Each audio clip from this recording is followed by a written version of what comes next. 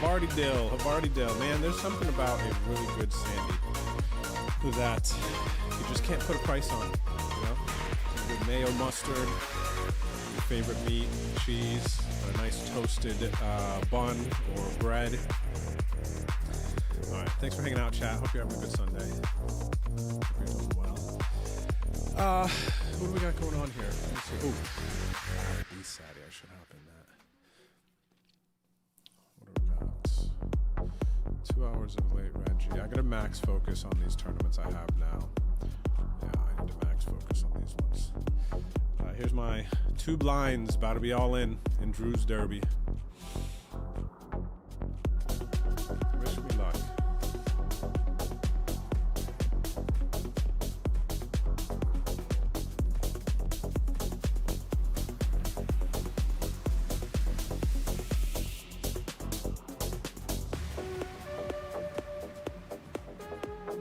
Come on, baby.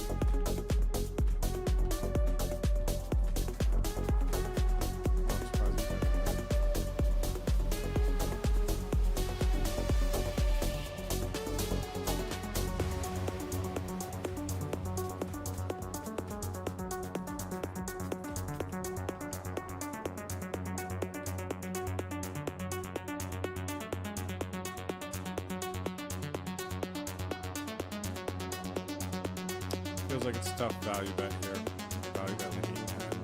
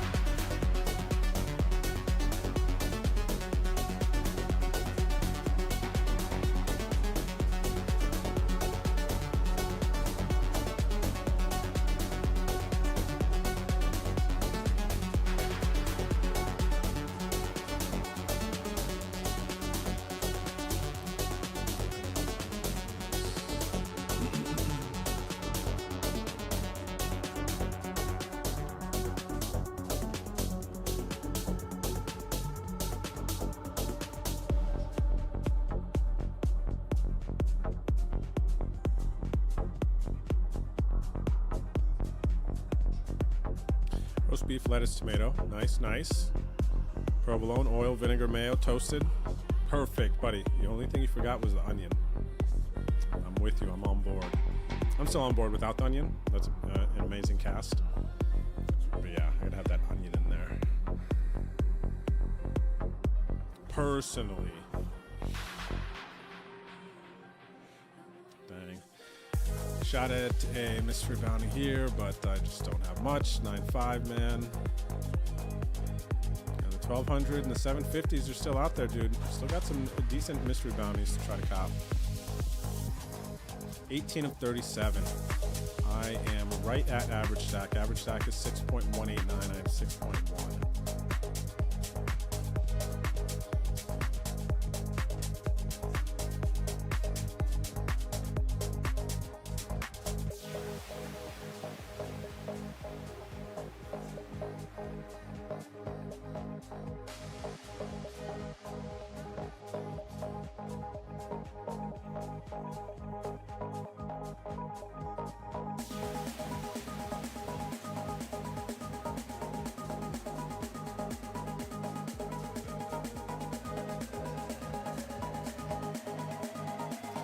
Butters, huge pot for them. And a shot at a bounty. What do they got? Base booty. $8. They can have the $80 one.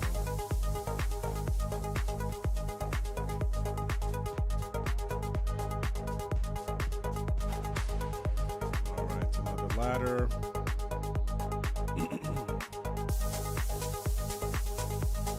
All right, GG's. Oh, nice, Old Irish. You're up to 30 bigs. Let's go. The derbs. The old derbs.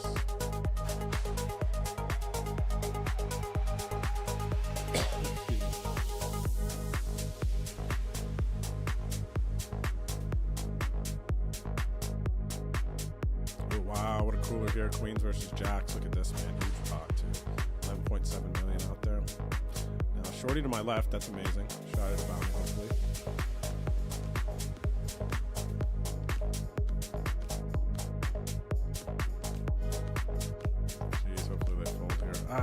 Whenever there's these like super shorties, I just getting just absolute doo-doo.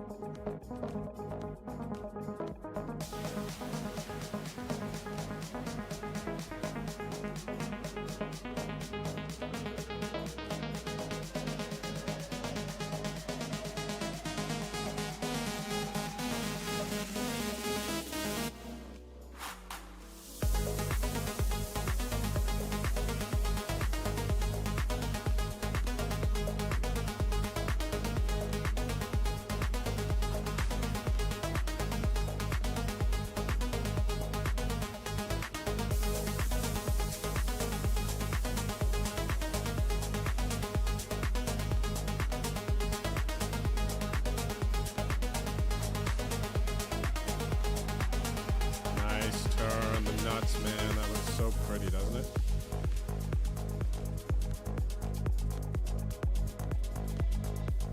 Wow, they're just that big.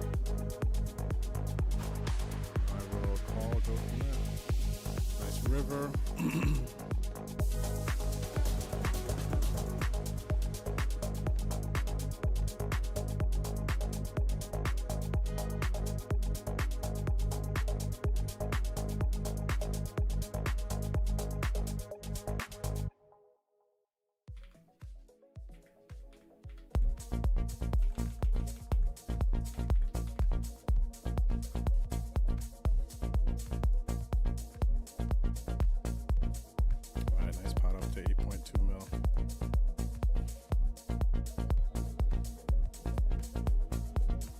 Fold, shorty.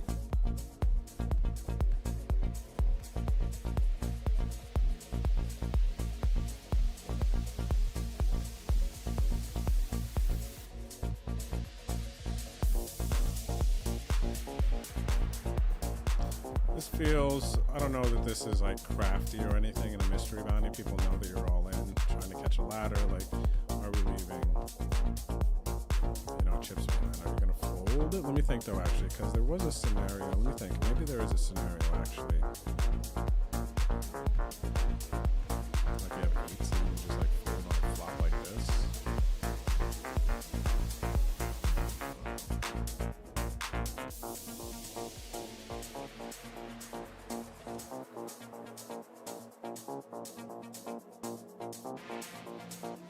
Base booty, base booty. Nice, nice, nice, nice, nice, nice.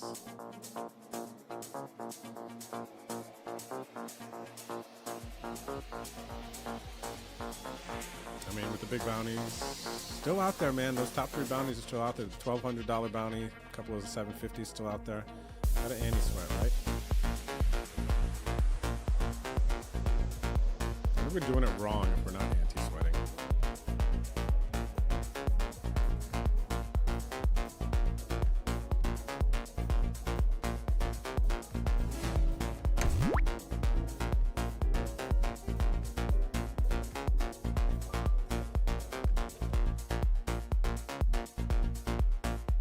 GLGL today, sir. Thanks for the content as always. Base booty, base booty, base booty. Nice. Nice.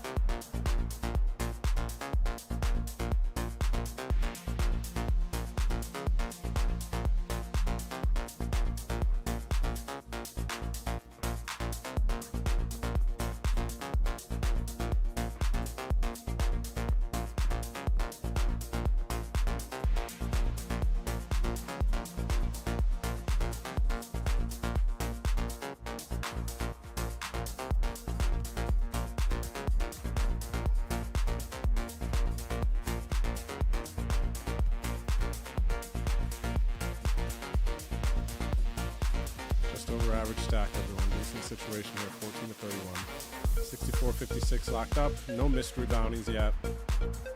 3,300 for first.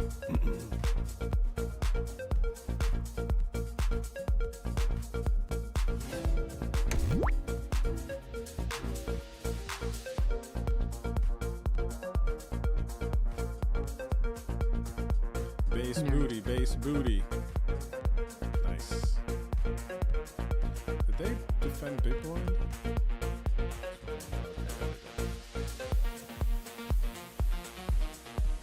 What's up, Jay Pena? Yep, new felt for ACR Halloween.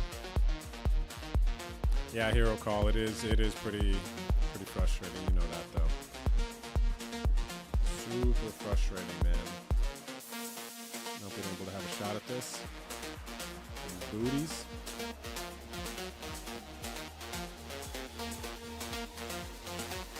Yeah, it's great, isn't it? Jay Pena, it's real clean, man. Very, very nice.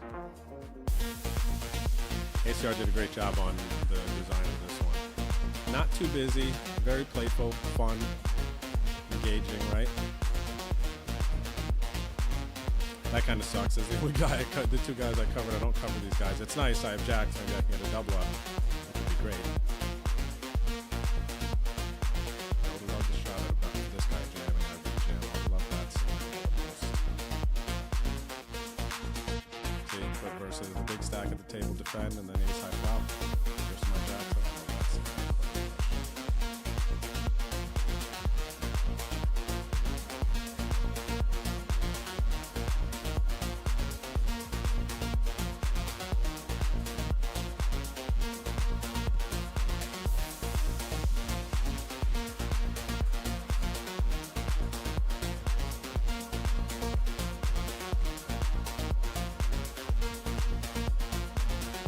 I'll hate when they have a queen here.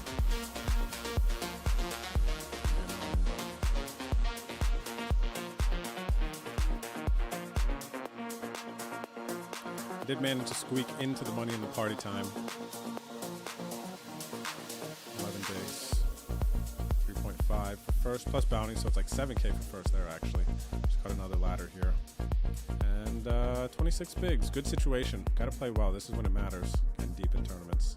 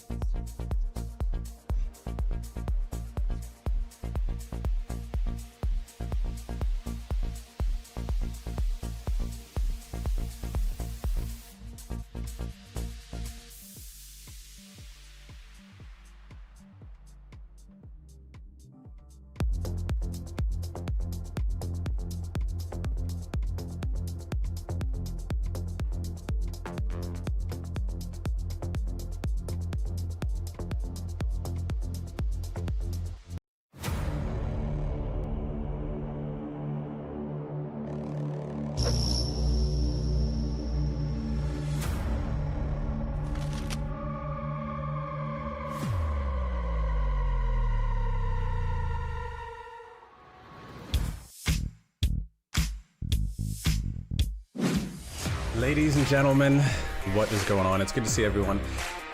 Vintage Poker RB Challenge. I have to get fake nails. You should come out here. And I won one of those.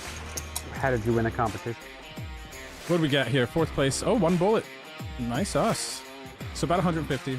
So I just got moved tables. Ryan sat, played our first orbit. He didn't go bust, which is fantastic. Stop. Me llamo Drew. Basically, you can see like what other high-level players are thinking, what they're supposed to do in certain spots, and then you can exploit that.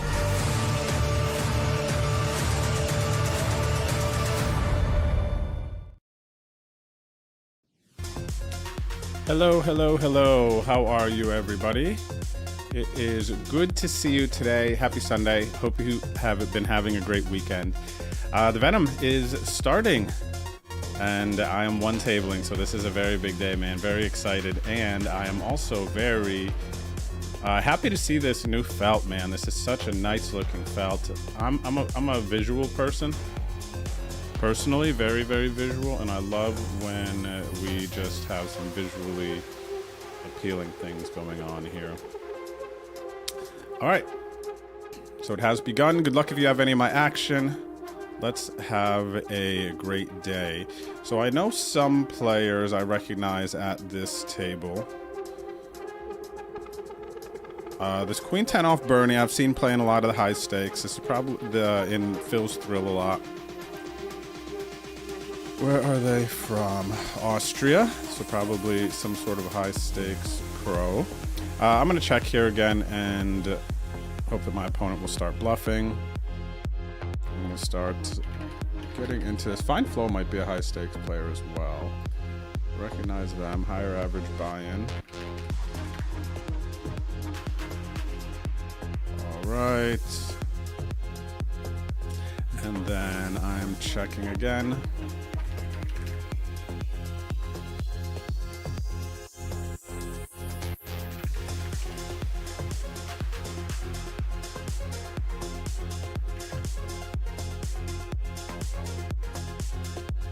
And then, I mean, I think they should be betting a 9 on the flop. Maybe they check. I don't know much about him, but as played, I just got a call.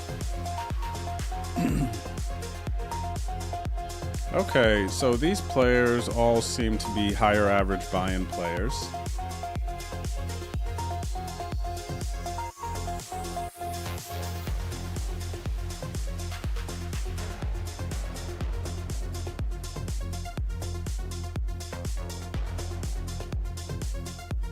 $300,000 starting chips. We chop up the blinds. Yeah, these all seem like capable players. So kind of not an ideal starting table draw for me.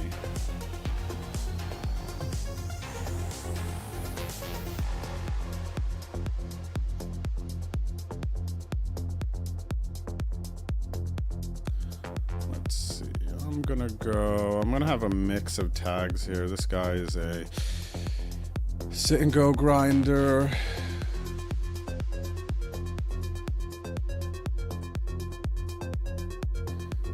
This guy, oh, same guy. Wait, no, the push is the sit and go grinder. So they're aggressive. Don't know much about this guy here. Higher average buy-in.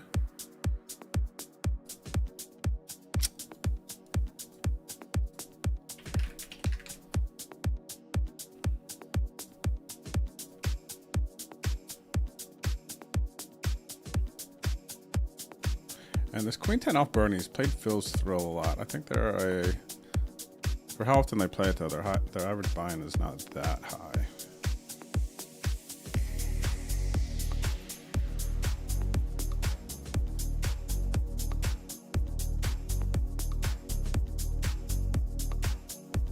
What's up, everyone? How's your Sunday going? Good to see you out there. Thanks for the resubs there. What do we got? We got my man Suey dropping the 62 months. Thank you, Suey. We got Buckus dropping the 9 months. Good luck to you as well, Buckus.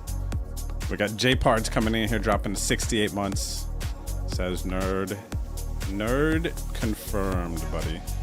I'm in my nerd mode with my Super Mario shirt on today. Thanks for the stream streaks, Honey and Jordy and Ginger. Thank you guys. Good to see you out there. Good day. Ship it. How are you?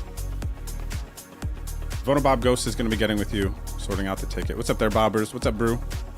Dude Reno, how are you? Good to see you. AMTT Base. Good morning. Good morning. What's up, the Shark? Sergeant Goku. Good morning. Thanks for the good lucks. Appreciate you guys. What's up, Ship it?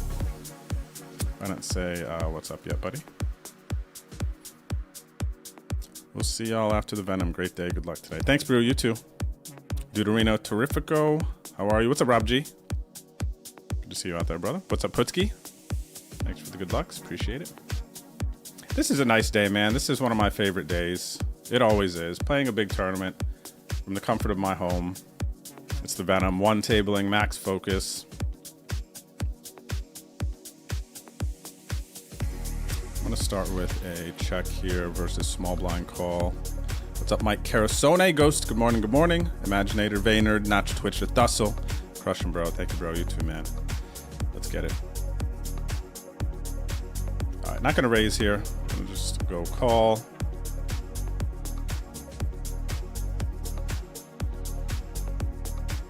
And they check. I've got a bet. Question is sizing. At least half pot. Go bigger. Missed half pot.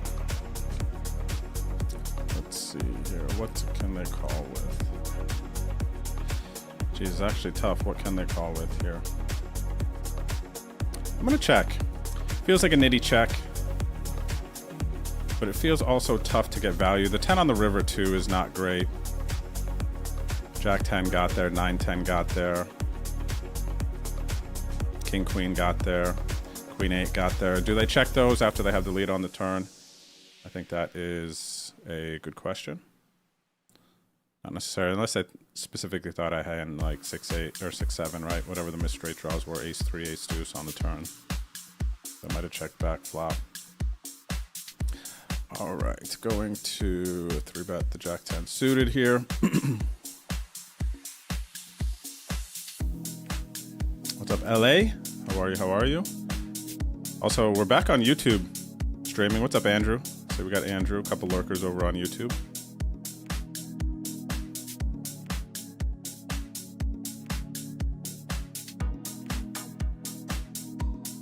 Good luck on your Sunday grinds. Hopefully we're here all day today. I'm feeling pretty good. Got a nice stretch in. Had a good morning. A very peaceful morning. Coffee.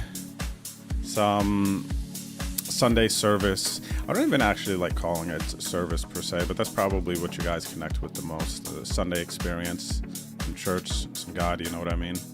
Really good message on the broadcast I was watching this morning. Really connected with it. All right, so new table, all that research earlier for nothing. Also, shout out to Never 3-Putt. I believe Never 3-Putt won a ticket into the Venom. So shout out to, from the vault, from the Venom vault also. So that's extra sick.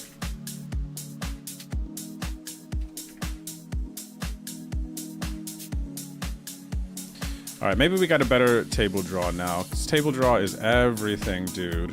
It's like reverse game selection. GTO game selection. But you just gotta get lucky. All right, a bunch of high average buy-ins on this table. Gonna be assumptive here.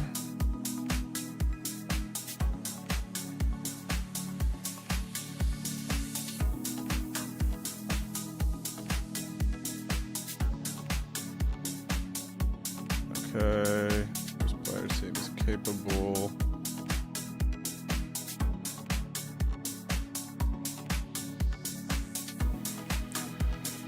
Not really sure about that. Okay, I already have that.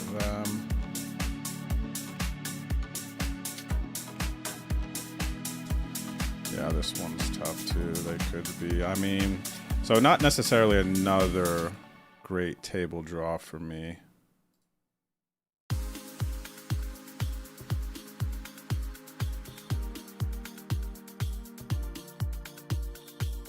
Player could be good.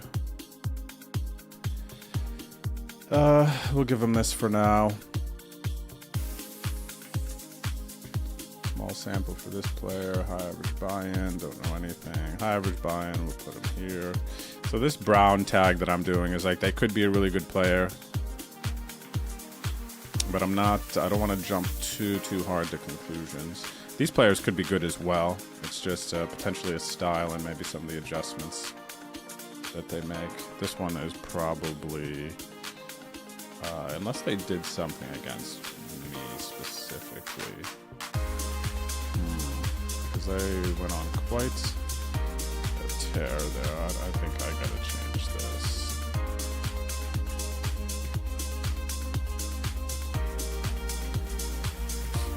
So not necessarily another good table draw for me. Get a bonus, Mike Carasone, top one. Thanks for the stream streaks. Appreciate it. What's up, Navy Chief? My man, RZ, what up, champ? Thanks for the good lucks today. Wow, look at this. We got a big pot developing here. Jeez. All in Queens versus the draw. The draw does not get there. A bounty going out already. Huge pot. They wanted to play a big pot too. I don't blame them. Trying to build a stack, collect those bounties.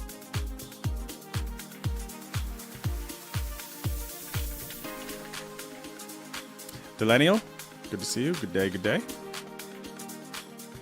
What's up, Chaser? How are you? I bluff you not. Good morning, buddy. Thanks for the good lucks. All right, I like that. Not playing today, ship me all the luck. I will take it. I will take it, man. Not gonna lie. Yo, what's up, PH? Thank you, brother. Appreciate it.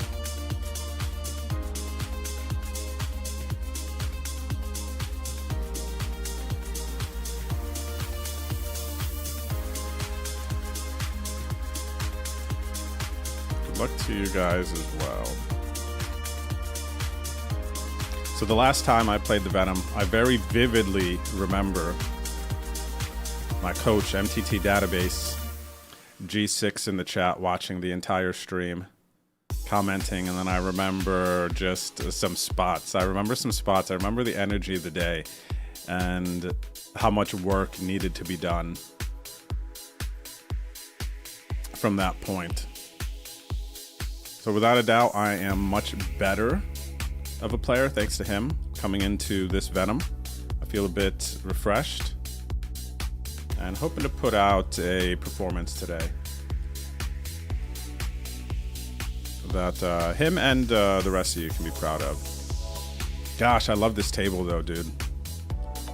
Table is so nice, man. What's up, Created One? What's good? How are you? So when are you playing Never 3 Putt? You playing today or what? For your Venom bullet. Gosh, what a week for you, buddy, huh?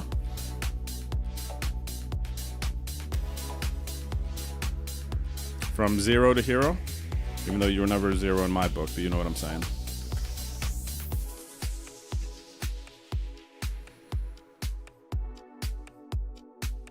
What's up, Uncle One Mark? Actually, I could probably go with just Uncle Mark, right? We're gonna go Uncle Mark instead of Uncle One Mark. It kind of throws off the flow a little bit.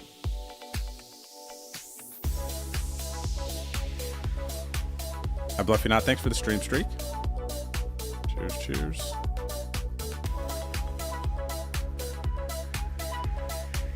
Were we at the table with Screwer last table? No. We weren't.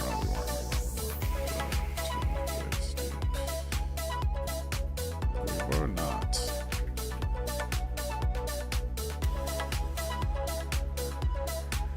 Jeez, man, I just wonder if they'll ever get to a table where there's not some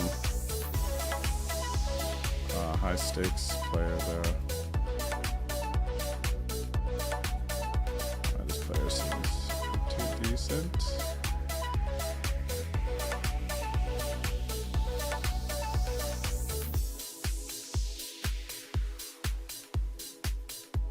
Where's Noodles? Noodles is in Hannah's room, it looks like. All right, let's get some Noodles good lucks in here. I'll bring him in. Noodles, you want a treaty? Come here. Come say hi to everyone. What's up, Nimmy Nim? What's up, Dine Singh? How are you? Good luck. And here he is. He heard the call. All right, Noodles. People want some good lucks today. Okay, buddy? So you have a good day. We'll have a good day. And let me get it. Okay. Good.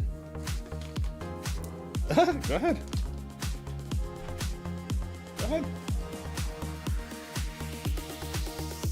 Like, I need a buzzer or something to go off for him. I'll have to eat his treaties.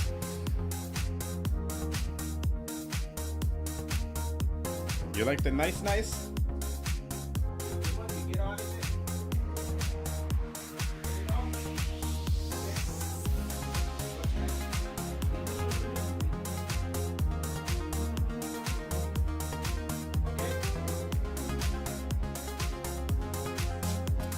Alright, there we go. Little scratchies? Or are we gonna lay down? What's going on here? Feel the scratchy, he's lining up for it. There we go, big stretchy. Big stretchy, very nice. Very nice stretchy. Alright chat, there's the good lucks. Good idea, whose idea was that? Number 3 putt? There you go, buddy.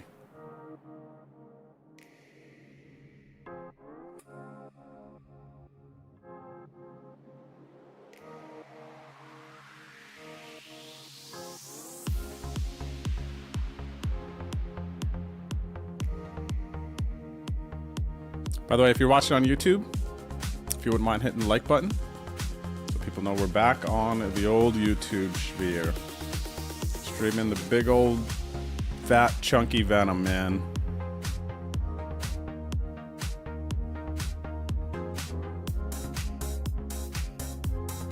Got some reps in yesterday. Got to relax a little bit as well as I blundered yet another parlay. UFC was weird yesterday, though. UFC was, I mean, there was a couple of good fights, but it felt weird overall. Oh my gosh.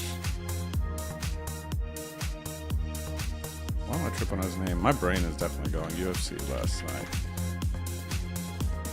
It was Kevin Holland. Kevin Holland fight was really weird. The fact that he got hit in the groin twice and literally took 5 minutes, almost didn't finish the fight, and then it was just a weird fight from there out. That was really weird. The main event, Rayner versus Brendan Allen, that was weird. Just got tired. I don't know what was going on yesterday, man. Marlon Vera, I think, definitely could have won, but I see how he lost. It was close. I don't think he was as clear of a win as he probably thought he was. All right, let's go number 3 putt. Cheers. How many levels in this is day 1? I think we play to, you could like max. It's like the clock up top is when day 2 is. Late reg remaining. Late reg is open all day 1. So once late reg is over, then we will be getting to day 2.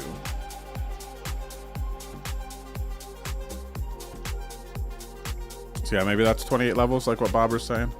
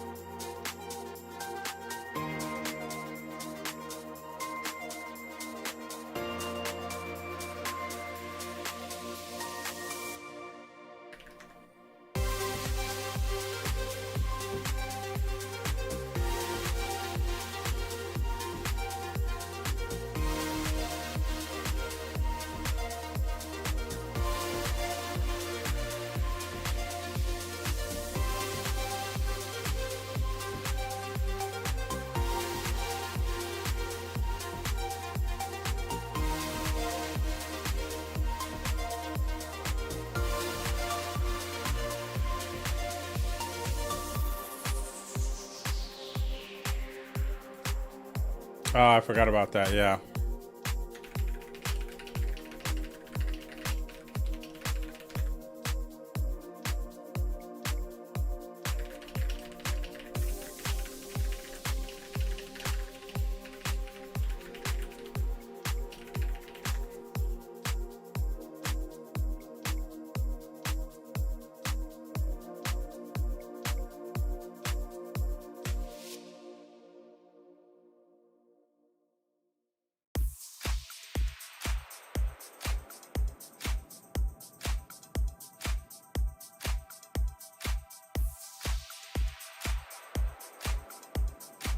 What's up, Layla?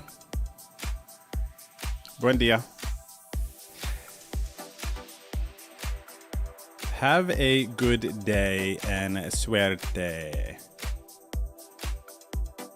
Sir Pogs, hello. What's up, buddy? How are you? Lurkers, hello.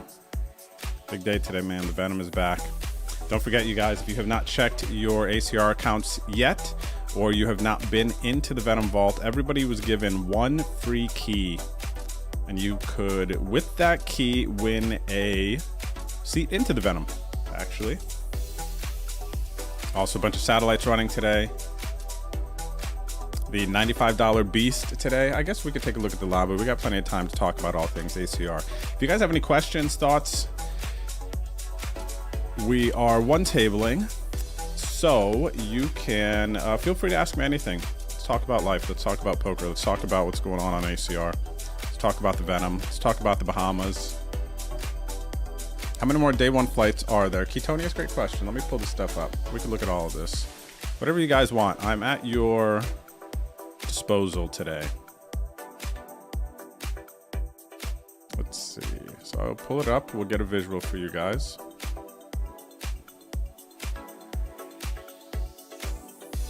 It's 10-5 off, going to be folding. But the Venom, how many more flights remain? So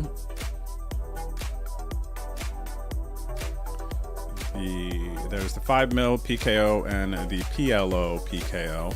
And here is the schedule. So today is day 1C.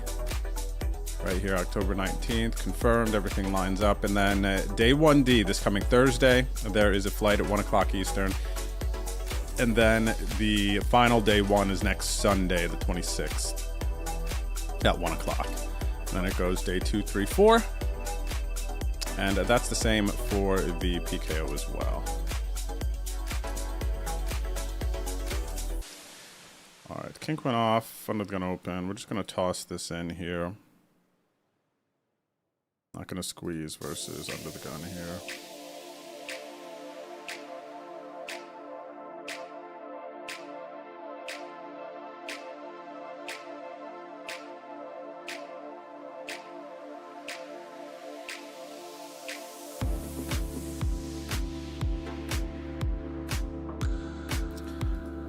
Here. Back to the conversation about the Venom. So other ways you can get into the Venom. Like I told you, the Venom Vault, this is going now. You can also purchase keys. You can win keys via various challenges on the client. Also the Venom Fever satellites. So let's talk about more of the Venom. Let's take a look at the client here. Venom tournaments and premier tournaments are in red. So check this out. This is actually a pretty nice one here for Bahamas. I guess we're going to transition to Bahamas. Let's just look at the client today. So later on, there is a 95 satellite. Oh, it was doing 75. Looks like it's just doing 60 1K seats today.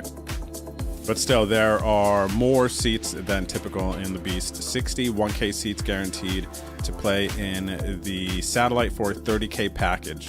This starts in 37 minutes. And this one starts later today. So basically later today, play this 95, get a 1K ticket, and then next Sunday, you'll be able to play for a WSOP 30K package. And this happens and runs all the way through December to get to the Bahamas. All right, we got a situation here.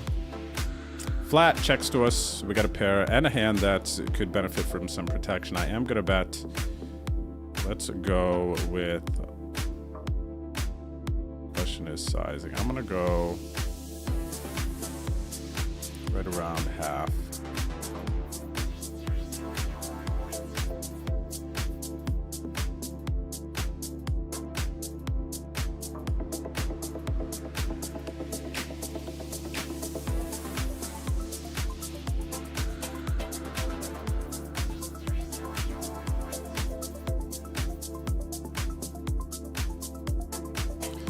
Gonna bet again here.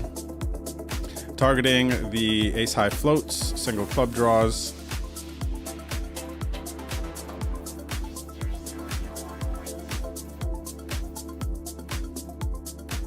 Nice, we got him to fold their ace queen right before the river. Good news. All right, back to this. So there's a 109 satellite right now to get a 1K ticket to play in the satellite later. So that is a nice one. In blue, we have some other satellites. Here's another way to get a 1K ticket so that you can play for the Bahamas package. And then now down here, we got some Venom Fever turbo satellites that are in late registration. 109, 290 buy-in. And here is the Beast Supersat. So this is an $11 buy-in. You can play this and it's giving away 30 $95 tickets. So basically play this 11, then you can get into this 95 that runs later today, about 4 hours from now, roughly 3.5. So this is a nice path to get to the WSOP. And then where are we? So there's the 1K later. We got some hypersats. Let me look at the lower price points. I'm looking for getting into the Venom. We got a bunch of higher ones. Don't see many of the 33 and 55s Yo, anymore. let's go So you're drink. gonna have to play some satellites to get into these 109s for Venom tickets. All right, so another way to get into the Venom here is the Survivor flips. So make sure you have the satellite tab clicked under the tournament section. And then, ooh, satellites are popping off. Of course, Survivor flips are popping off. Look, we got 7 people in the step 4, which this is how I got my Venom ticket for today. In the vault, I pulled a step 4 ticket, and then I won this step right here. Look at this, the 46 to get up there. So you can play from 80 cents. Survivor, flip your way up and get a Venom ticket. This is a very nice path. And then the Venom Vault, you can, I think, can you access from here? Oh yeah, oh no, this is gonna take you to the web page for details. But the way that you wanna get to the Venom Vault, click my account. You can go to rewards if you'd like here. I guess this should be the way, but it's on the right side of the cashier page as well too. So rewards, and then you can click Venom Vault. And then now in the Venom Vault here, on the right side, you can click challenges if you've already redeemed your free key, and then see the various ways that you can earn Venom Vault keys. And also in the bottom right here, you can see the get keys. You could buy for $2.99 or 300 combat points. I'll get one for 300 combat points so we can get a spin in the vault. And then as far as what you can win, the steps that I just showed you, step 1, 2, 3, 4, or you can win straight in, just like Never 3-Putt did. Never 3-Putt pulled a 2650 ticket out of the vault. So pretty sick. And let's go ahead and unlock it.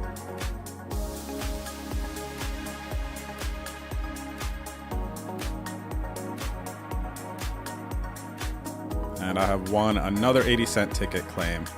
All right.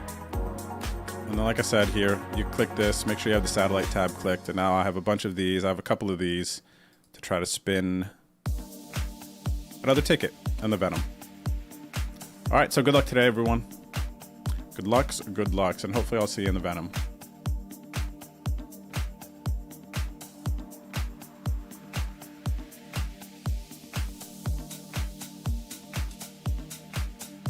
What message? Welcome back. Thank you, buddy, for the 13 months. It was good. It was good.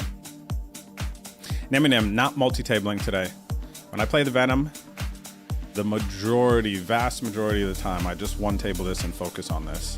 $2,600 buy-in, man. Life-changing money up top.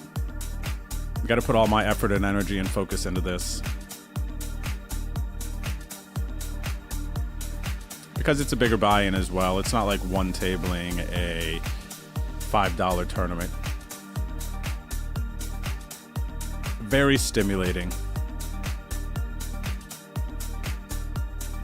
I don't need anything else but this tournament and you guys.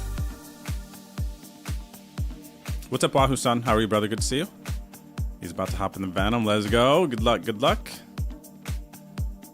What's up there, Jim Lad? Cheers, brother. Appreciate it. Good to see you in the chat. Oh, man. Jared also in the chat chilling. What up, Jared? You know what's funny, buddy? I was going through my phone last night, and I saw the picture that I had in there of you and Doug. I was like, oh, I feel like I should do something with this. I actually saw a bunch of pictures. I was going back through my camera roll last night, and I have a ton of pictures with people that I have just met over the course of WSOP the last few years, and I was like, oh, this is pretty cool. I have quite the collage I could put together from meeting people.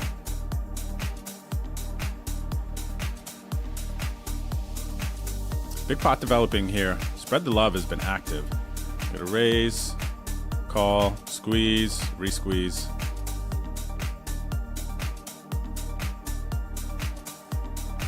This player's range probably decently strong. I guess they had one of their bluffs, but they're squeezing versus +1 and a flat.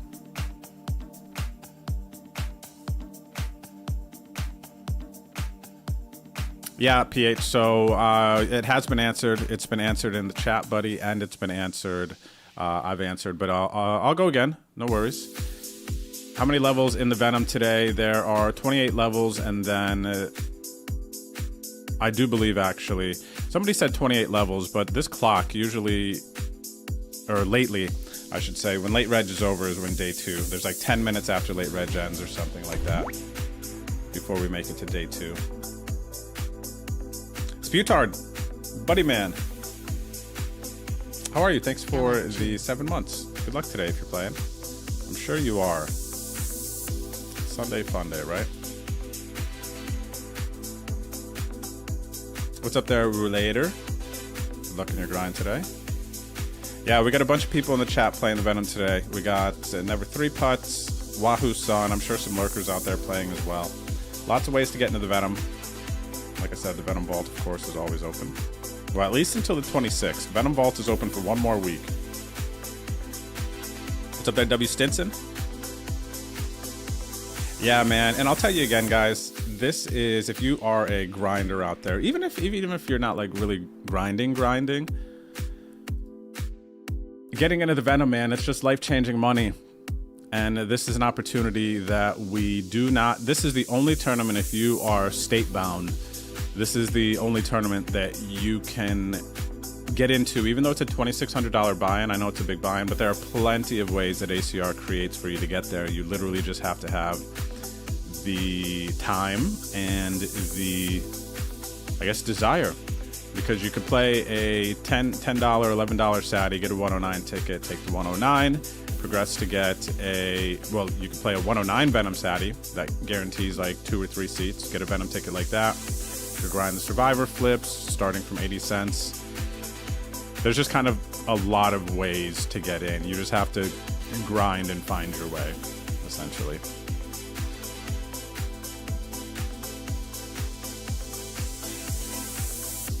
Thanks, W. Stinson. Good luck to you too, buddy. Layla has 2 tickets to the Venom. When are you going to use them, Layla? You're going to use them in this one? This is one of my favorite ones to play. This is probably my favorite Venom to play. The progressive knockout, because you can win money from the very, very beginning. $625 bounties. And then the bounties are just clear as you move into the later stages of the tournament. Mystery bounty is cool, but you can't win mystery bounties on day 1. The base booties suck, but then in the progressive knockout here, clearly you can see how much someone's bounty is worth, how much it's worth to knock them out. And I kind of like that clarity in the situation.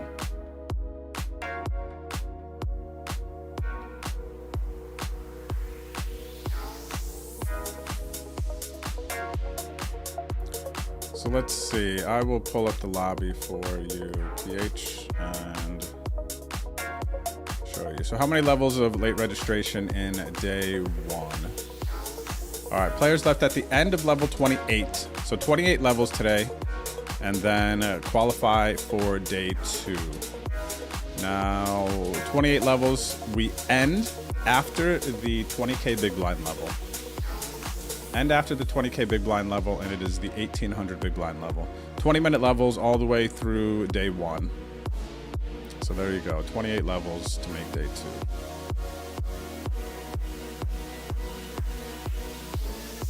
So I guess after late registration, they might have changed it. Maybe it's different for the mystery bounty. Because the last Venom late registration went until basically the start of day 2. You could like max late reg and then get in. This is showing 17 levels of late registration. We are in level 2. So after late reg is over, maybe there is, let's see, 9, so 3 hours of late reg, or 3 hours to go after late reg ends to make day 2, if I'm mathing correctly.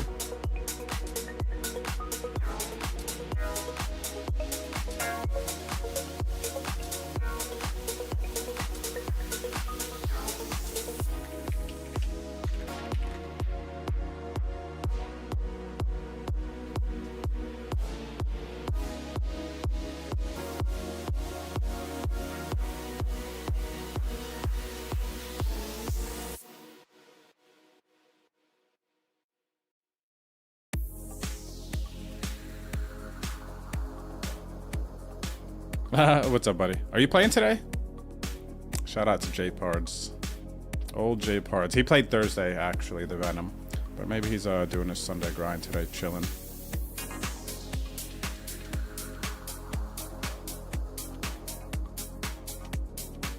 Yeah, you're welcome, Jarrett. My pleasure, buddy. I'm glad to have facilitated the profile picture moment with Doug. That was fun. Good day, buddy. Good day. Speaking of, there's going to be another meetup game, actually, coming up in San Antonio here. The Alamo City Championship at the Lodge is San Antonio. Starts November 6th. So what are we? 10/19. Less than a month away. 3 weeks. 7-event series. It's going to be trophies. And there is a meetup game. Trophies for the winners of the events. But another Doug meetup game. November 5th, Wednesday, 12 to 5. Doug Polk and friends. Not sure who else is going to be at this meetup game quite yet. I won't be able to make this one. I'll still be in Malta at this point. But this is the kickoff for the ACC Alamo City Championships. There's a warm-up event, $300 $20K. And I think with the trophies and just it being around November, I think that this series is like this $20K. I'm kind of thinking this is going to get 30, 40K in the prize pool. It's been a minute since this Thursday 300K has been out there. And then this mystery bounty free roll on that Friday, a $30 30K, $30 entry with the $20 rebuys. This 30K, it's not typically these mystery bounties are like this high. This one could get pretty chunky as well. 30, 35K in the prize pool. And then this is neat. I love this because this is like a legit series that is just the San Antonio Lodge. So the PLO Championship, the Ladies Championship, 240 buy-ins. These are kind of classic price points, 10K guaranteeds. Hannah won the Ladies Championship in November, back when we were Rounders, 2023, I believe it was, that Hannah shipped this tournament for like 4K. Pretty awesome. And then the Alamo City Rumble, the main event, $400, 210K guaranteed. Also Seniors Championship. So PLO Championship, Ladies Championship, Seniors Championship, Saturday, Sunday, Monday, coming up in November. And then the Alamo City Rumble. This tournament is pretty cool because it's a $400 buy-in tournament, 210K guaranteed. But check this out. For every entry that you have in this $400 tournament, you get entered into a raffle. And then on day 2, at I'll have to look at the specific times, but basically day 2 there's going to be a raffle pull for $10,000. So yeah, the more you fire in this tournament, you kind of get this like 10K free roll.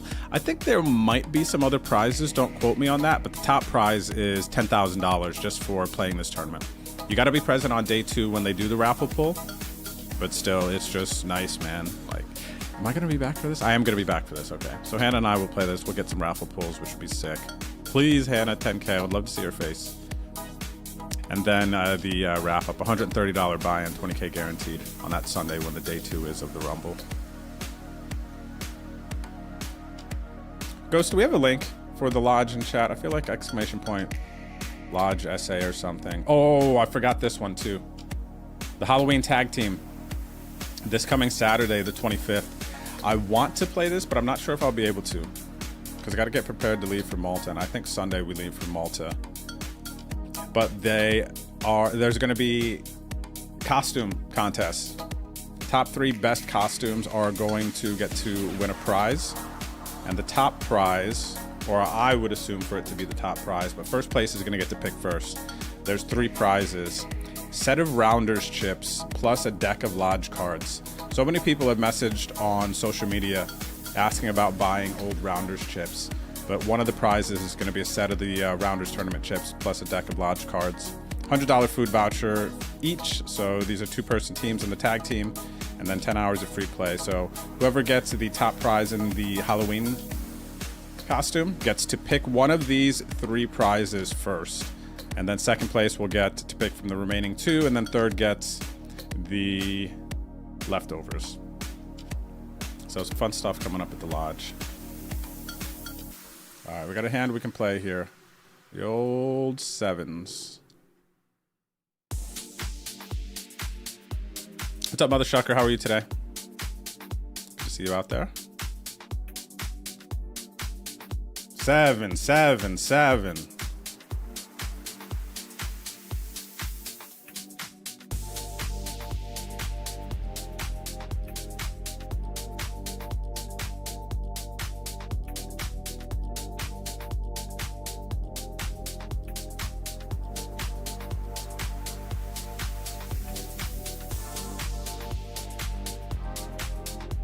guy has definitely been aggressive here. Squeezing versus my under the gun and these other players. I'm trying to decide if this is just like some whale stuff going on here or what. Call or having a re-raise. Set mine versus them. Feels like I should be folding with these two players behind. Heads up, it's a bit different.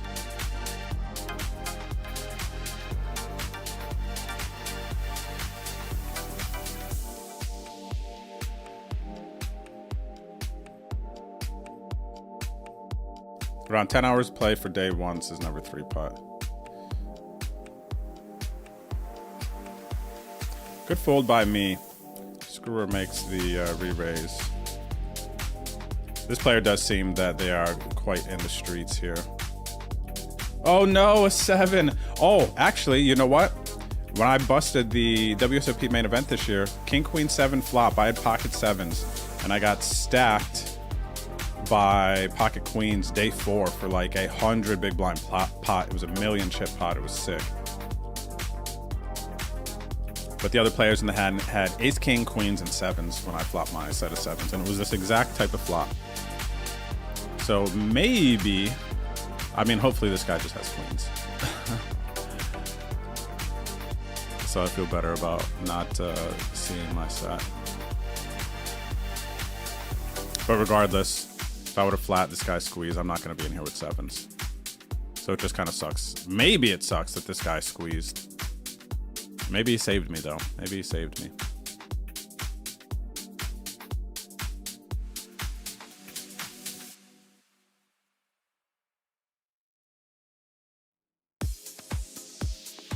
What's up, Stephen Mark? How are you? Huge pot here, guys. 176 bigs in the middle.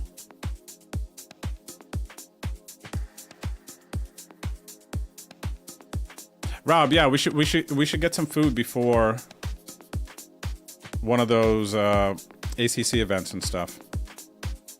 Catch up.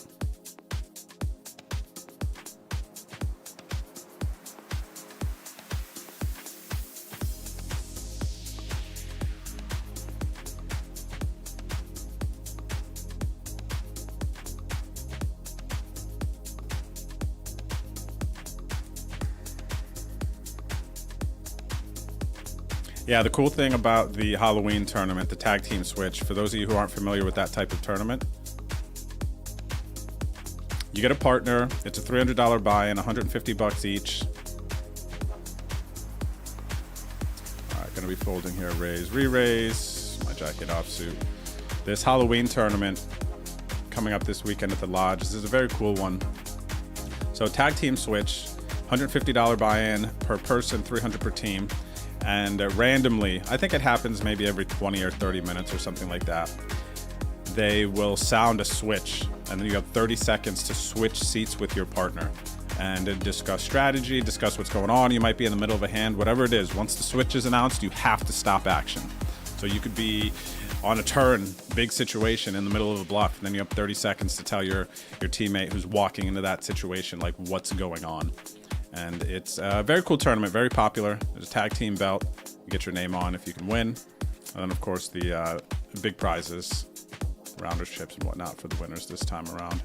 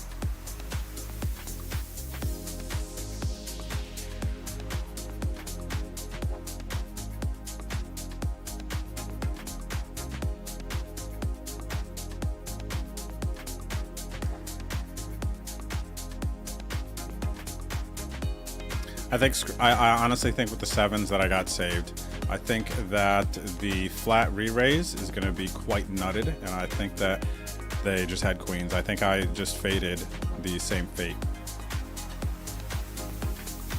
What's up, Marlon? Thanks for the good lucks. Same to you.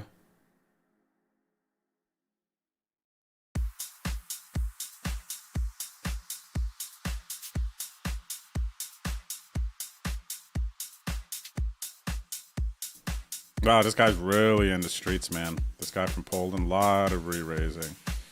I have to change this.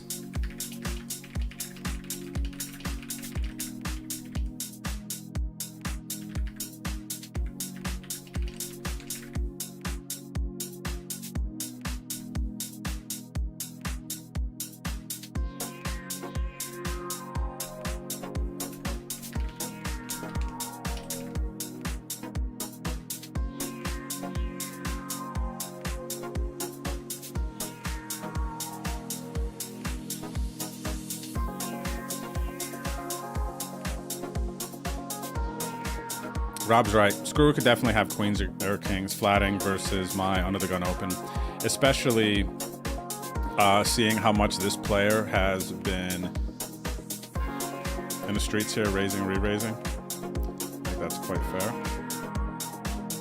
Like I said, I actually think we got saved versus queens, because what is this player's flat re-raise versus a strong squeeze as well? Because this player is squeezing versus under the gun open and flat range. So my range is strong, this range is strong, and this player, now granted, they're kind of starting to give little whaley vibes, but still they're re-raising versus two strong ranges. And then they flat and back raise here versus this also assumed stronger range.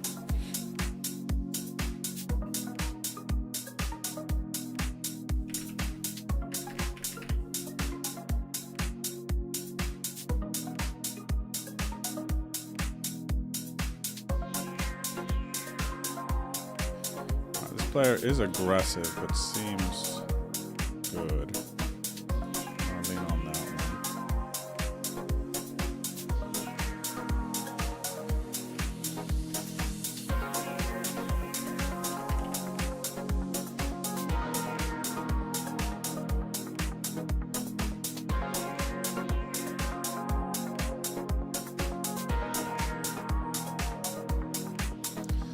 Okay, now this player might be capable and decent, but they're not a high stakes player, so I'm just going to put that on there.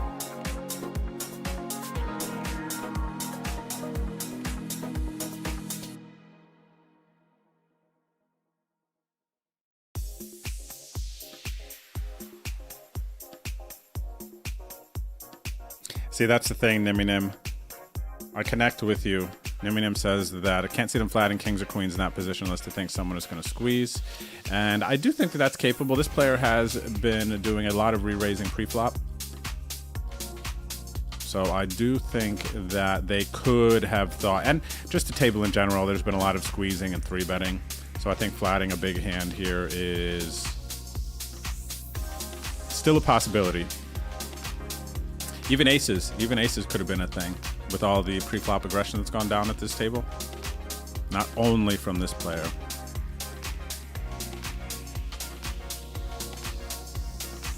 But I mean, all their pairs, they just want to set mine versus this opponent. They were 150 big blinds deep effective when I had sevens. So like they don't want to re-raise any of those like middling and low pairs. So their range is just kind of nutty. They're just trying to build it versus somebody who they know is not going to fold. So they get to flat, hope to build a bigger pot. Yay, they got the squeeze. They re-raise knowing this guy's not going to fold. They just had a really nutty hand here. And it doesn't matter how face up it was, because this guy just seems like they're not folding. Which actually makes me want to adjust this a little bit.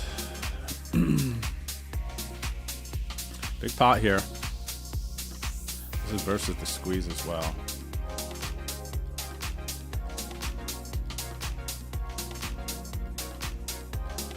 All right, chat. We're on break. Felt like a pretty good first hour there. Honestly, feel sharp. My thought process is there, chilling with you guys and gals. If you have any thoughts, questions, again, I'm here just one tabling the Venom, max focusing. Still right around starting stack. Picked up a couple of small pots, but things are going well. So I hope you have a great Sunday, and I will see you back here very, very shortly. Let me know what you want to talk about. If you have any questions about the big topics today are the WSOP Bahamas, the partnership with World Series of Poker that ACR has, sending 72 people to go play the $26,000 Super Main in December. So from now until the start of December, basically, you have a chance to win a 30K package. The path is clear how to get there, and then also the Venom. Today is day 1C, and there are 2 more day 1 flights after today to get into this tournament. First place is going to be $800,000 to $1 million. Where else can you play a tournament like this in the States, or even a lot of other places if you are even outside of the country? This is just one of the biggest tournaments that runs quarterly, so kind of want to try to get in that, and there's a lot of ways to get in this as well. So whatever you guys want to talk about, let me know, and I'll be right back shortly.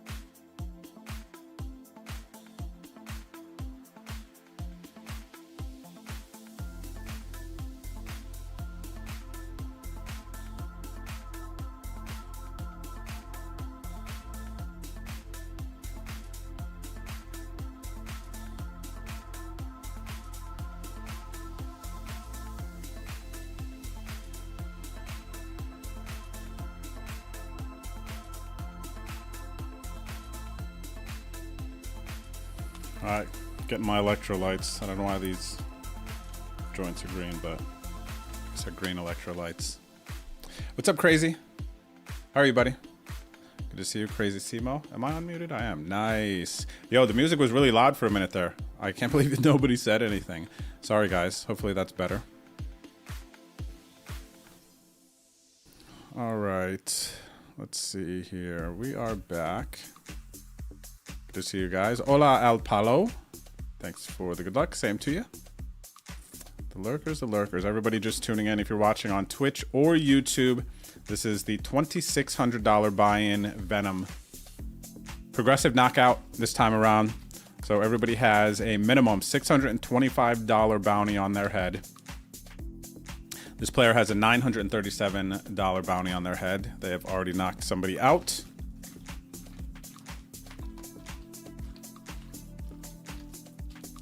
So their bounty has increased. Starting stack is 300K.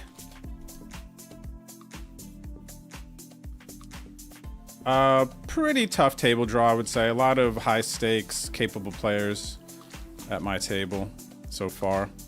What's up there, Jake? Hanging out on YouTube. Thanks for hanging out. Cheers, buddy.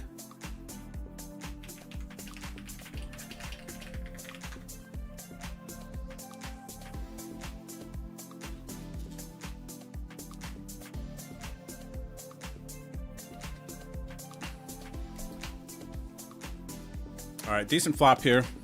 For us, we flop an ace. Heart draws out there. Continue. Check. I am going to... I'm going to start with a check here, actually. With the paired eights out there.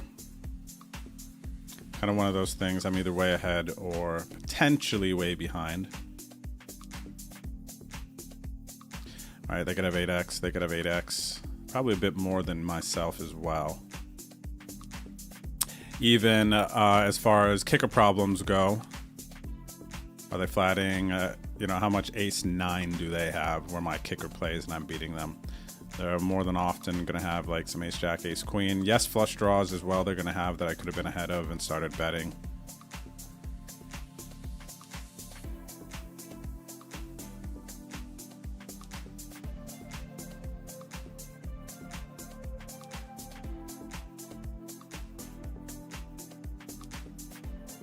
All right, now I am chopping with the ace jack, ace queen that they could potentially have. I have no heart. Am I trying to bluff an 8x?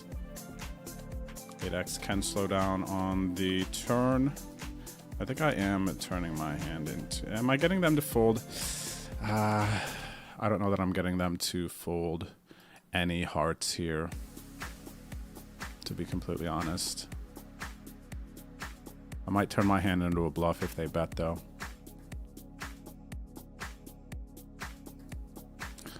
Okay. Yeah, because I think I could credibly sell kings if they happen to have some medium-low flush that they were playing. Yeah, probably the play was raise river. They don't have aces. They don't have kings.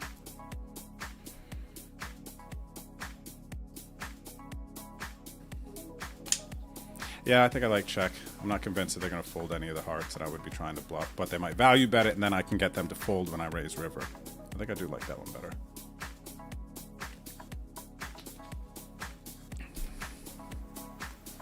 You know, if they had like queen of hearts or something there. Queen of hearts, jack of hearts.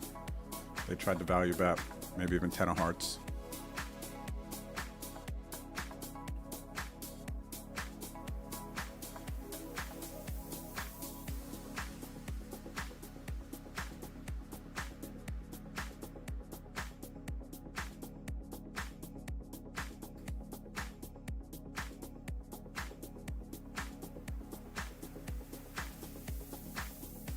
What am I drinking? It is a electrolytes I'm drinking, Rob. I don't know why they're green though. Let me see what the label says.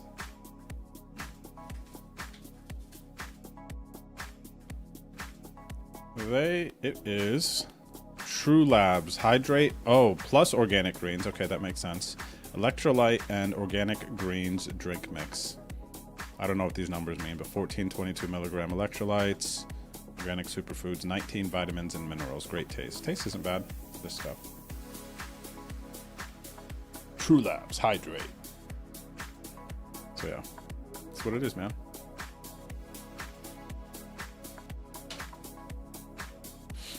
Honestly, I don't drink enough water. I need to drink more. But I can say that when I'm drinking electrolytes, I do feel better. There are some like small health hacks that I'm missing out on. Not drinking enough water. I think getting in electrolytes, which I'm looking forward to my next 3-day fast. I'm thinking it could happen this week. I feel due. And I've put on a few pounds. Like my average weight has gone up. I want to say I've been lazy. That's probably the most accurate. But I've just been enjoying eating and kind of kicking back a little bit. But it is time to refocus. Then again, then I leave. Then I'm in Malta. I want to try all the foods.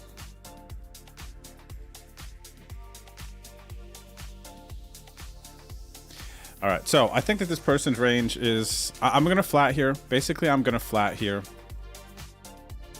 But I do open up for Down to Muck and these other players behind to squeeze. But this player's range is wide, and I don't really want to condense it much more. Kind of keep it wide, go from there, play the button.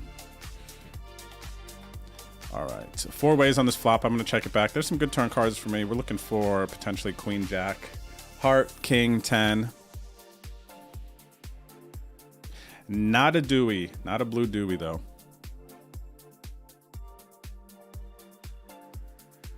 Hola, Highlander. ¿Cómo estás? Suerte. Vamos.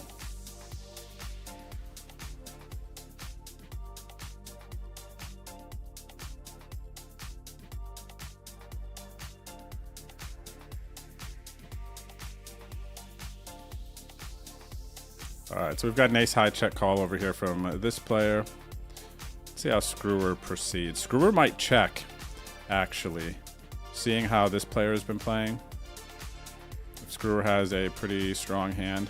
Okay, so going to go small bet to try and induce, it looks like, honestly. With the flow of things here, it feels like if, especially with the way that they played the hand before, so it was indeed to induce. They got called by King High there. They got called by King High. So yeah, actually this player, I mean, yeah, just even getting called by King High, I think they have a very strong clue of like what's going on. And I think they understand their opponent quite well. Seeing the flat back raise, I just think that they understand the situation as a whole, everything that's going on. I gotta give them credit. It's interesting, too, because having not seen them play, I would have just switched their tag to something else. But I think they're capable. Where are they from? Lithuania? Yeah, I think that sizing was definitely to induce. They look like a genius getting called by King High there. The question is, I really feel like I like if they check there on the river to this guy. Now, granted, they got called by King High, but I feel like there was a bunch of draws on that turn that missed. And it would have been nice to see. It just, do they think that this guy is going to bluff missed? Right? It's kind of painful when they check King High versus call that small bet, but probably get more, I think, if we check. Interesting. Versus very player specific, though. Gosh, I still like check too, though. So many draws missed out. Pretty deep here. Somebody who's definitely splashing around. What's up, Mr. Poker? How are you? How are you, buddy? How you been? Good to see you. Good to see you.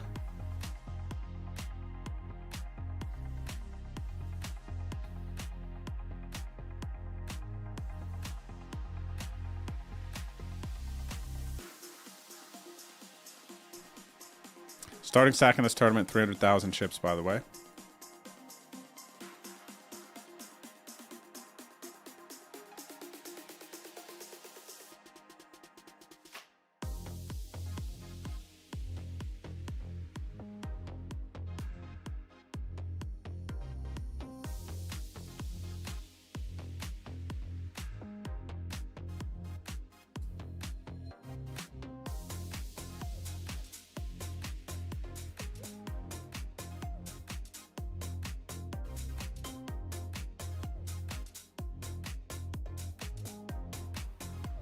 Yo, what's up, Anthony? Shout out to my man, Anthony Martino Poker Vlog. Hanging out with us on the old YouTube. How are you, brother? What's good? How have things been on your end? I see you're still putting out the vlogs. The vlogs are continuing to grow. I can tell from design-wise. And overlays all the things that you're doing. Shout out to my man. Anthony, you still in Austin, right? Up in Austin? Am I tripping right now? Anthony Martino Poker Vlog, though. Check him out. He's a 4-card man. Not so much a 2-card man, more so a 4-card man. So if you enjoy the great game, PLO, check out Anthony's streams. What's up, Grinder Girl? How are you today? I don't know how to drop shout-outs in YouTube chat. Is that a thing? Ghost, do you know? Can you do shout-outs in YouTube chat?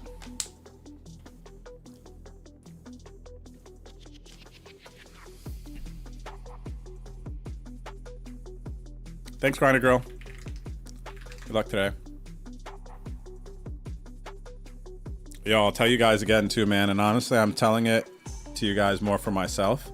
But I ran into this guy last weekend at the lodge during the WPT Prime. And man, he's got me kind of like, he sold me on lifting heavyweight. This dude was 65. He did not look like he was 65. He was just beefy, muscle, said it's the best he's ever felt, man. And he's just like, literally, he's like, get your protein in, lift heavy weights, do resistance training. He's like, that's how you extend your life. And we had like a decent conversation for a minute. And he kind of sold me on it. Right now, I'm trying to get my like why bigger. I need to get it into my routine. I need to get up early, and it's on my mind. And I'm literally just going to continue to say the same stuff to you guys over and over until I get myself getting up early. I need to get up like 6, 7 a.m. immediately go to the gym. I'm getting close to it. I even have it on my alarms. I'm not quite there yet, but I'm telling you guys for a reason, you know? All right, another new table here. Gonna defend versus a button open.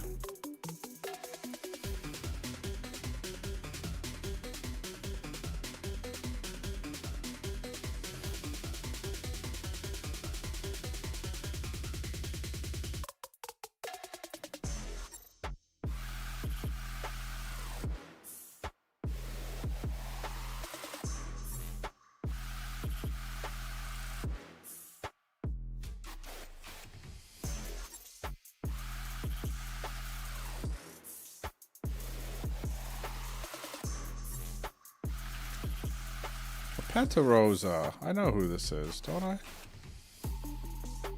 think I know who this person is.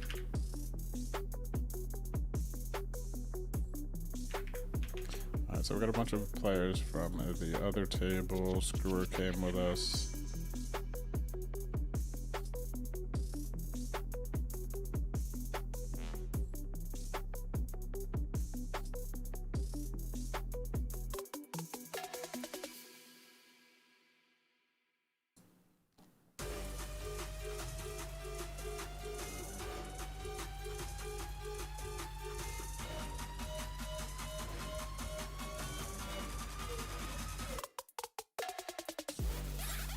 I'm not sure what to think here. These are all higher average buy-in players too. Player seems probably good. And this player is very high average buy-in player. I'm just going to probably only come around for the Venom. Ish. They have $1 million score. Probably was in the Venom.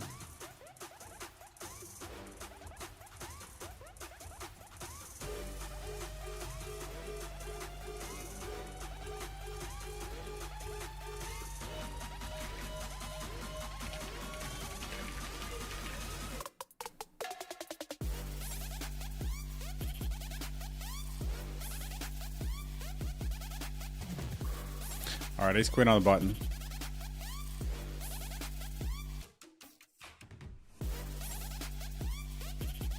Four cups Glass of water each day. In your coffee. Yeah, Mr. Poker. Nice.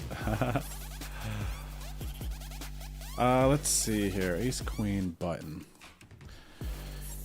Ace, queen, a button versus Nikki P's open. Let's go ahead and let's flat this one.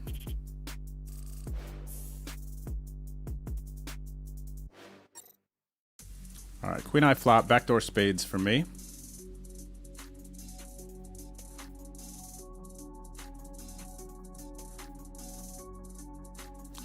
All right, let's start betting here. Question is the sizing.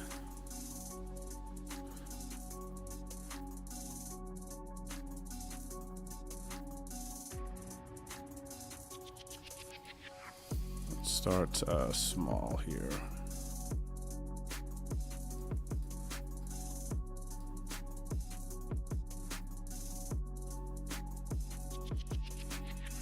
Oh, what's up, Jave? Jave Flop on YouTube?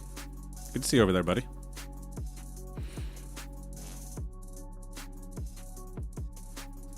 Oh, okay, thanks, Ghost. So shoutouts are not a thing on YouTube yet. But Ghost did drop the link, so if you're watching on YouTube, you can check out Anthony's poker vlog, his 4-card poker vlog. Thanks, Ghost, for the link. Nice, Anthony. You just renewed your lease. We just renewed our lease here in San Antonio as well, so we're going to be here for at least another year. Which is the first time in a long time, man, that Hannah and I have stayed in one place for like more than a year. We've done a lot of moving around since 2021. Pretty much we were never in the same spot for more than a year. Sometimes it was less than a year as well.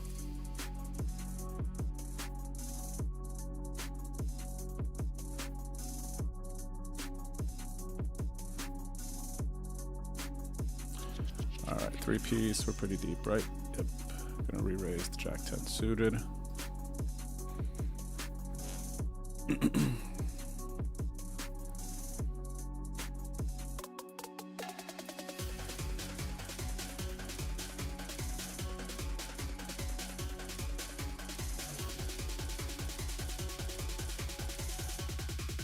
All right, diamonds on the flop, king high flop, gonna continue, small sizing.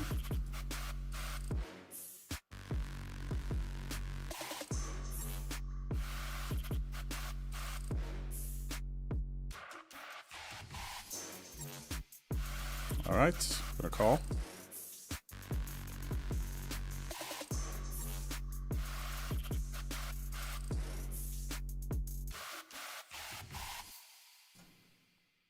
There's the diamond. Now we've made our flush. Unfortunately, though, the board has paired. So what that means is that if he happens to have pocket 2s and 3s, question is he opening from +1 with those hands? It is a bit less likely. I'm going to bet the turn.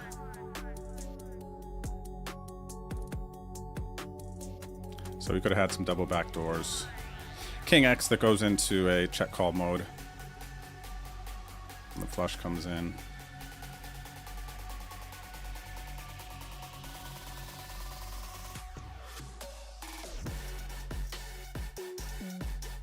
So yeah, not really that likely actually. I think that they have 2s and 3s there because they're under the gun now. Not opening. If their ranges are quite nice, they're not even necessarily opening 4s. Maybe different PKO. 2s and 3s there. Yeah, they just don't have that. They just have maybe some ace X suited, some double backdoor stuff that completely bricked.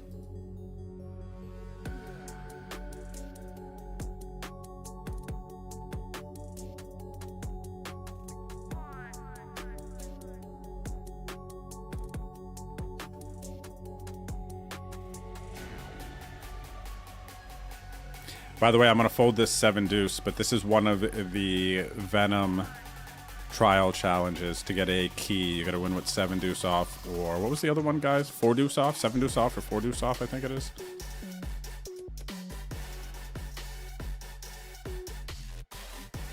What's up there, Rogers? How are you? What's on for today?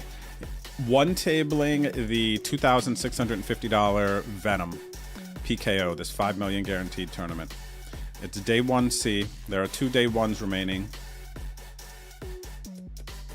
and it's a progressive knockout. So you can see the $625 amounts next to their name.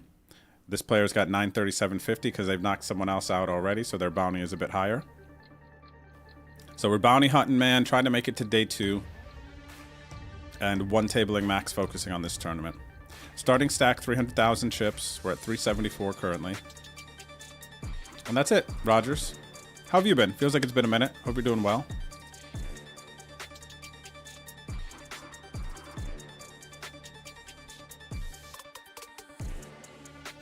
By the way, reminder for those of you who are starting to tune in on the YouTube channel, you wouldn't mind hitting the like button. And subscribe if you're not already on the YouTube channel. The YouTube streams alongside the Twitch streams are back. They are back.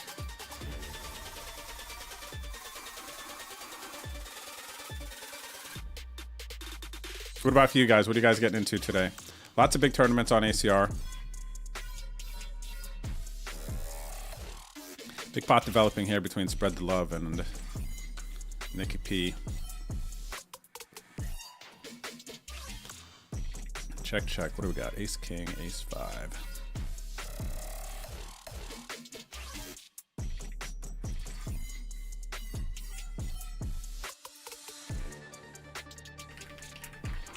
What's up, Real Crypto Guru?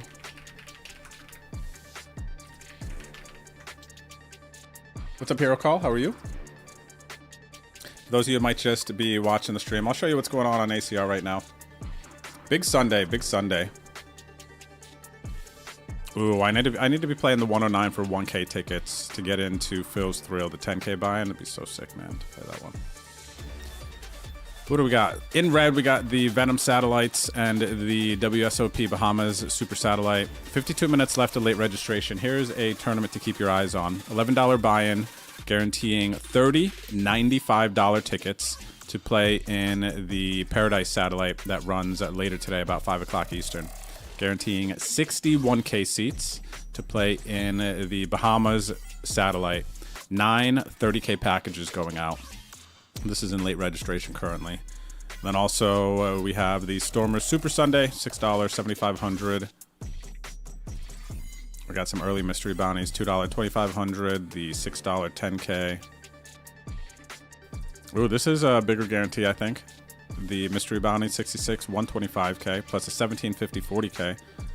And since the Venom is going on, there are some Venom special tournaments that are in purple, 215, 250K. We got the $600, 600K. And all these orange tournaments here are regular Sunday tournaments. So we got my tournament, Drew's Derby, the $33 60K. First place in this is 10K, 5-figure score.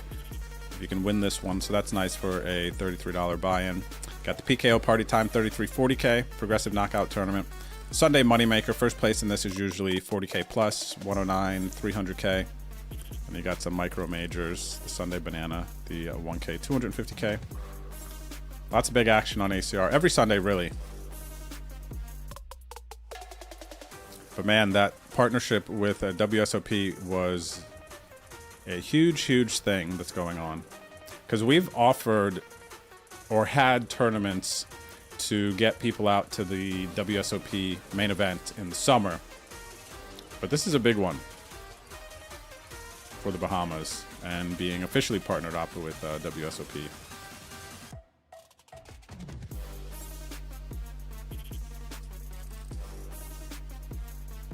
Okay, so it's 4-2 off and 7 deuce off. Thanks, Booker Savvy, for the Venom trial challenges.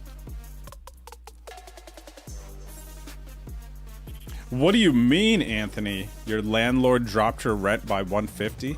Jeez, they increased ours, man. Not by much. But were you guys... why did they decrease your rent? That's a notable number, too. $150. I mean, how do you not stay? Were you guys going to leave and they're like, hey, stay and hook it up? Is that what happened? Jeez, teach me, buddy. What on earth?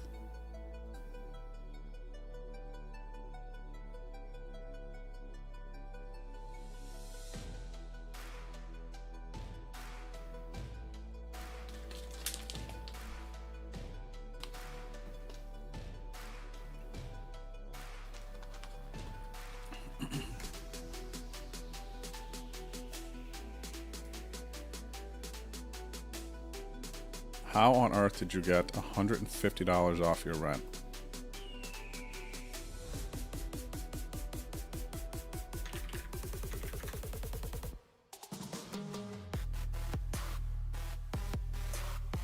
Oh, that sounds pretty cool, Rogers. Travel around Turkey and Mexico. Enjoy the vacation. Thanks for popping in. Turkey and Mexico. I've never been to Mexico, to my knowledge, that I can even remember. Turkey, neither. But I did get to cross a couple of things off my travel bucket list, or I'm gonna get a couple. Ireland last month. This month, get to go to Malta, which is neat. Malta island south of Italy. Gonna be in Germany for the first time. It is just an overlay, but still, I guess, kind of neat. Traveling to that'll be the furthest east. No, I can't say that. That's inaccurate. I was gonna say the furthest east that I've been in Malta, but when I was a little kid, I've seen the pictures. I've been to Japan before with my mom and my biological father, but I was a little toddler, little tiny dude, so I don't remember anything about it. But I've seen the pictures, so I was for sure there. But as an adult, this will be the furthest east that I've been. Until next year. I'm hoping next year Hannah and I get to finalize our plans and do an Asia tour. Hopefully I win this, man. It'll be much easier to finalize this Asia tour plans. We want to go to Korea. We'll probably stay Korea the longest time for sure, I think. But definitely we have to hit up Japan and I feel like probably China too while we're there. Maybe, I mean, I feel like there's so many Asia countries that really just want to like go experience and do something. But obviously that costs money. Philippines, geez, while over there, maybe go Philippines, visit some of my family, my cousins, my aunts, and my uncles. Fives again.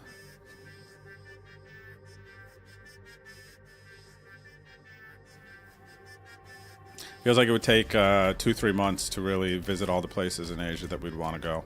So maybe it'll just end up being like Korea, Japan.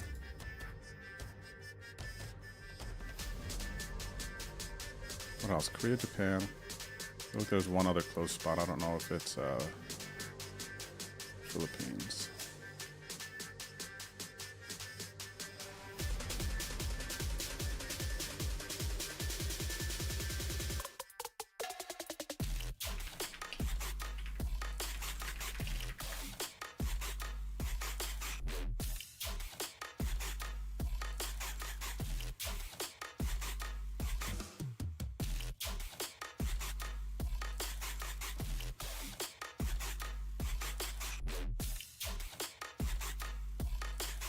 Let's look at this real quick. Whoa, settle down.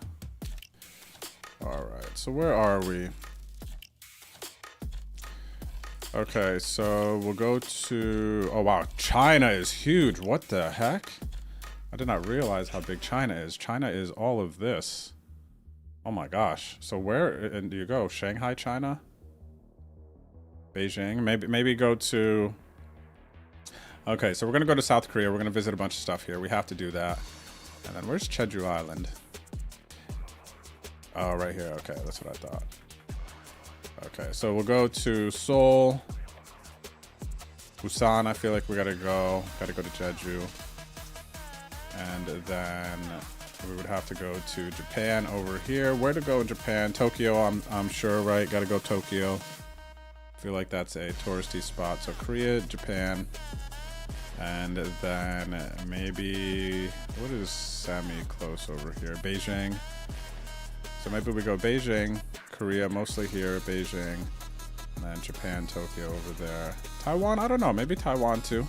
Actually, Taiwan for Asia Poker Tour. Now, where's Philippines? Philippines is down here, so Philippines is a bit of a trip, I guess, from up here. I guess it's all kind of the same at the end of the day, huh?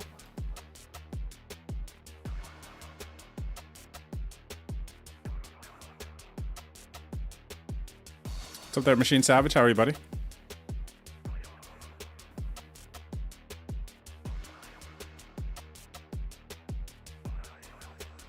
What's up there, LeBron?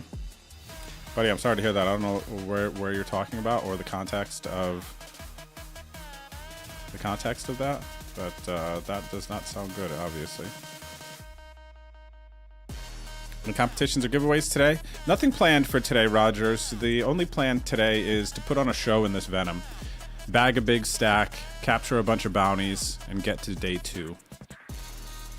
For those of you who bought some action, when I do make day 2, it will be on the 27th.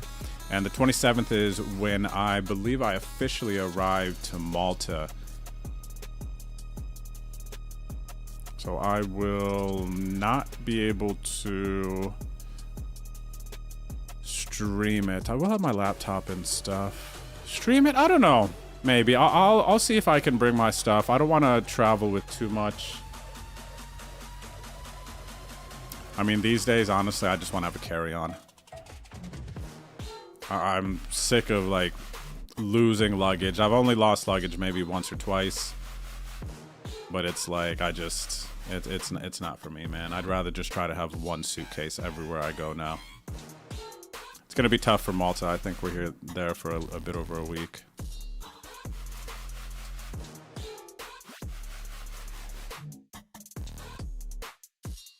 Oh, neat, Roger. So some new experiences for you, buddy. Where did you say you were? Turkey and Mexico. Cool. How was Ireland? Ireland was very cool. The people made it amazing, but then also I did get to see and kind of feel the energy of the land, if that makes sense. Great time, man. Great time. And I made a run in a poker tournament, so that was neat. I ended up chopping a 50K guaranteed that ended up getting a bit over 90K in the prize pool. So cashed for 14K US. Ended up busting out third. I didn't get the trophy, but we chopped four-handed. Everyone basically got... We had a 1,000 euro on the side to play for. So I don't know if that's 1,500 US. It's like somewhere... It's more than 1,000 US. So we were playing for the trophy and a bit more money.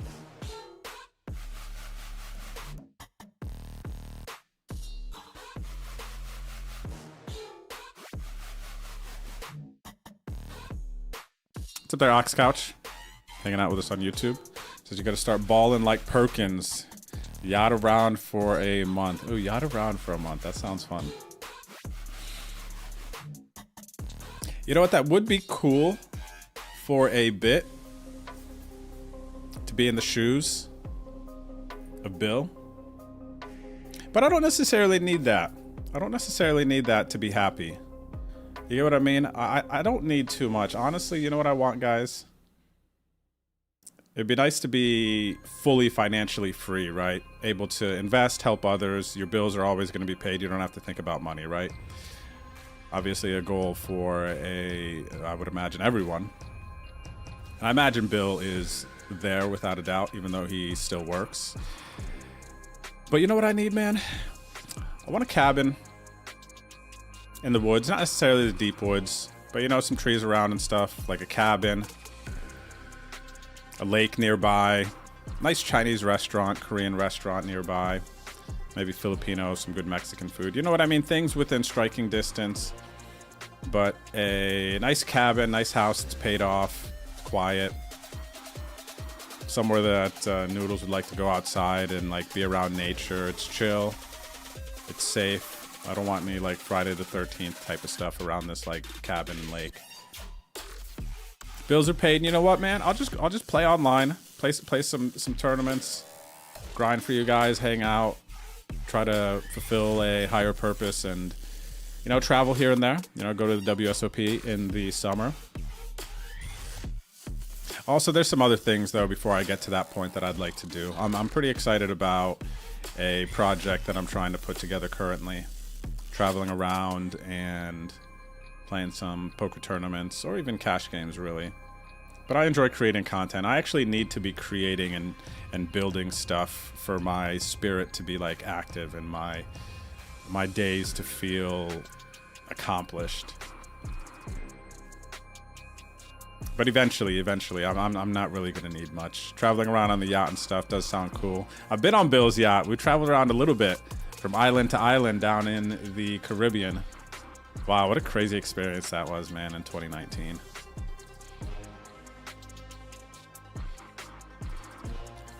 You know what I need too? I need a basketball hoop, dude, in my backyard. I need a basketball hoop outside of my cabin.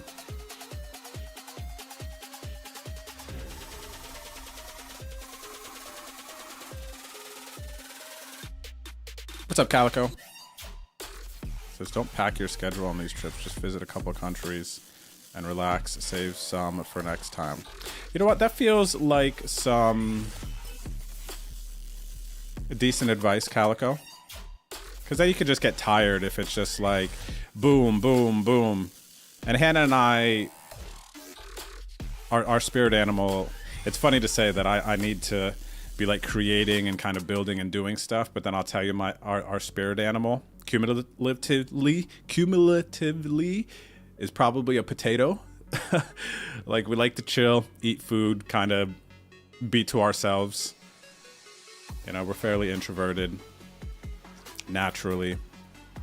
So you're probably right. Cramming too much would be too much, but also want to take advantage of it.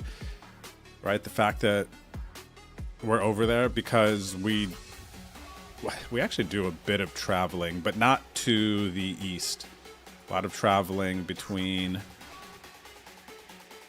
kind of our, I guess this time zone between, because we've been over to, well, I have now, over to the UK 2 or 3 times, that area. But we've done a bit of traveling to Latin America, Uruguay, Costa Rica, and then of course within the States. So a lot of travel within the States. But yeah, that's solid advice. Honestly, my social battery can go down real quick. Hannah's for sure. Like if my social battery is at like 75%, that means hers is at like 30. So yeah, and Hannah still has family over in Korea. Maybe we spend a bunch of time in Korea and then have a 3-4 days to Japan. My plan is to kind of mostly be in Korea, maybe a month. If I could just like pick, it feels like our tank could go for a month in Korea, chillin', Airbnb, visit some family, eat some good food, go see what's up in Japan for 4 days, 4 or 5 days, because that will allow for a slow enough pace, I think, and then go back to Korea, chill, eat some food, do whatever, because there's a ton for us to explore there. And then head home, yeah. Maybe that is the play. Even though it would be cool to visit all those other things as well. But I don't think that we would really want to be gone longer than a month.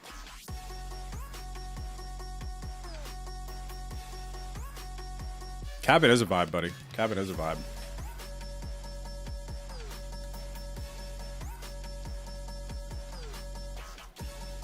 This brings up a question for me, though. Since Alex Couch on YouTube brought this up. Where would you guys like to travel? Let's say you have 1 month. All right, you've got 1 month. You could afford to do whatever you would want to do. Where would you like to travel in the world? And if you say nowhere, you're happy where you're at, you wouldn't want to travel, maybe you just want to take a month off, stay home, that's cool. I would like to hear that as well. But if you want to take a month off, I already told you guys, Anna and I would spend a month, mostly in Korea, Japan. Where would you guys like to go? See, I want to get some authentic ramen in Japan, and there's so much like street food in Korea that Hannah and I have watched on YouTube multiple times. Got to go in there, just like crush, man. Oh my gosh. All right, A6 suited, +1 open, gonna defend, big blind. All right, 1 overcard, backdoor draws, not exiting yet. Question is, how do I want to play this? Well, starting check, not leading. Going to go check call, I believe. Check raise seems like it's fine. Oh, they go pot. Interesting. I guess I just start mixing in some folding now.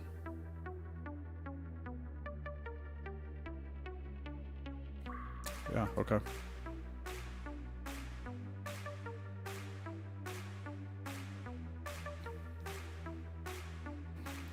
I guess they just had something. I mean, what is their value there? 9 deuce 3. It's like not much. It's not like I'm really interacting much with that board. So maybe they just had nothing.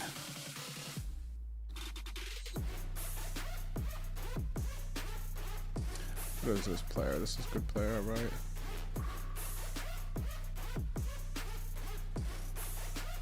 I mean, they don't play much. Had a score though.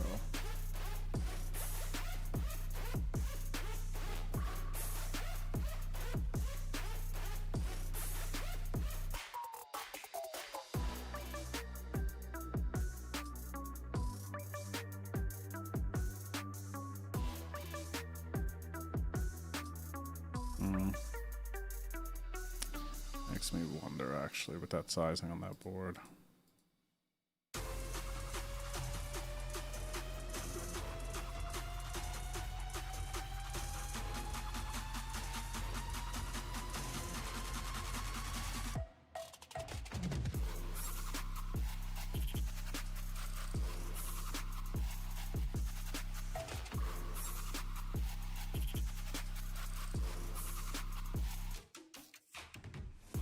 Oh, they've won the Venom before. This player has won the Venom before for 1.2 million.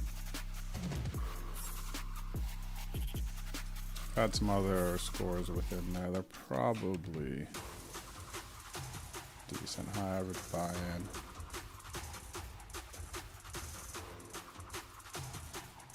I'm just really curious that last hand, what hands we want to see bet for 80% 9 deuce 3 rainbow.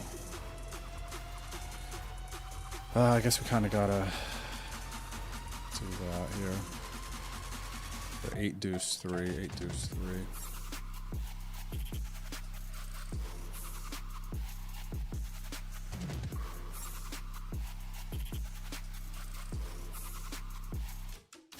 All right, I'm gonna have to 3-bet this one. I think this guy's not gonna fold. I think it's fine versus their range. There's too much squeezing going on now.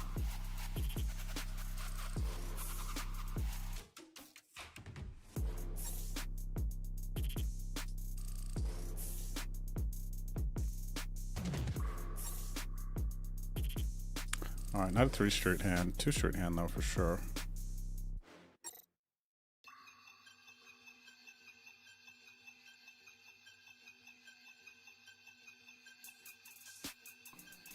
Maybe it could be a 3 straight hand versus this player.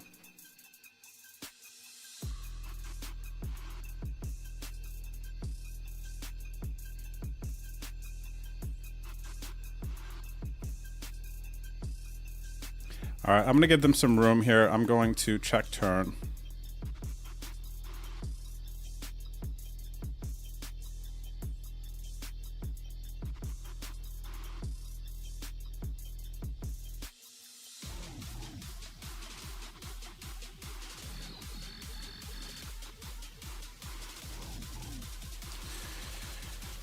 All right, they check again. What is my sizing here? 3/4 pot. I think I'm just gonna go 3/4 here. Gotta value that. Half pot. So actually, I think I like half pot better.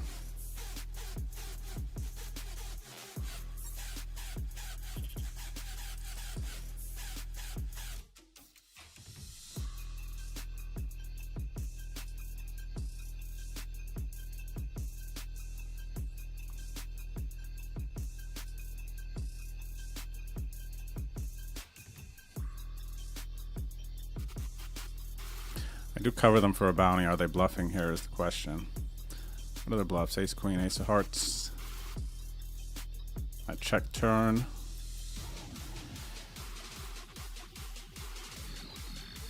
Don't do this with king, queen. Hearts for nothing.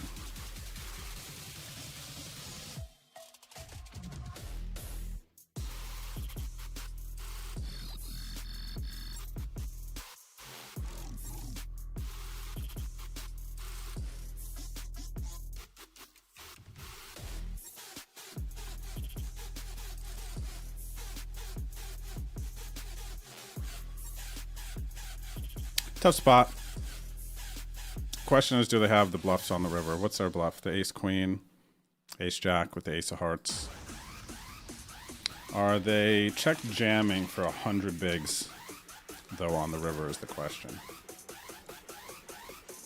When I cover them for a bounty.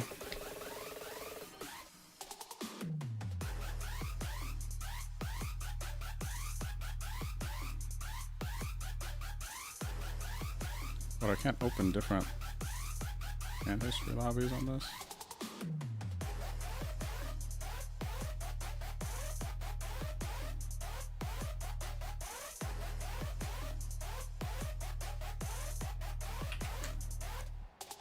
Seeing that they call king highs and stuff, I just don't think that I can check that river.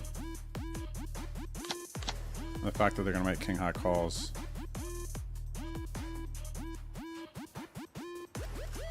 This is king jack. I don't think that I can really just assign them.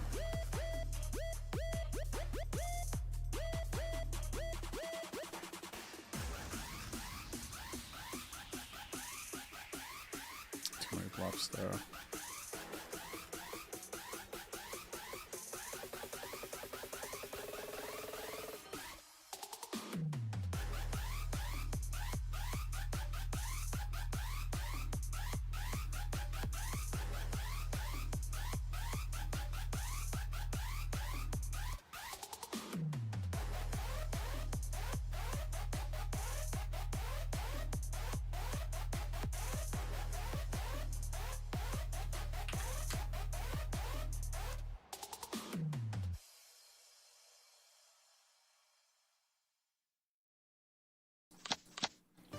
Six, king jack,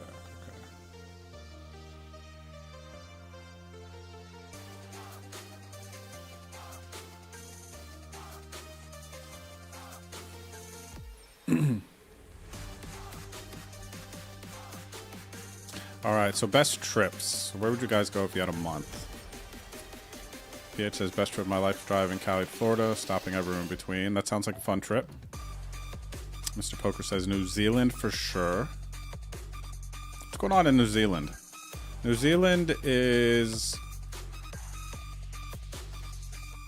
People from New Zealand have like Australian accents, right? I feel like they are close or over in that area or something.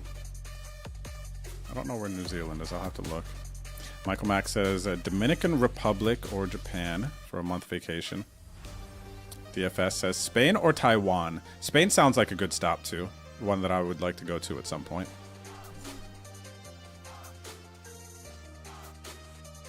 Ginger says Greece. Italy is a nice one. Greece, Italy. I like, personally, some other things. I like Greece, Italy, Spain. Taiwan, of course. That's over in the Asia area. Dominican Republic. I don't know much about the Dominican. That's probably a cool one too. I bet all these are. I don't know anything about New Zealand. Reno says, I was sent to Germany and Panama while I was in the army. I would like to go see those places with older eyes and under different circumstances. Yeah, different focuses, huh? When you're like there for work and locked into a higher purpose, Deuterino. Sir Pog says, it wouldn't be a vacation. I would rather have unlimited gym, nutrition, and a physiotherapist. Just have a complete physical transformation. Over the course of a month, huh? I like that. I feel that, buddy. I like that a lot, actually. A period, not has me thinking, what would we do? Not necessarily vacation, but what would you do if you had a month and you didn't have to worry about working? You want to focus on something else. Sir Pogs is saying, just like a health makeover, huh? A health makeover, essentially. It would be interesting to see what could happen in a month. Even a month off. Like playing video games or something would be pretty cool.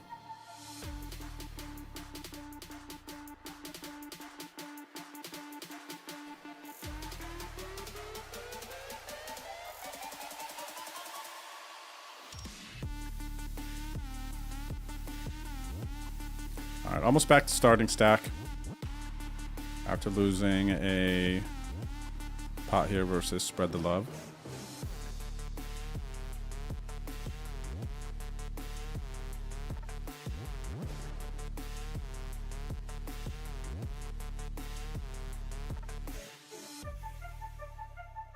Nice Wahoo. Just picked up a nice double in the Venom. River Bluff. Dang, I just had that same situation, buddy. I could have potentially picked off a bluff. I don't know that they were bluffing, though. I'm not using my HUD because I want to focus my energy more on processing situations. But I am actually curious this player's tendencies. They do have some aggressive re-raise pre-flop tendencies, but they're also just playing a ton of pots. Doing a lot of calling, it would seem. So with that said, the likelihood that they could have check jam bluffed the river with like ace, queen, ace, jack, ace of hearts on that hand I had a little bit ago seems a bit less likely.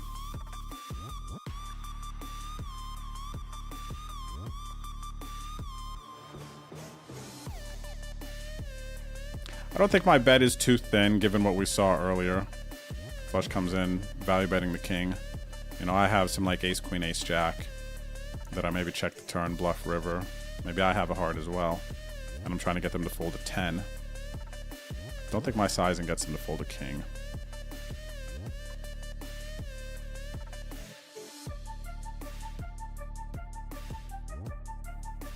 Nice hand though, Wahoo. Love to see a double. I'd love to get me a little double as well too. Sucks I had to shred my time bank thinking about that decision. But I could manufacture some bluffs.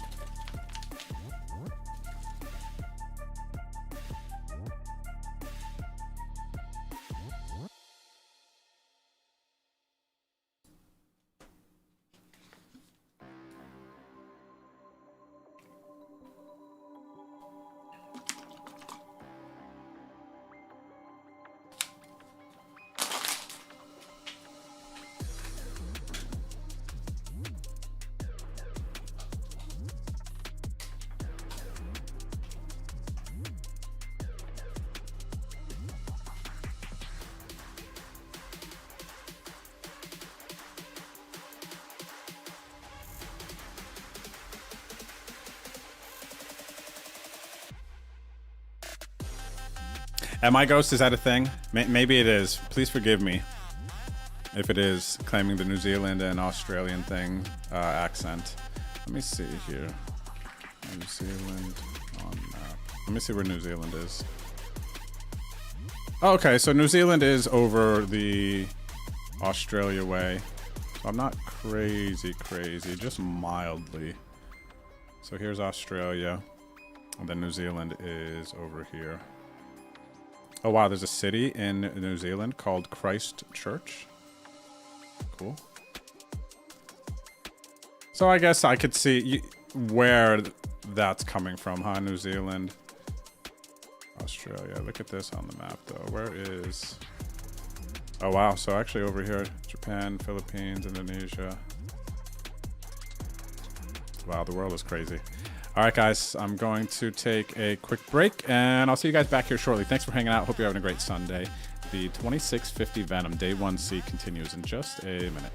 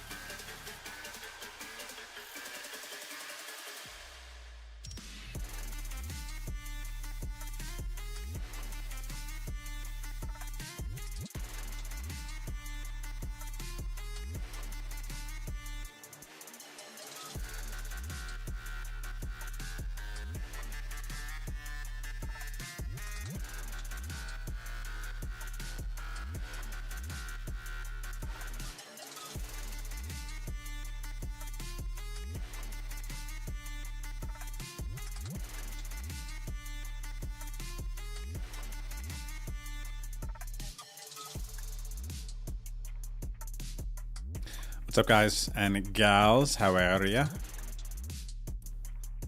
All right, I'm back. Sputard says Thailand and Fiji. Fiji? Where's Fiji? I guess that's over Asia area. What, honey? Let me see where Fiji is. I have no idea, but this one sounds... Now I don't even know how to open this map.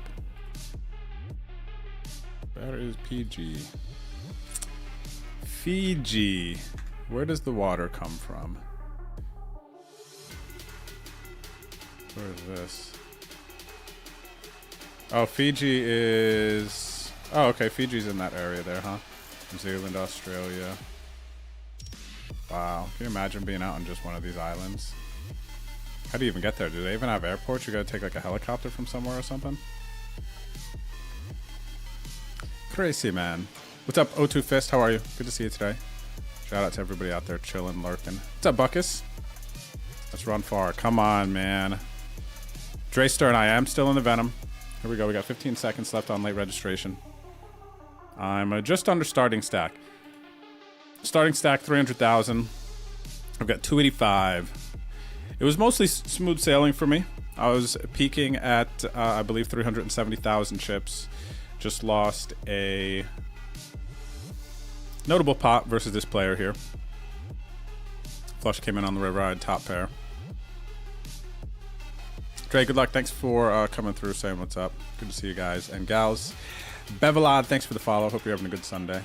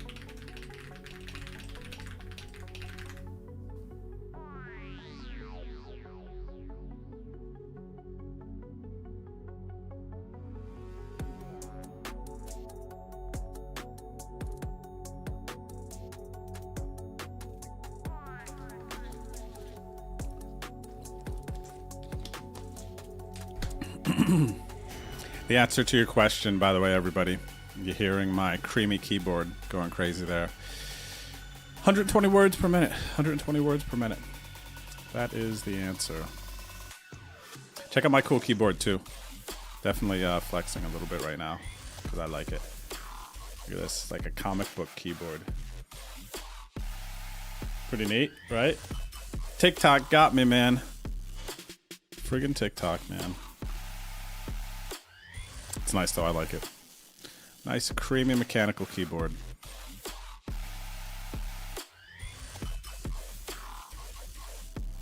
Pot developing here, we got 62 blinds in the middle.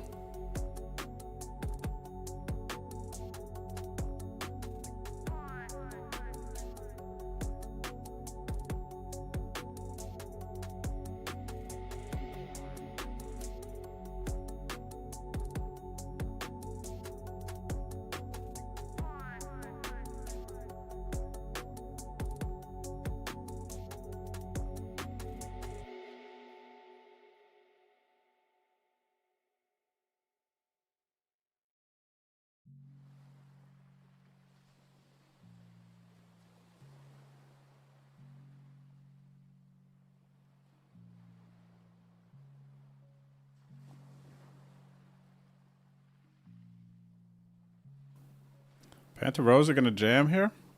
Or make a call? No, they're not jamming. Contemplating call.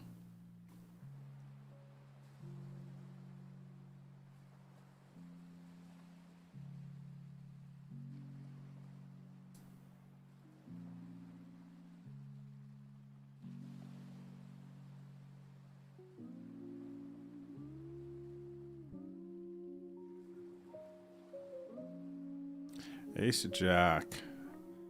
Nice value bet there. Nice value bet. And now, ladies and gentlemen, we got a 22 blind stack over here.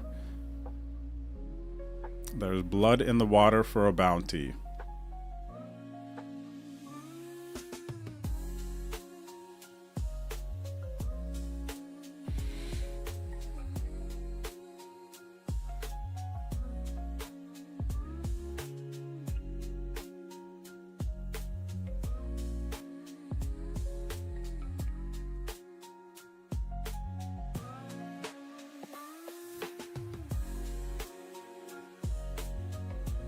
Alright, I've got gut shot, backdoor flush draw. Called a bunch of ways. Gonna start with a check.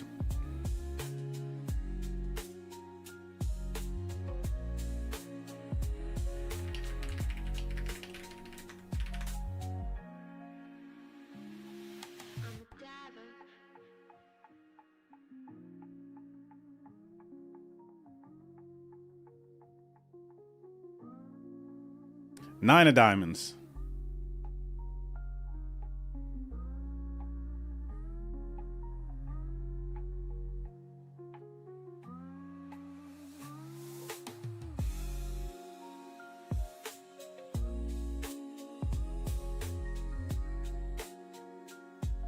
Part of me wants to raise here.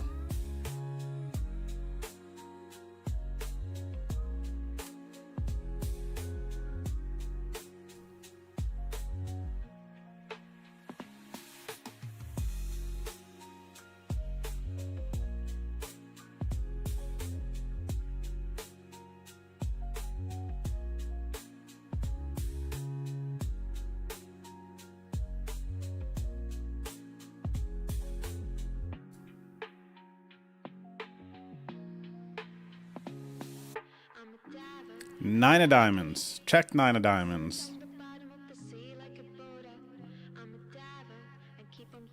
Dang. We hit the diamonds.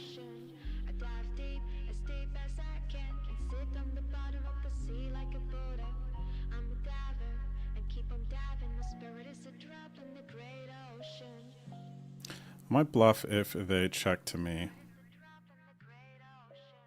This big blind could have a queen that's just check calling all day. A weak queen.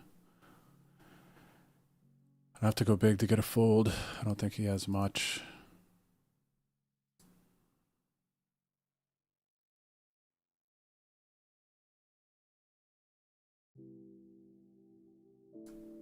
I'm gonna go for it.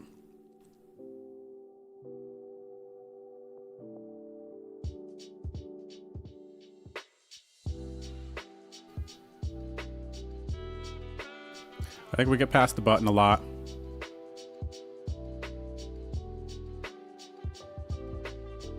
And then whether or not, like, he calls with his queen 5 or something here.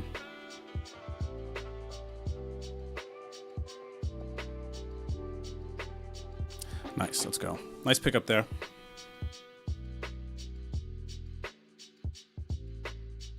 All right, back over starting stack. 330 kizzles. Back over 100 bigs.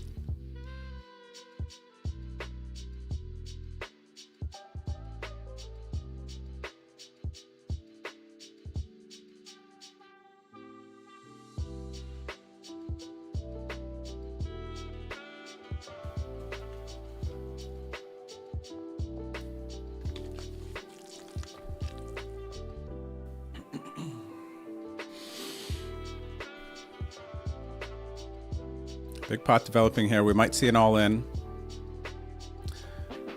from old Nicky P here. Squeeze pre-flop. 24 bigs. Setting up a turn jam.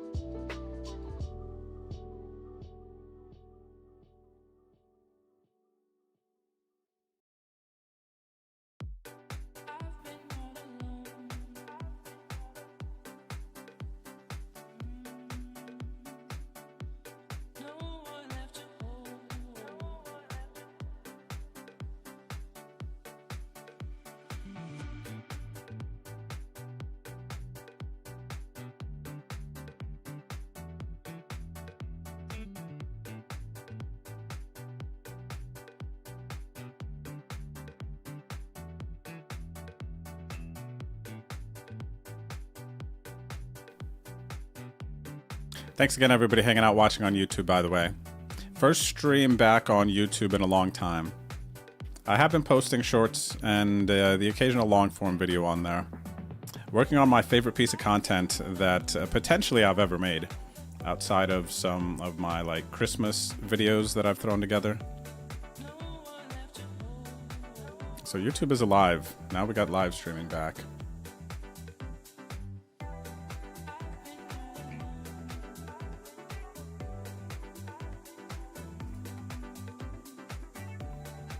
Cheers, Brew. Hope you're having a good day, buddy, if you're streaming as well.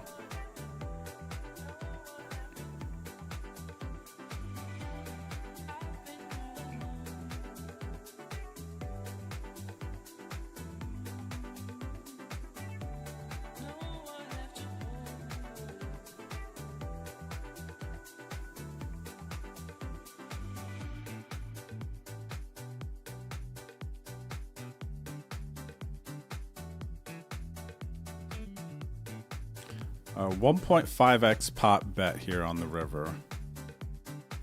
Is it bluff or value? We will never know.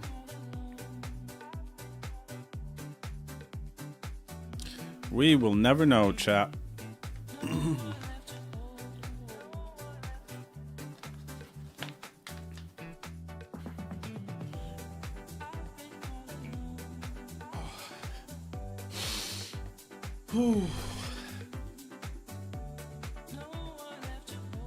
We will never know. Good news is I cover 3 players at this table for a bounty. We play 28 levels in this day 1. It's about 10 hours of play.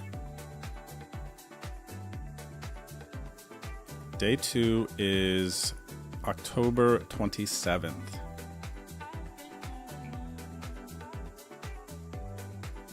What is today's Sunday, right? Monday, Tuesday? Oh, wow. I didn't even realize this. Tuesday, I stream, of course. We're going to do the Tuesday stream, but it's a birthday stream. This Tuesday, we have birthday stream coming up. I literally just realized that. Maybe I'll win a tournament. Maybe I'll turn a corner with online, because right now, what are my totals? I was down about 1,000 last month, as I've been trying to refocus my efforts. Down 1,000 last month, and I'm down probably about 800 this month. So dang, man, I need to turn a corner. But I have brought my average buy-in down while I'm rebuilding.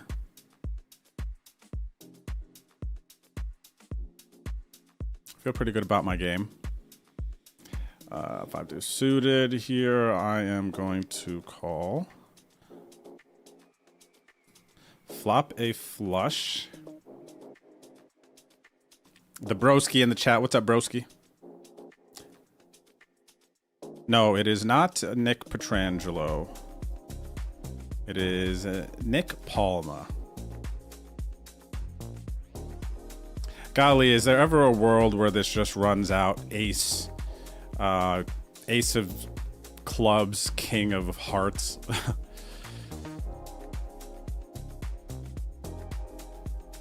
All right, I'm gonna raise here. What sizing I go? Force him all in. I'll just go here.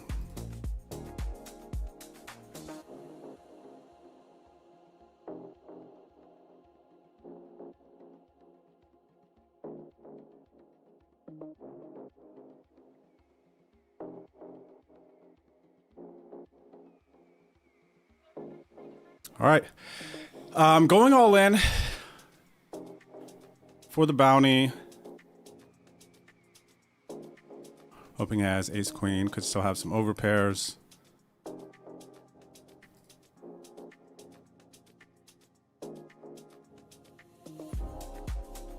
All right, he didn't snap. That's good news. Doesn't have eights full or queens full.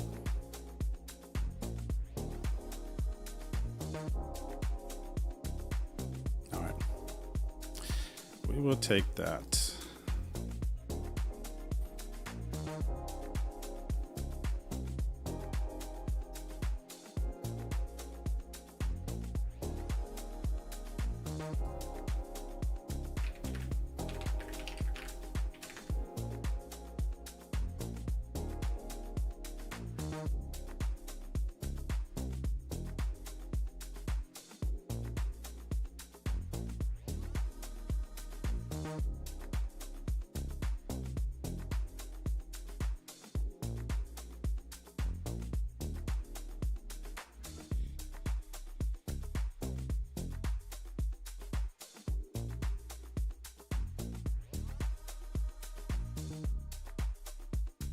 All right, call small blind here.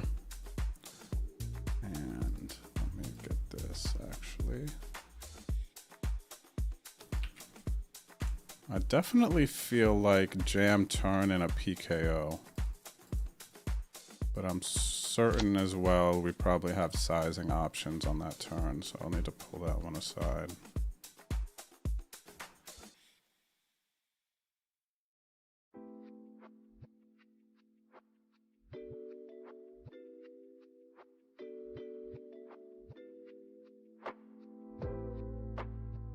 So I called small blind. It was overcall, so it's a little different. If it was just heads up, I call small blind. They might think I'm a bit ace-x heavy here. Maybe they slow down on this turn. If they bet again, though, I do need to be concerned. All right, feels like a tough value bet for me. I'm going to check the river. Potentially bluff catch some king, queen, queen, jack. That might bet here. Could I block bet value? Let's see what I got. Deweys, they shut it down. All right.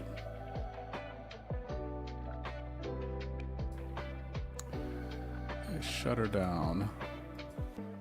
Pre-flop, I maybe could have squeezed as well, but I don't think that I'm taking it down with this player on the button, so I didn't squeeze. Instead of just called.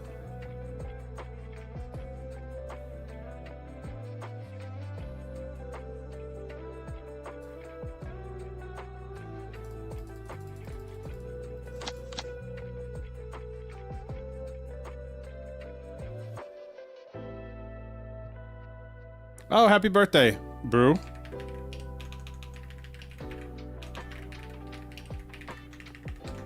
Hope you have a great day, buddy.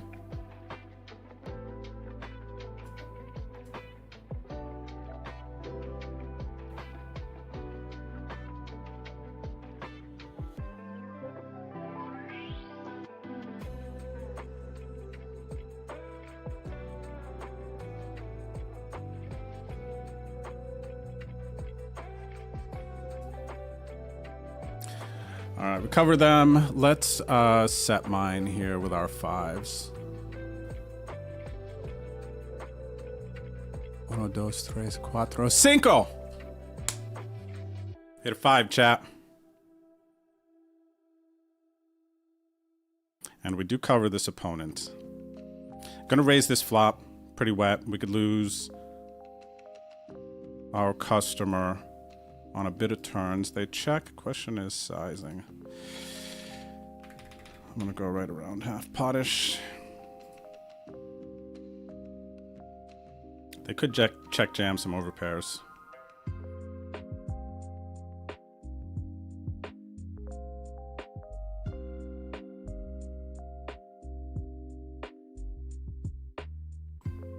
All right, jamming flop. I don't think they're check raise folding here.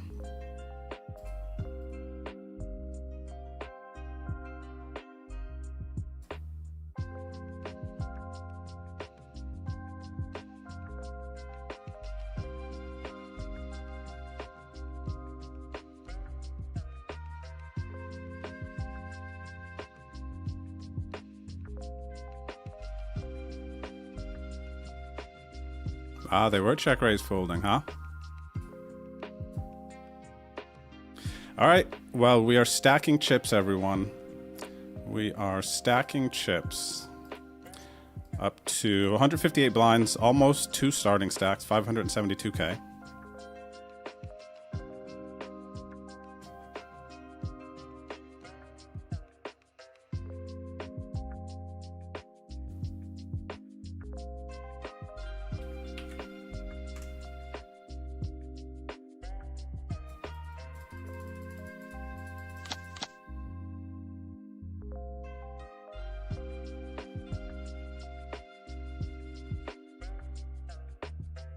And now I cover the entire table, which is nice. And I had the 3. Maybe we're stepping into a heater here. That would be nice. Let's knock out some players, huh?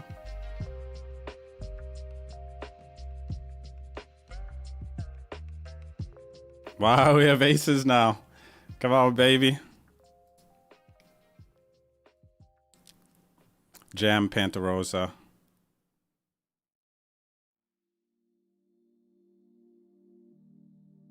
Oh, it could happen.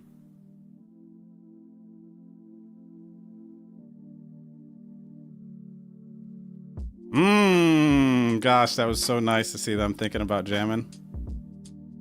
Or flatting. Dang, alright. We take it, we take it. Ace King suited.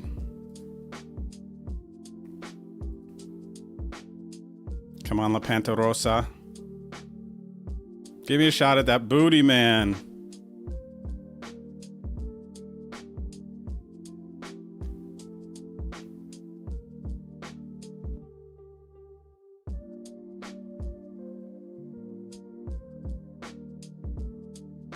All right, so I'm gonna play a big pot here, guys.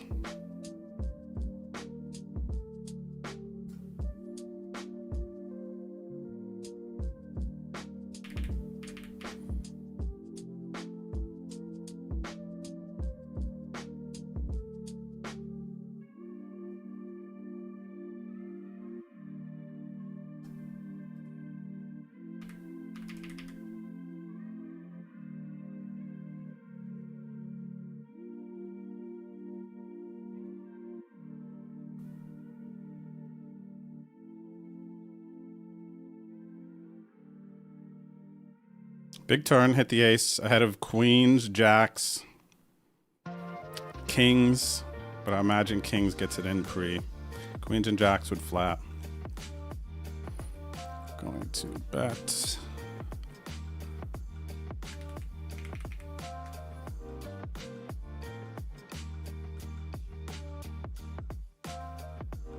So I think queens and jacks have to peel one more. Maybe they did just snap fold there.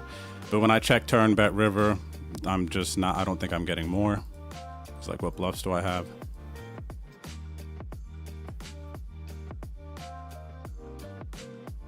But all of these need studied.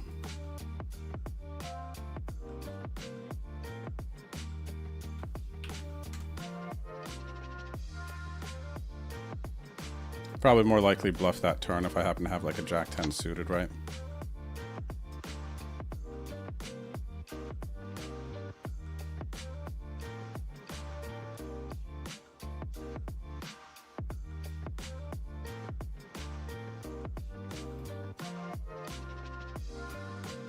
All right, over 200 big blinds, 2.5x starting stack. Let's keep it going.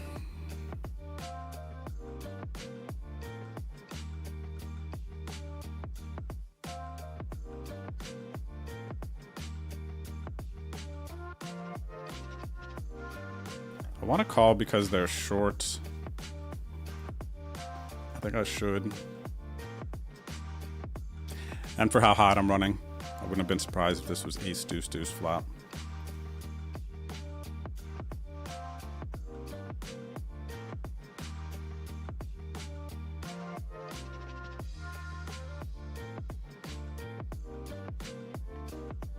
Fold La Pantarosa.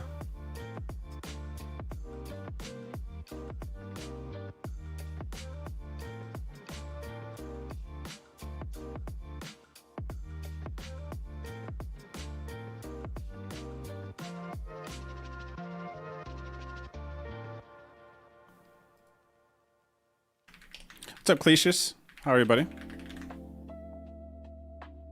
Good to see you over on the old DrewTube channel. What was this last hand here? What did La Pantarosa have? King, queen, jack 10. So flatting a little bit wider here, probably because of bounty.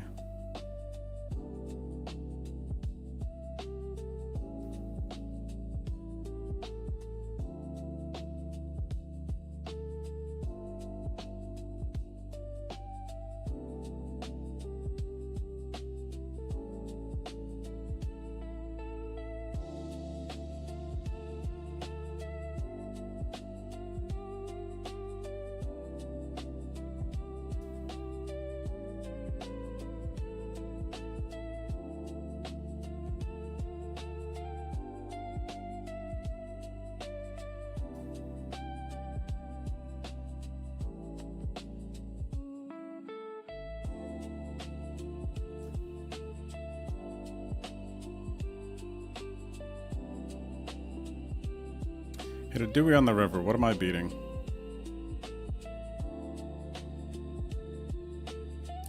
What can I get to fold? Can I get a 4 to fold? I think I do have to try to get a 4 to fold.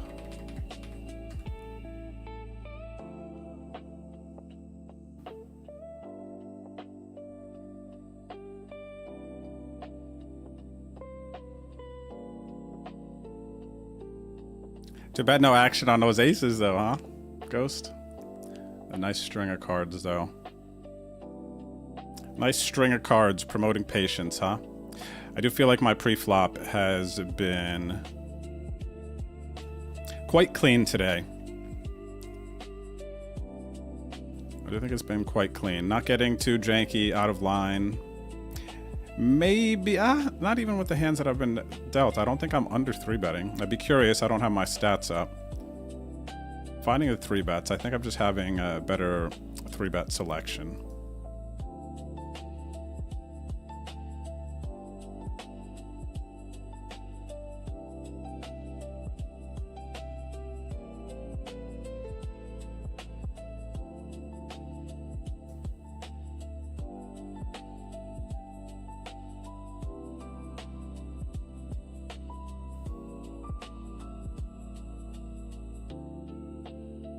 Dang, that run of cards didn't get anyone all in, though.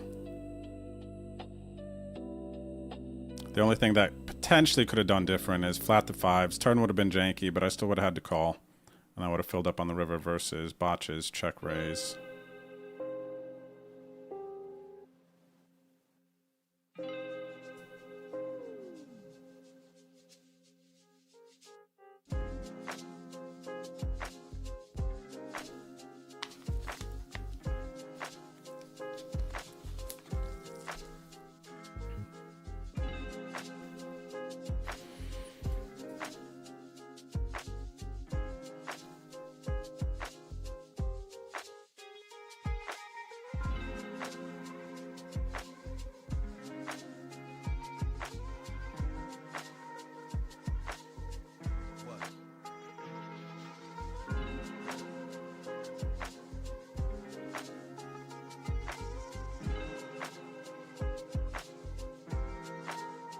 All right, chat, we're cooling off, but we did stack some chips there for a minute. It's great news, great news. And we cover the entire table.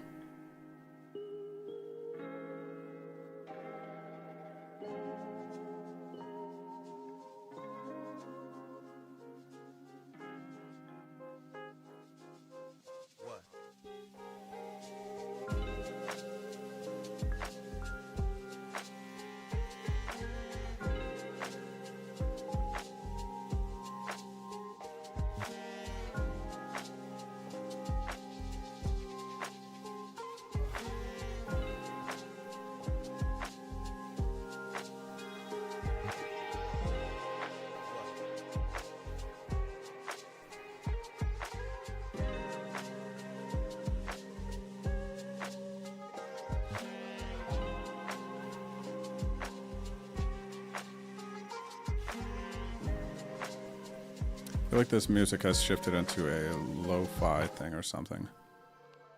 Oh, it actually has. Let's pick this up a little bit.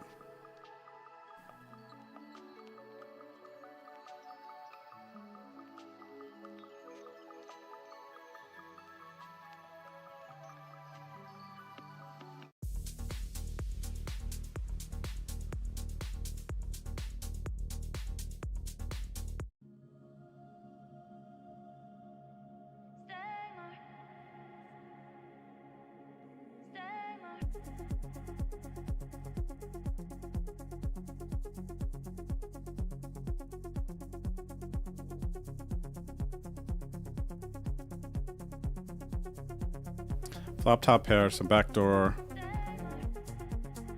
Nice, nice. They check as well. Do I want to start betting here? I think so. Let's go small.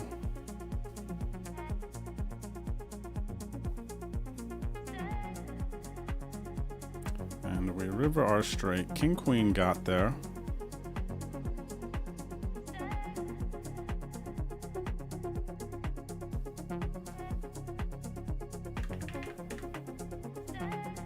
Cut it though.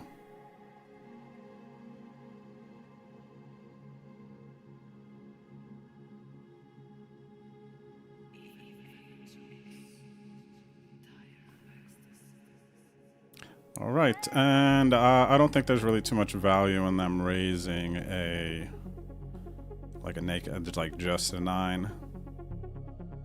Queen 9 suited in range, potentially king queen there. They're not raising 2 pair. I'm just gonna fold here. So I don't think I'm choosing that sizing with 2 pair either. I went a little over half pot.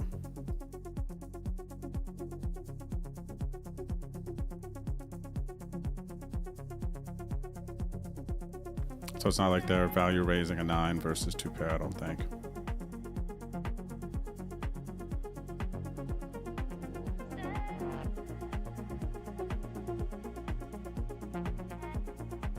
That quickly as well, turning king jack or queen jack into a bluff. I don't think that I can give them credit for that either.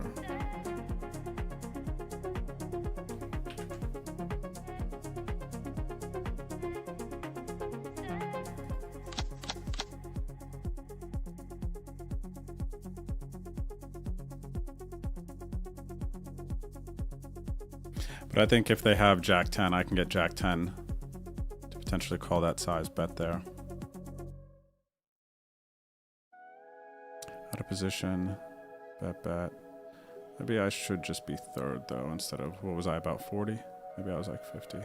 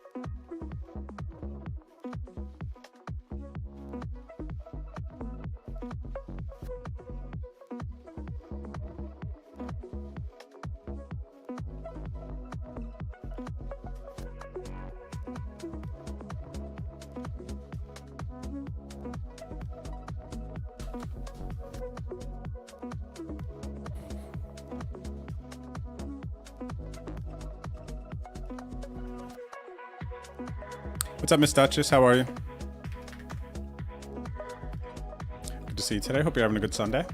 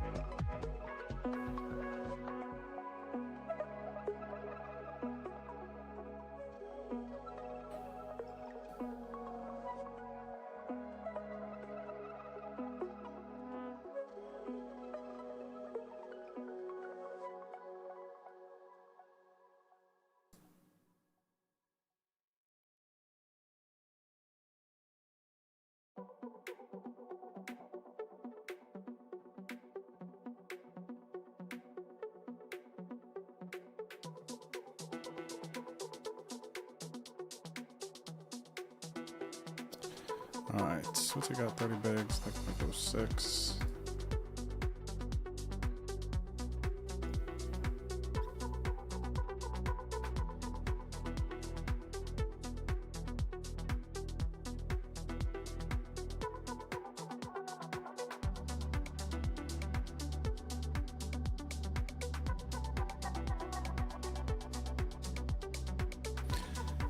It's got pairs that are going to check call.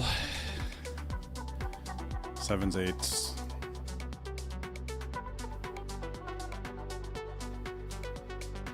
Check jam this flop. Sometimes do they 7s or 8s?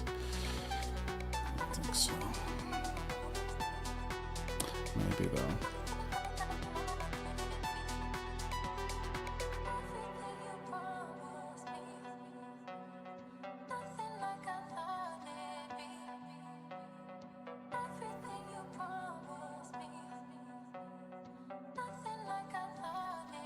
All right, decent run out from my hand.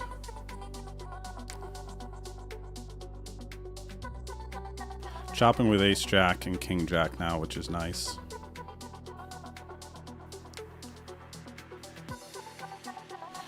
I mean, I hope that he jams 8s here if he thinks I check back flop, never have a jack. But as played, I just can't fold here, so I call. Nice.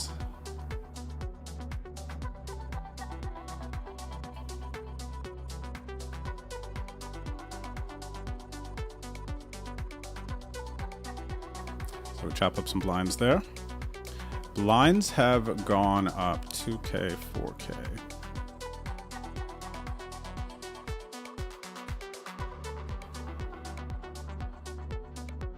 What's up there, Smokin'? How are you? Good luck on your grind as well. Imaginator, you as well. Good luck. My man VA, hello, hello. VA says, hello, fellow railers. Hello, fellow railers.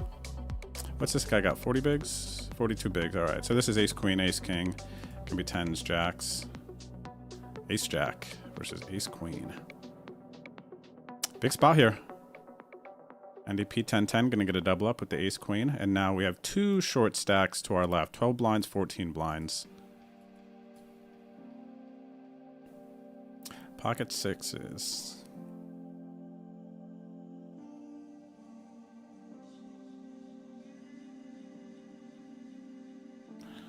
All right, gonna make the call here. So it could be, how deep are they? 100 bigs. If one of these guys behind jams, we could be in a sticky spot if this guy re-jams. Because he could re-jam here for sure. I don't know if I want to risk it though, but I could call maybe versus this player. If he folds, easy call for me versus the shorty.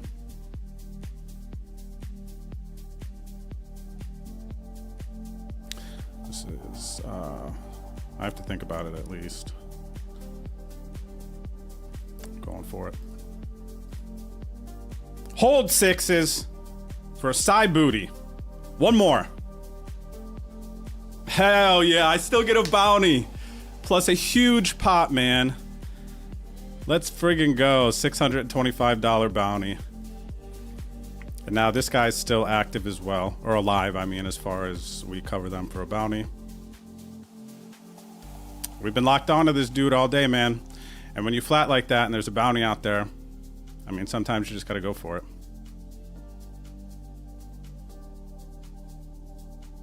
Sometimes you just gotta go for it. And this paired flop 9x, I actually should be checking more. I'm going to bet this one though, actually. Even though I think this is one of the paired boards that I should be c-betting less. Three-way matters as well, so that is a notable factor here. Ooh, I thought I boated up on that turn. There's gonna be some floats here. Maybe he would raise his 3x more often here. Can have quite a bit of 9x overcalling big blind. He might lead this turn. Does not. I'm gonna pump the brakes here a little bit. Because if he bets, he calls, I have an easy fold.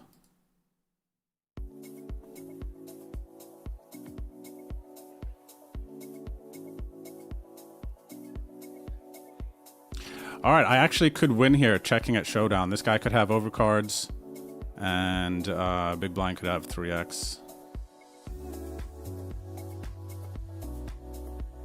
Let's go. There we go. There we go, there we go, there we go. Up over 1 million chips, 3.5 starting stacks, chat. Plus a booty. 258 blinds. Let's friggin' go. That's nice. Plus 2 short stacks behind. Cover the entire table. But 2 notable short stacks behind. This Always with Nuts. I am familiar with this name, but I don't know why. Always with Nuts. I think they play high stakes, Phil's Thrill. Yeah, very high average buy-in. Yeah, this is a strong player.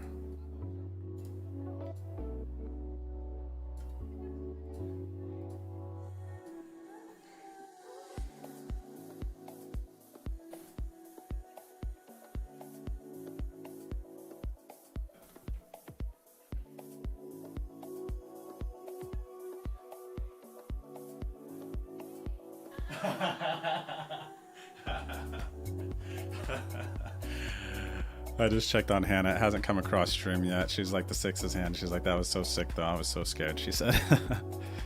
Me too, man.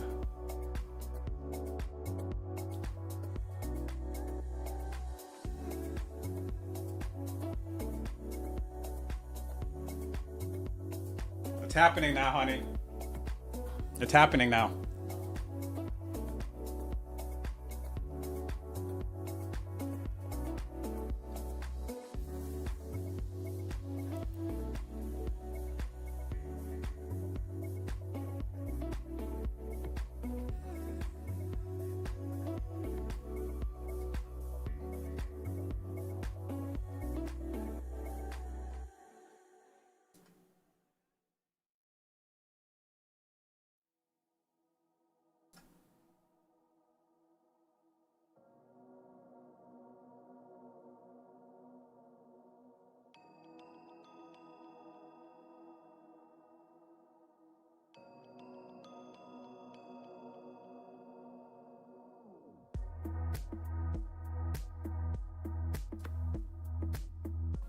I think there's too many good turn cards for me. I can't fold to C-bet on flop.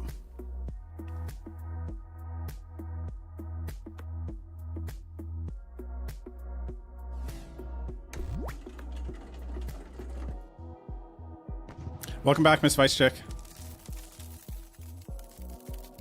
Thank you for the 67 months. Gideon's Cross. Thanks for the 1,000 biddies, man. I appreciate it. Let's go. And we get Noodles Cam for those 1,000 biddies. And a treat for Noodles. And a treat for Noodles. All right, Noodles. For you, buddy. Okay, go ahead. Gideon, cheers. Thanks again, brother. Appreciate it. Thanks for the hype chat. That was a very hype moment there, huh? Go ahead. For the good lucks, buddy.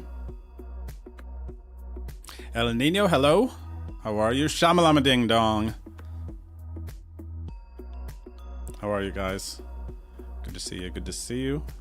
And GTO Slave has 3-bet and been jammed on. Looks like they are delaying the inevitable fold. Trying to sell it a bit, you know?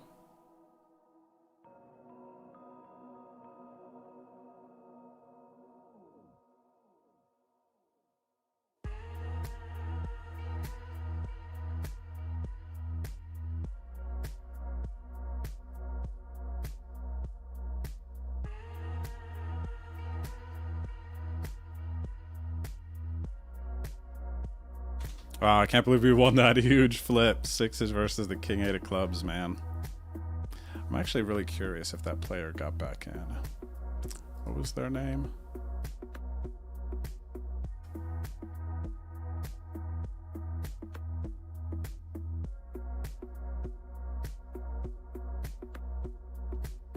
Oh, looks like Party played this flight today. Got a bounty, at least. What was the name of that player?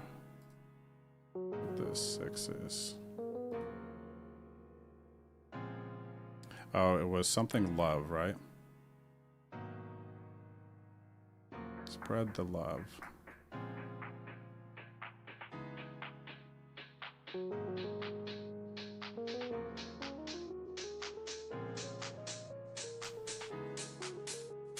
No, they did not get back in.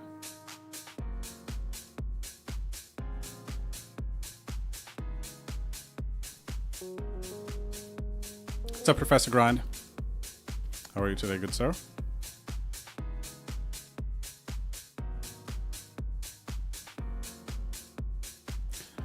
All right, Clubby's here. Gonna see bet.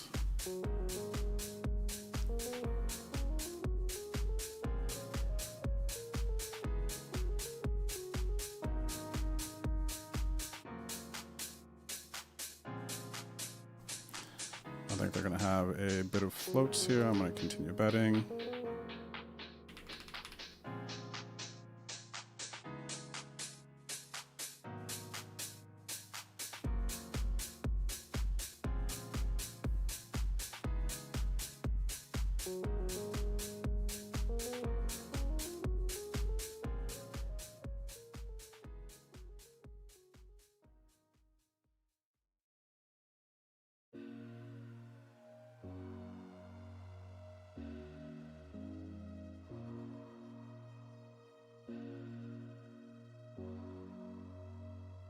No, please don't jam here. Dang, I wanted at least one shot at this short stack here.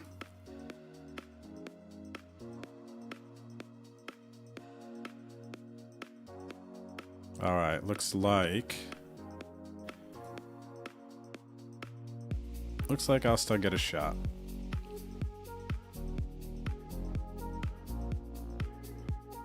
Potentially, right? Potentially.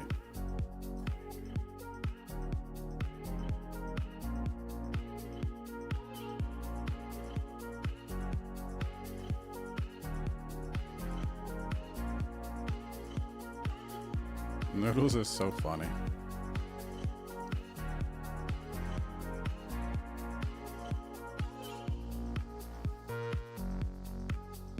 What'd you say?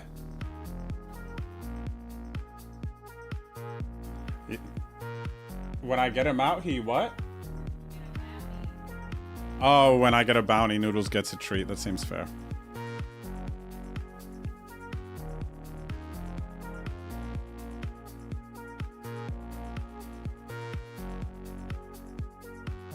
Ghost, what does this mean on YouTube? The crown with the number 1 next to it and stuff? Like XP and everything? What does that mean? Does anybody know what that means?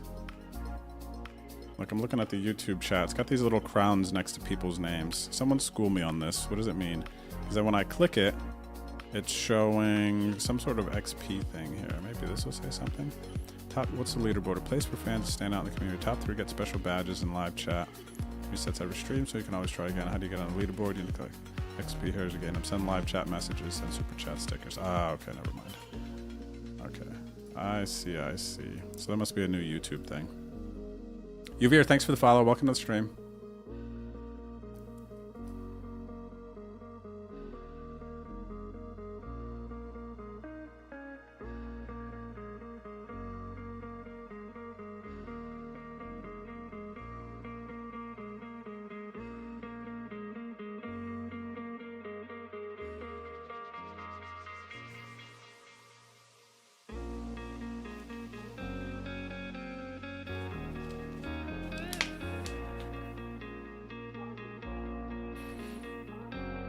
So this is something, did you guys just see they went all in but left 2,000 chips behind?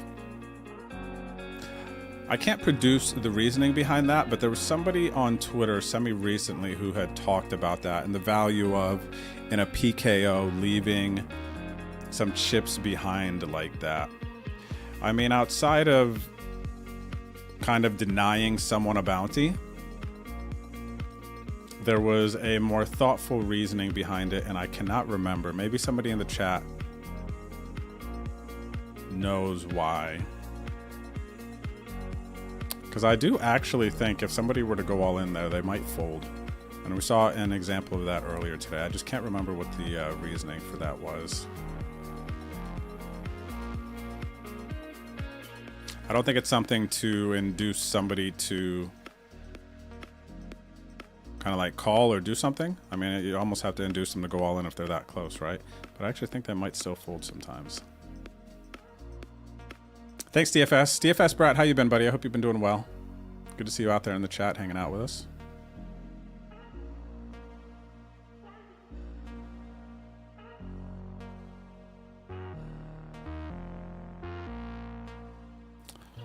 going through a stretch of folding. I can handle that. What an exciting hour that was. We spun up from, dang, what did we have on the break? Maybe 300. Might have tripled up that round.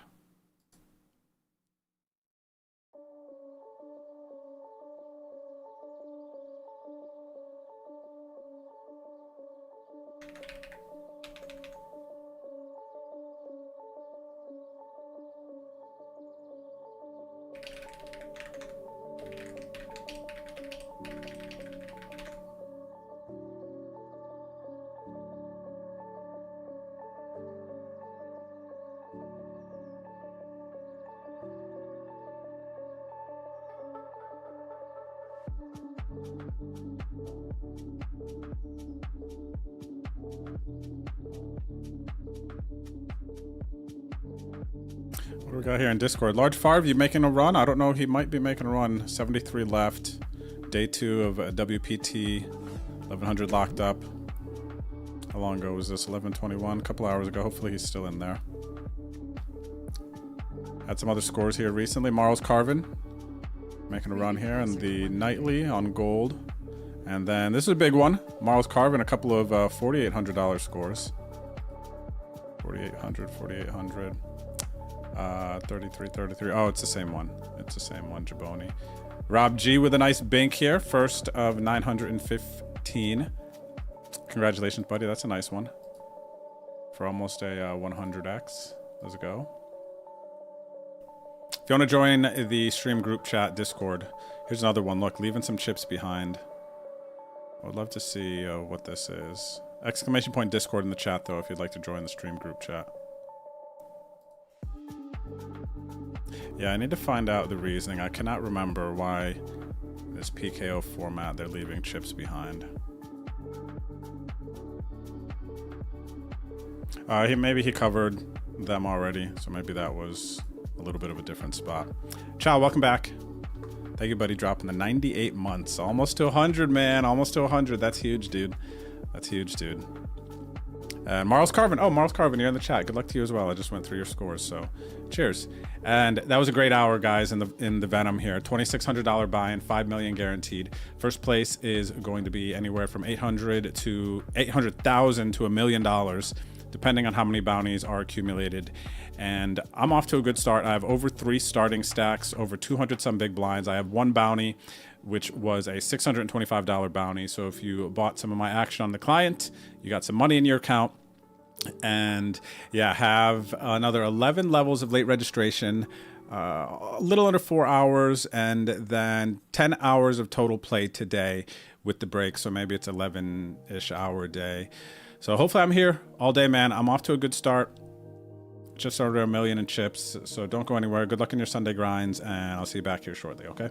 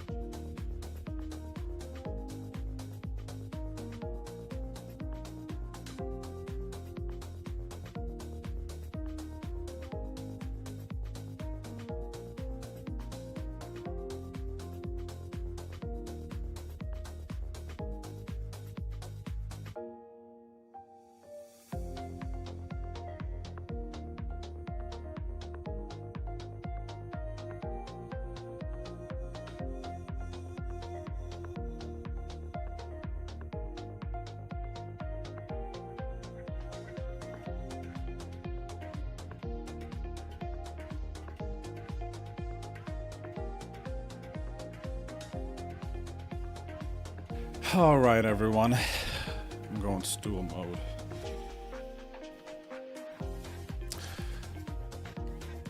Hope you had a good break. Hope you had a good break. We got 45 seconds till Venom restart. Let's keep at it. Hopefully we can have just a bunch of hours like that last one, huh? Glad to hear you're doing well, DFS. And a shout out to the lurkers. Thanks for chilling, everybody out there watching. Big Sunday. Playing the high stakes today. $2,600 buy-in Venom. One $625 bounty. And in this flight, I'm currently sitting 16th in chips. So off to a good start. It was a slow start until that last hour. Was able to pick up some momentum. Thanks, Ghost 2, for explaining the YouTube crowns. I do think that's new. I don't recall seeing that before.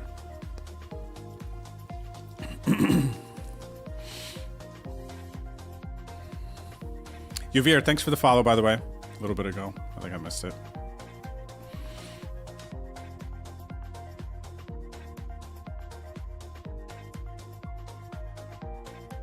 Oh, nice, Ghost. We have YouTube commands, huh? Am I tripping? Or did you just copy paste that?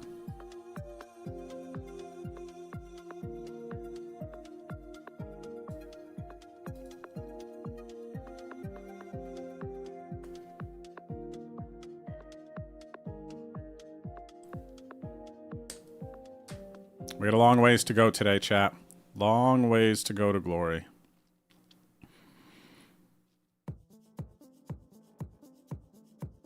Tough table, too. Not a soft table. Not a soft table. All of my opponents seem quite capable, and they've been around the block.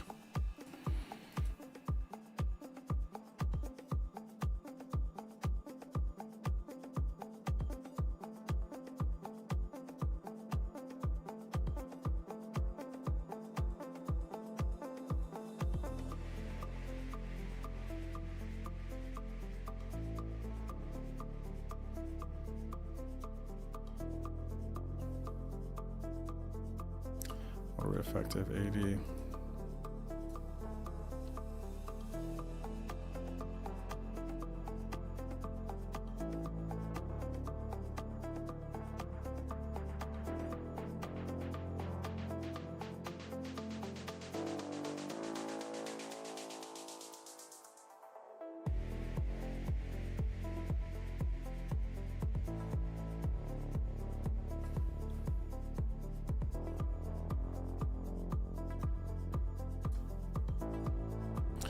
Gotta go big sizing here now.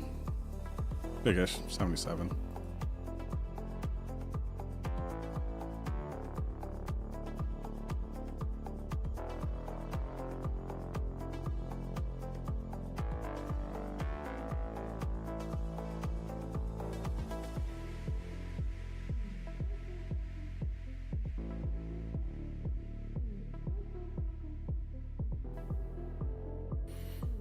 So those super short stacks. We did have two players here, Lepanto-Rose and Botch. We're down to sub 15 big blinds. Both of them have doubled up since.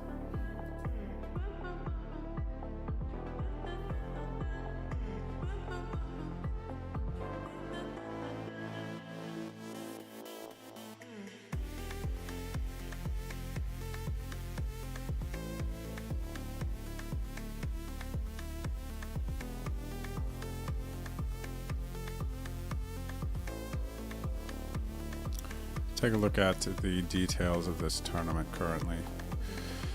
What do we have here, actually? My tripping's going on. Oh, there it is.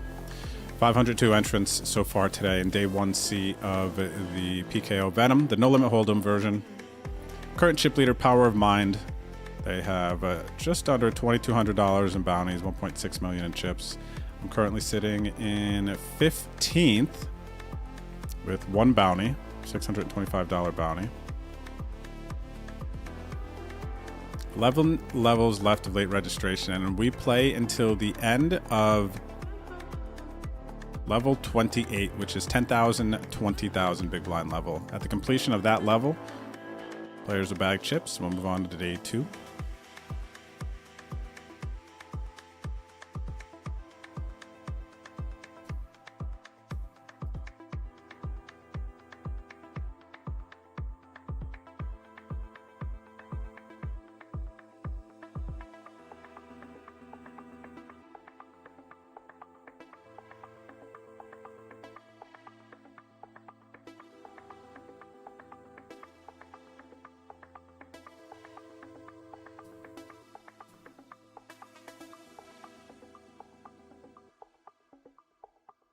Wow, Snapfold's screwer players doing a lot of flatting.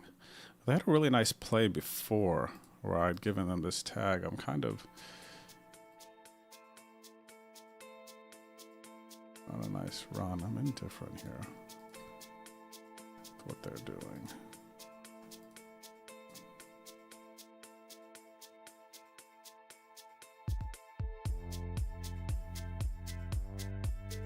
Nice, Marls Carvin. I think I just pulled that up, actually. Miss Duchess, welcome to the Discord. But if you're talking about that second you just had, that was this one, right, buddy? Yeah, the 40K, yeah. I just pulled this up on stream earlier. Right when you popped into the chat, so you might not have even seen it yet, buddy, but congrats on that. Awesome score. Turning 33 into 150x, I believe it was.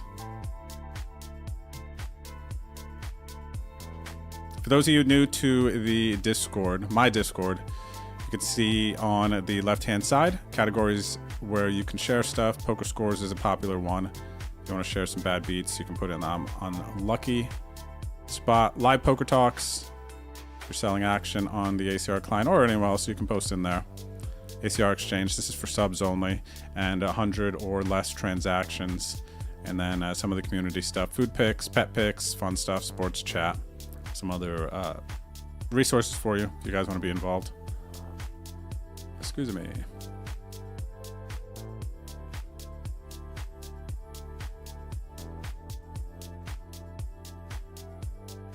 Thanks, Hawk. Good luck to you too, buddy. Cheers.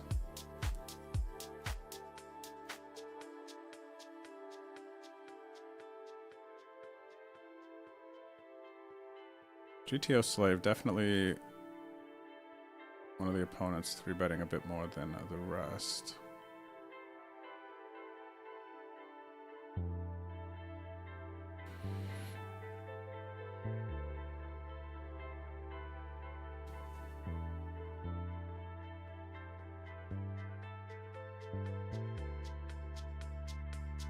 What are you up to now, Cha?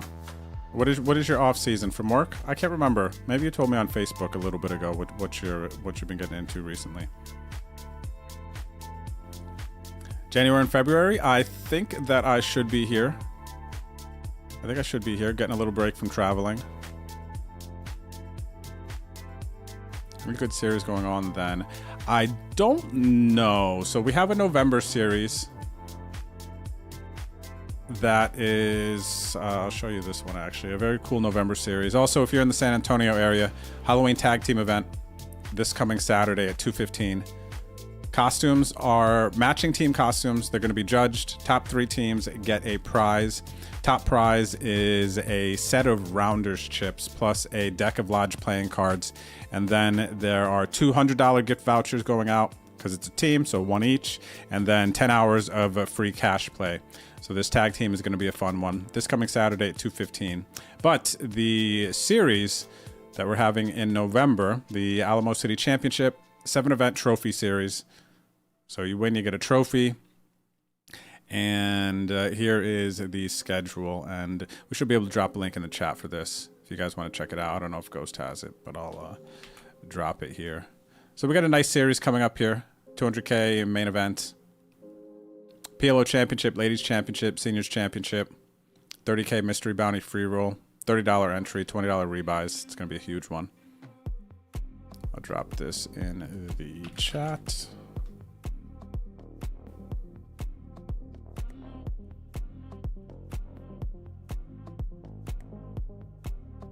The year has felt good and solid. It's a lot of building this year, Cha. Overall, it feels like it's been positive.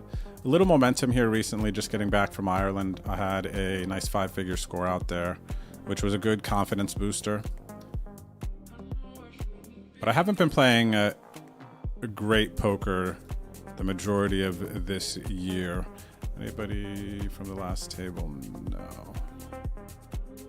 But I have done a ton of studying. I found kind of who I believe to be like the perfect coach for me recently. So overall, grand scheme of things, buddy, I feel like things have been great, honestly.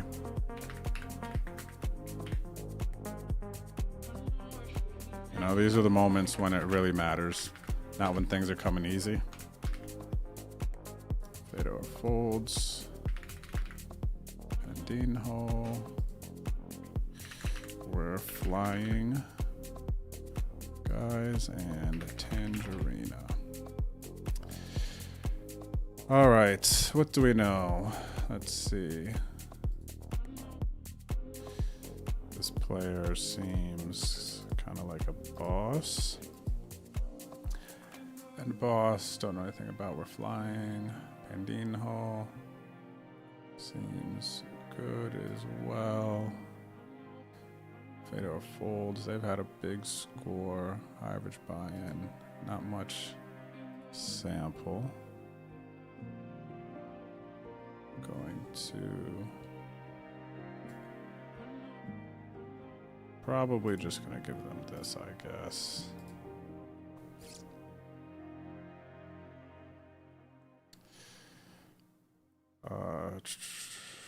This player, probably this.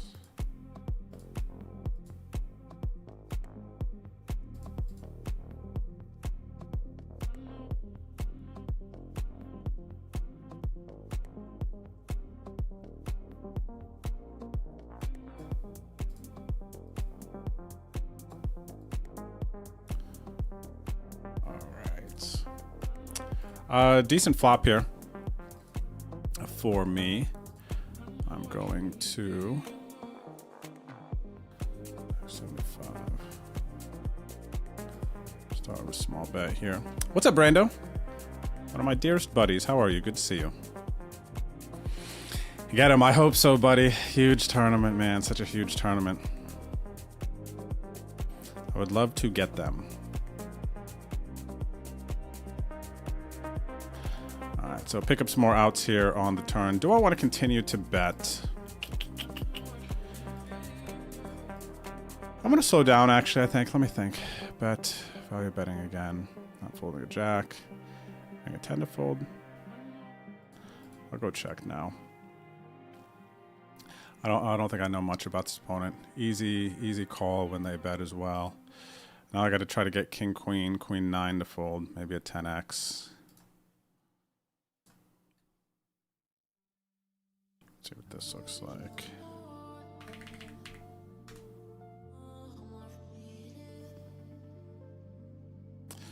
All right, back up over $1 million in chips. Back up over $1 million in chips, and I cover the table. Close with this player to my immediate left. This player has 15 blinds, 38 here. These are the players that seem more notably short. Ooh, this player's got a bunch of bounties. And this player's got a notable amount of bounties.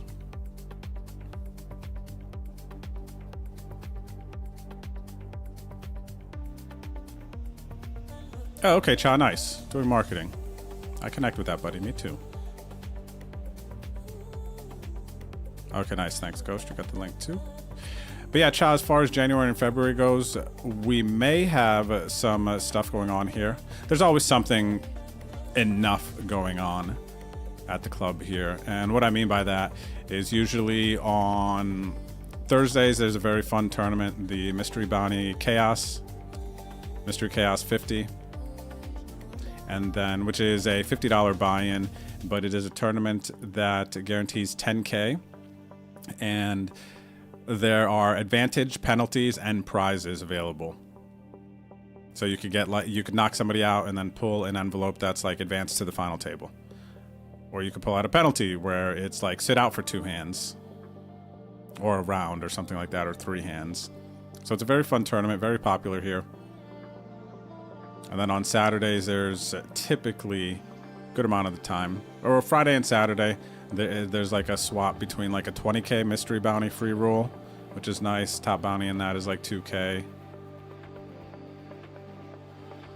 So likely, Cha, if you do come out this way, January or February, there will be something to tickle your fancy. Keep me posted, though. Anybody who comes out to San Antonio, let me know. Lodge is my home club.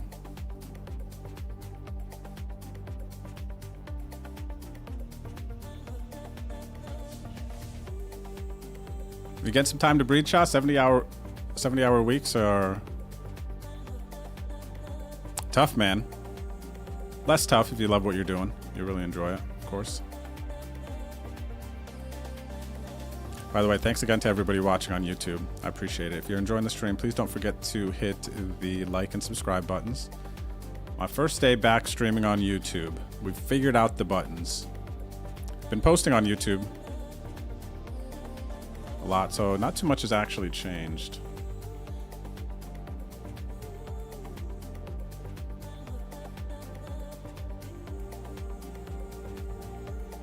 Except now streaming on YouTube.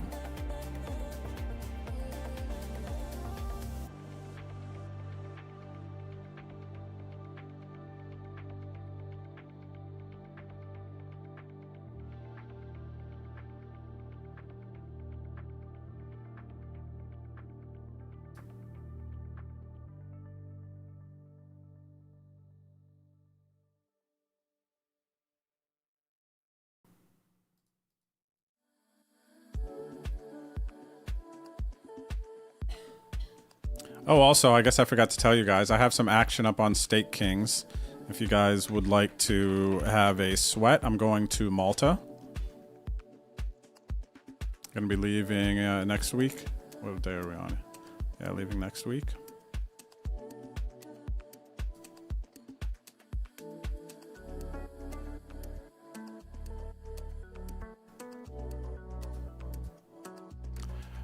I think I got a call with the big blind involved here and on a shorter stack. Decent flop, middle pair, plus I have the ace of spades on an all spade flop. We're gonna check the old Drewski. I'm gonna bet. Wow, snap folds. Let's see if we would have hit. No sir, no ma'am. New player to the table. Do cover them as well. Seems like another capable player, though.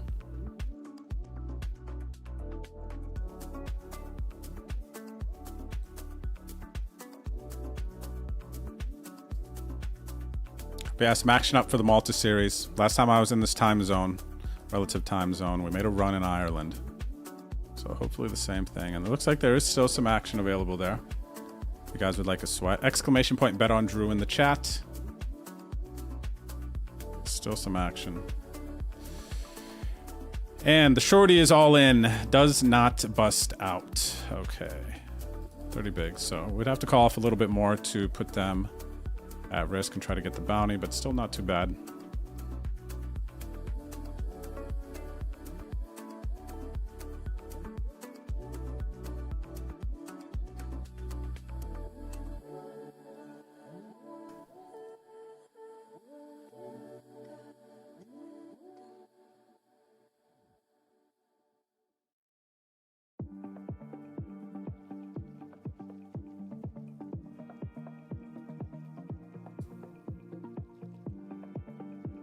Big blind could lead here if they wanted. Small blind might too. Even though I don't think small blind should, big blind could. I'm not going to bet here. I'm going to be checking back this flop.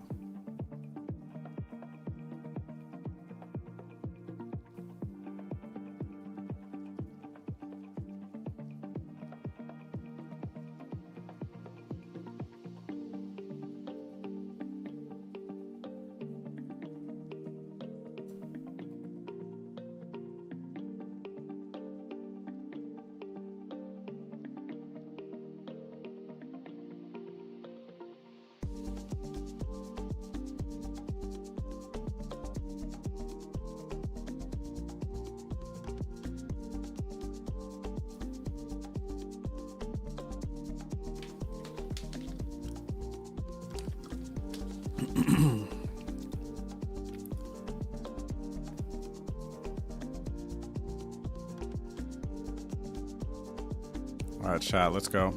About 3 hours of late registration remaining. A little over 3 hours. Not too bad, not too bad. Very good situation so far today.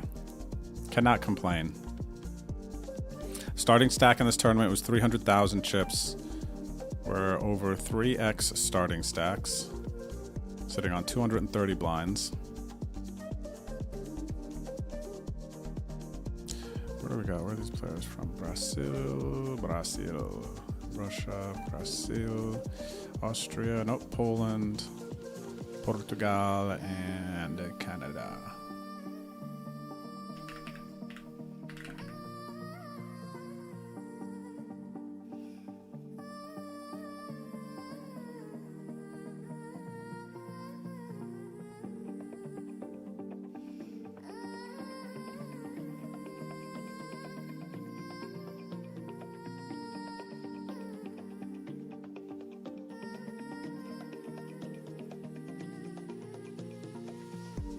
All right, second pair here. Gonna check versus small blind call. What do they have? 27 behind.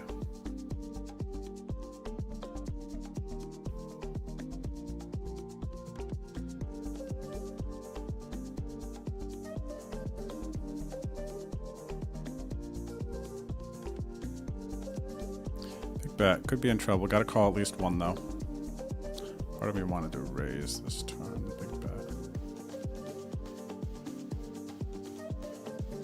This might slow down the king queen that bets like this.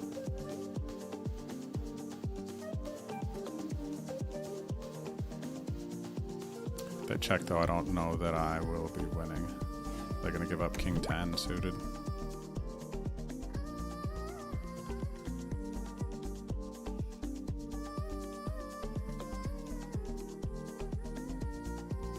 GLGHL drew less than 3. Queen Bee, welcome back. Thank you for the 27 months. Good luck, have fun. Yeah, you as well.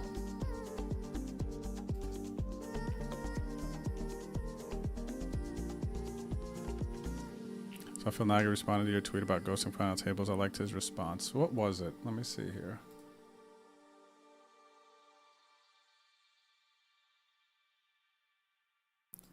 I forget what Phil said. I think I saw it, but I was about to get on stream.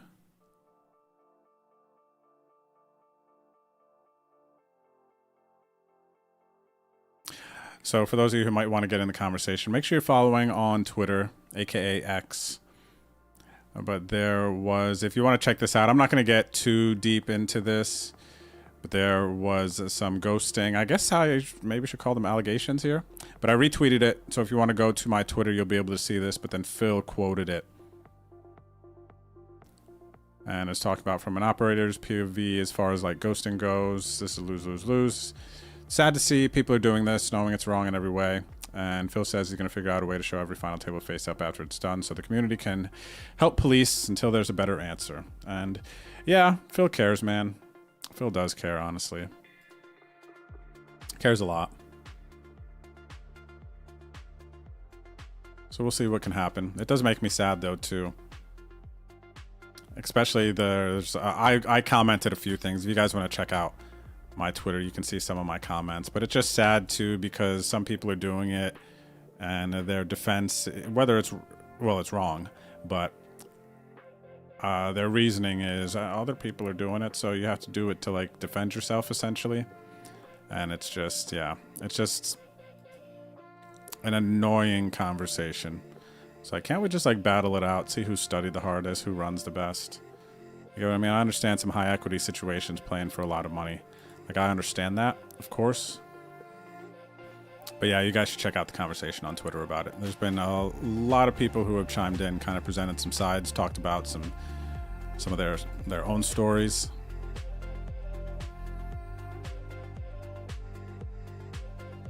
Nice PH, good luck. Making a run in the derbs. Let's go. And Sha, for me, I like the PKO Venom the most. This is my favorite Venom, the progressive knockout one, because you can make money immediately from the start. I feel like I haven't made day 2 in the Venom in too long, man, and too long.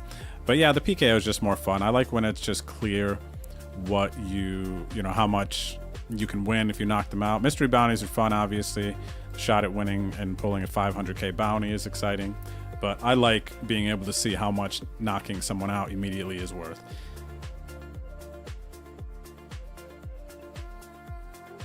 This is definitely my favorite Venom, the PKO.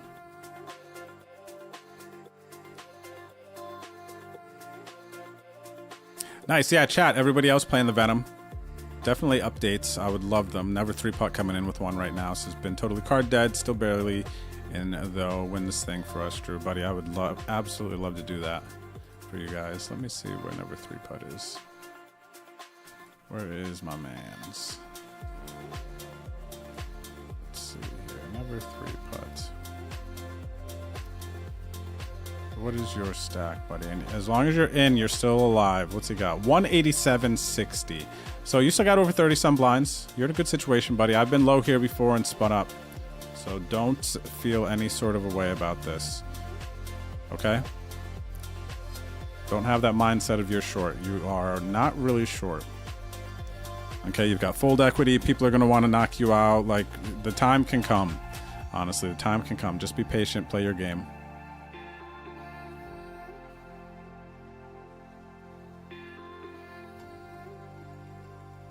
How's everyone else doing, though? I know Brew is out there. We got Wahoo's Son. Actually, let me see here.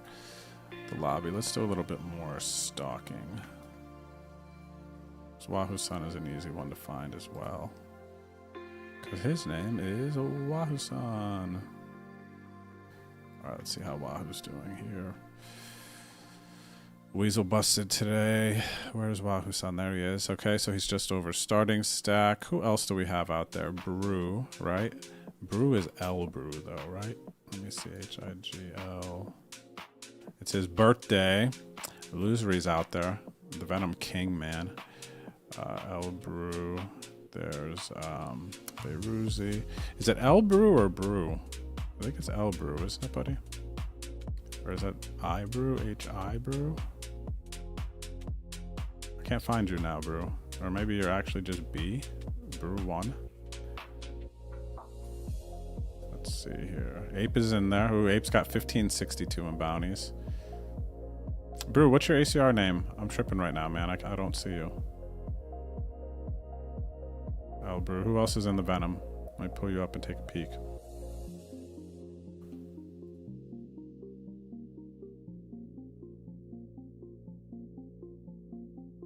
Shout out to Queen Bee. Make sure you check out her stream. Our Canadian friend.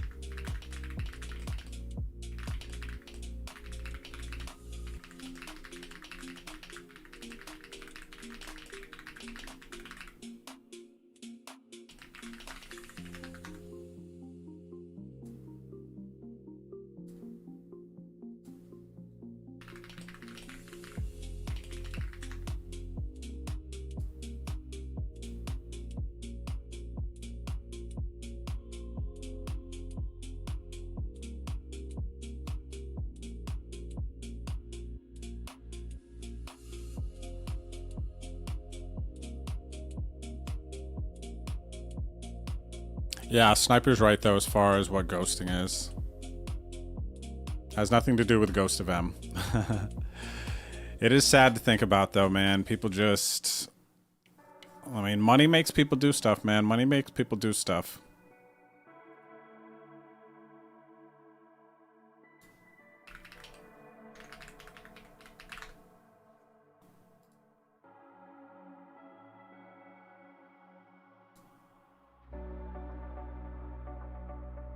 Blinds have gone up 2.5k, 5,000. Day 1 will end at the conclusion of the 20k big blind level. So you guys and gals know kind of like what you're looking at.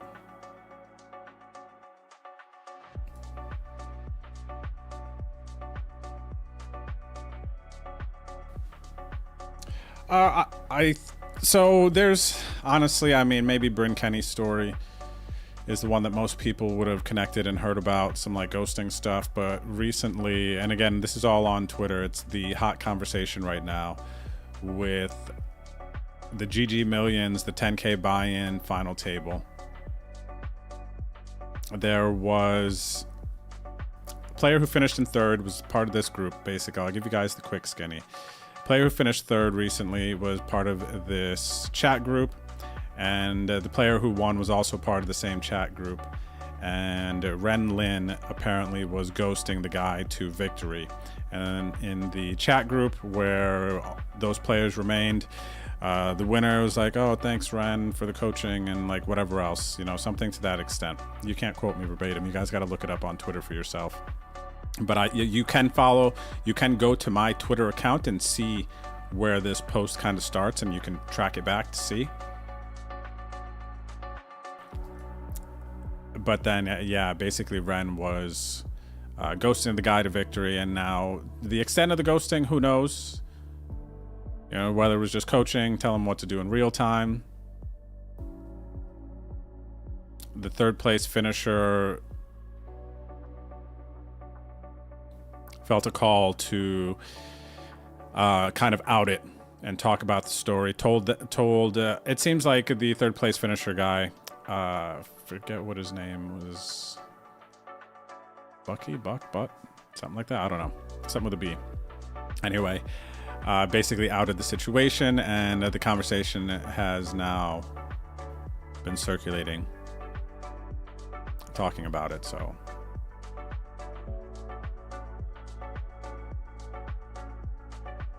and for those of you who don't know about the GG 10K buy-in, like first place is hundreds of thousands of dollars. So it's a huge, huge spot. Sometimes when they have some big ones, first place is $1 million or more.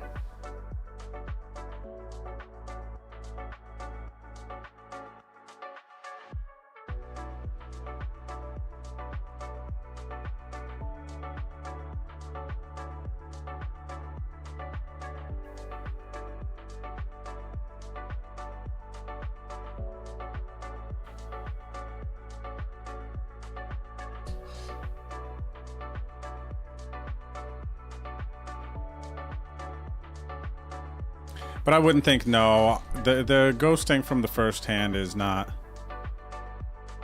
really something that the players are going to be doing. It's only when somebody starts to make a deep run. Not only, I mean, I'm kind of being aggro, maybe they do earlier, but there's no point in doing it earlier. When like nothing's going on, there's no money to be won and stuff. 5 of hearts on the turn, baby. 5 of hearts on the turn. Small bet, I am going to continue. I do cover them.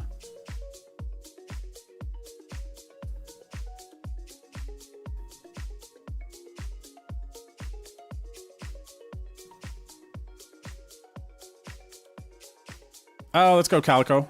Love to hear that. Congrats. Want to take it on my Wednesday stream for the $11 beast, and I made it to the 95 steps. So now win the 95, get that 1K ticket. Take that 1K ticket, and I'll see you in the Bahamas in December, Calico.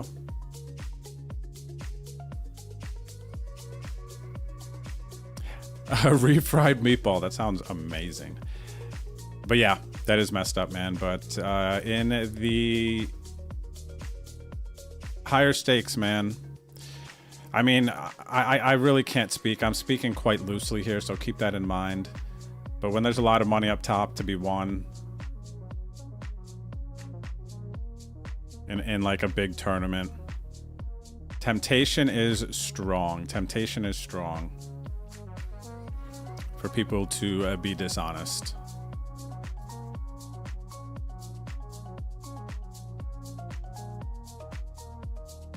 What's up, Old Irish? Cheers, brother. Thanks for the good luck. Same to you if you're playing. Me too, Queen Bee.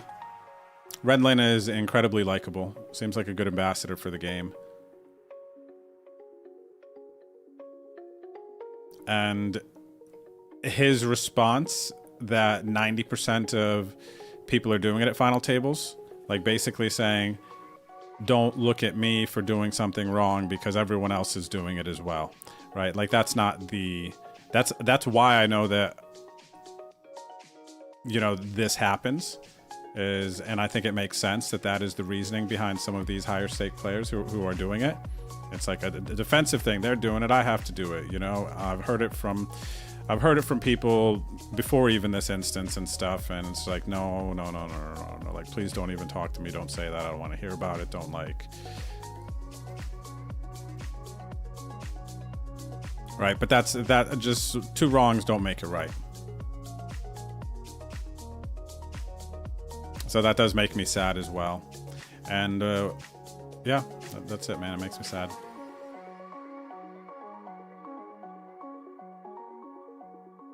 Big hand here. Jack 10 suited, going for it. Hits the jack on the river.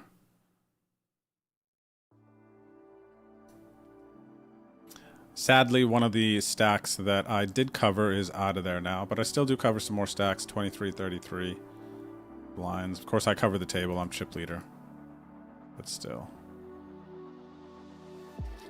Lieutenant Peace, thank you, good sir. I'd like to attribute this stack to some good play and some good cards.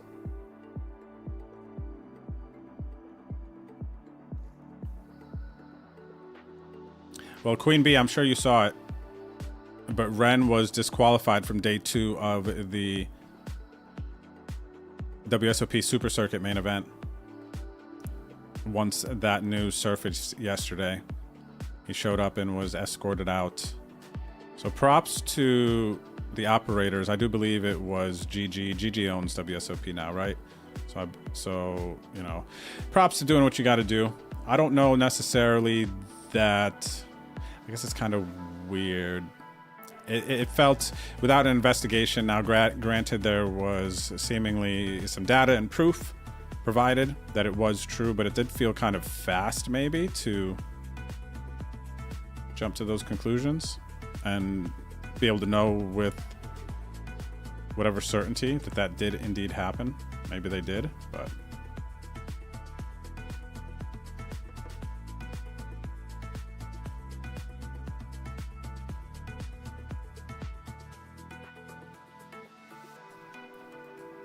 Tough board for my 9s.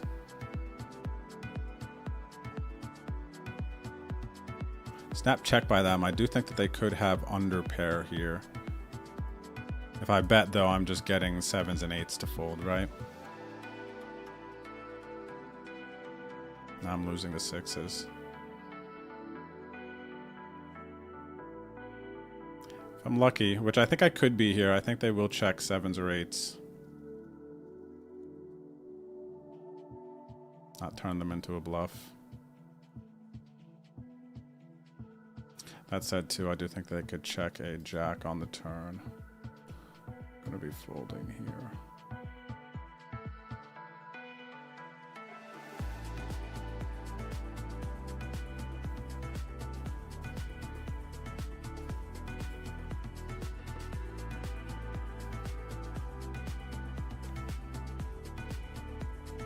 Nice, Lieutenant Peace. You got some of the action. Let's go. So you got some extra money in your account since I already picked up 1 bounty. What is this new player? SS. Argentos. Average buy-in. Don't know much else. Wow, raise and take. Crazy. Wow, I would have flopped the butters, man. The heck?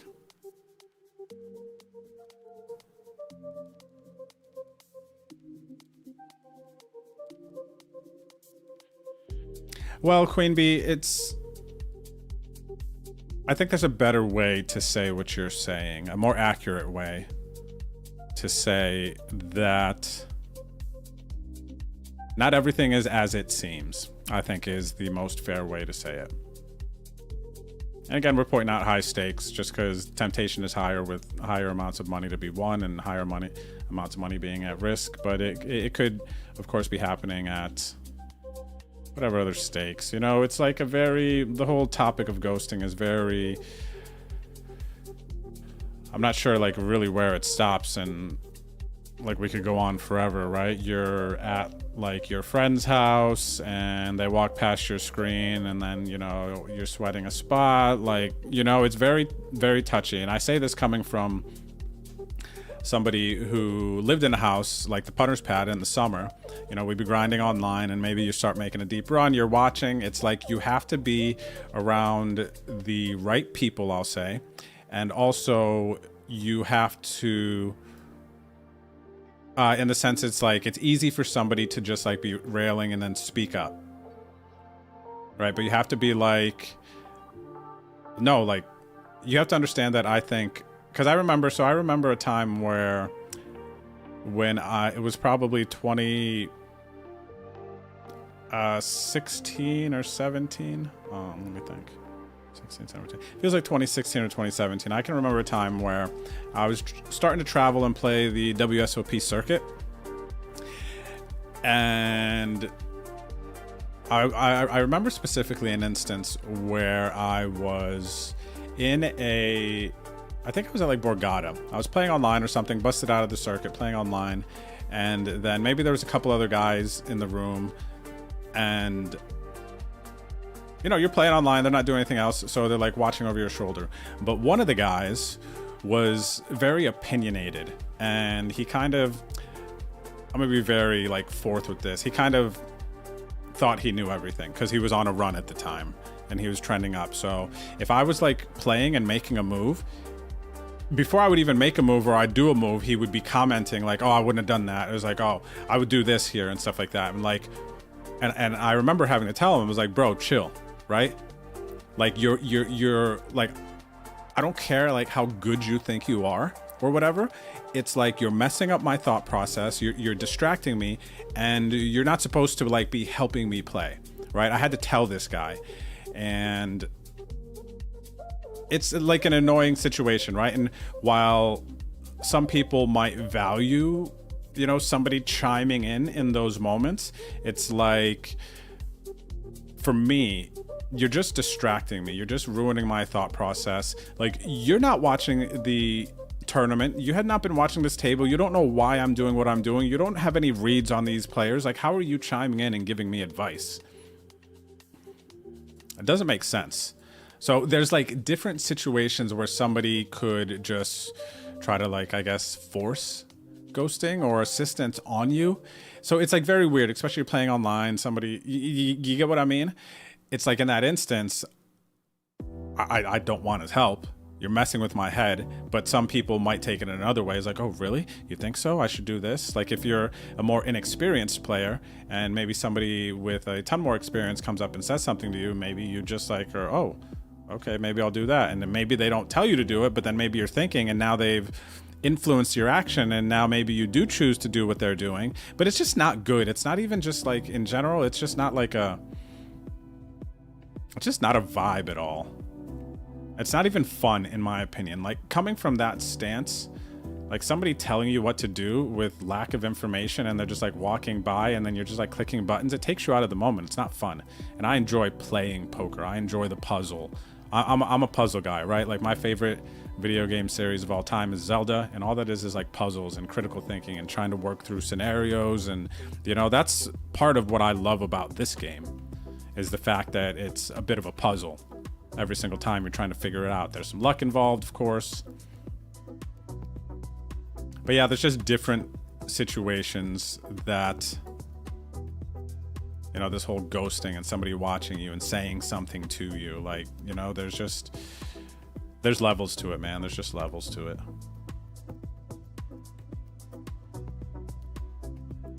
All right, how deep are we? All right, I am going to bet here versus this small blind call. I can call a raise if they choose to raise.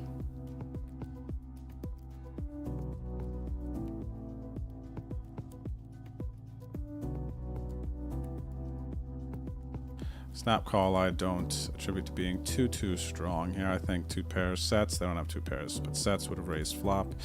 I'm going to go ahead and set up a 3-streeter. I think it's going to take me 3 streets to get like 7s or 8s or 9s to fold. All right, and they're just going to let me off here. So maybe they do have a set now. Reveal themselves on the turn.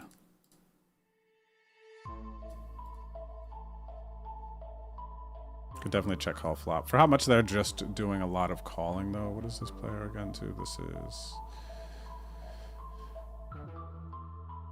Yeah. I actually definitely thought that they would have raised a lot of stuff on the flop.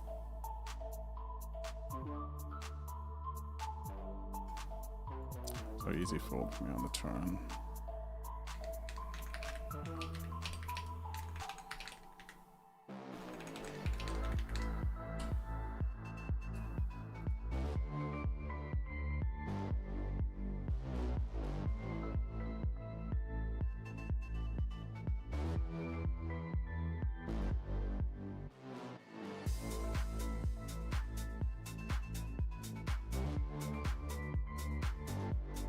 Well, actually, so Sergeant Goku, that Phil put up a tweet. In a response to my tweet, Phil put up a tweet and wants to make it more available. Like, so by being able to view the final table playback, you can actually, players can actually police and see what's going on. And be able to tell if, oh wow, it's clear somebody has taken over and starting to help this player at this final table. Right? Like if for a good player as well, there are times where you can tell somebody has completely changed their strategy.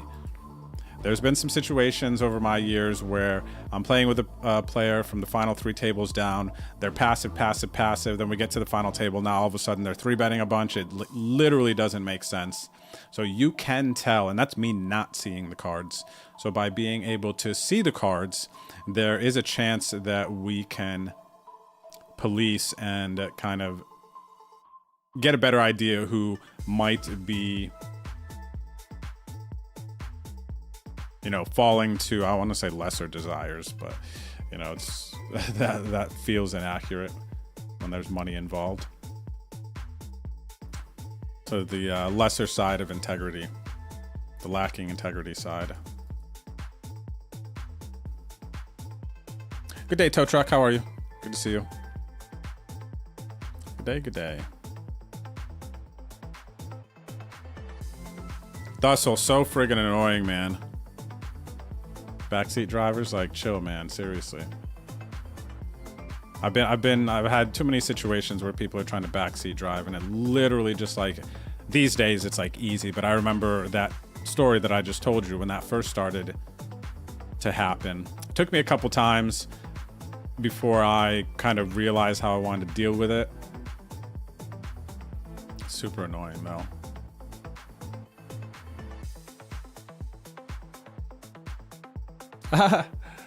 Oh, I missed this this poll here, Ghost. How many Danish butter cookies are perfect for coffee? I don't think, yeah, never too many. Oh, okay, sick. Yeah, never too many is definitely the answer. Ooh, sick limp with the kings, gets a full double. It was a cooler anyway, whether they limp, called, or raise, they 3-bet to get in. It would have all gone down the same. Just went down a little bit differently in this instance. Alright, thanks for the follow. Welcome to the stream.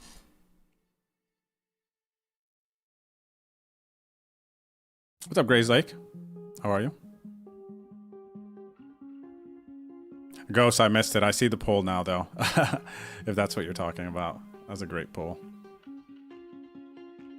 Alright, pocket 6 is under the gun open. Can we find an ace 6-6 flop versus aces? for a huge double and a big bounty too.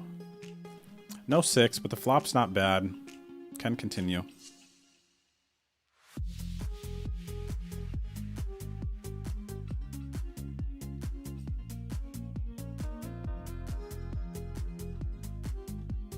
Big bet. I will not be vacating yet. All right, my opponent's not gonna have a 3 here. Maybe ace-3 suited, if anything. I'm gonna have much more 3s, so they should be checking this turn. We'll see.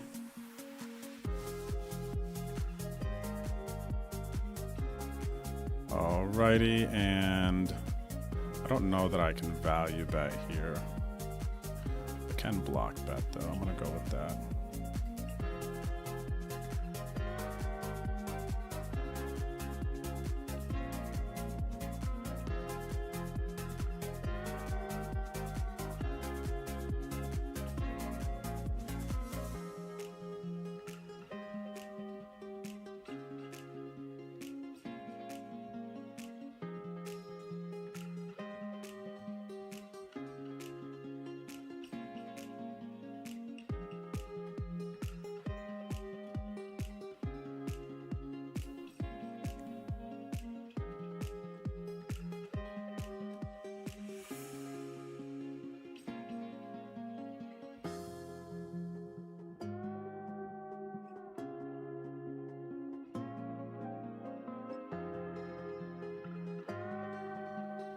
Is that what you call it, Sui? The backseat driving, armchair quarterbacking.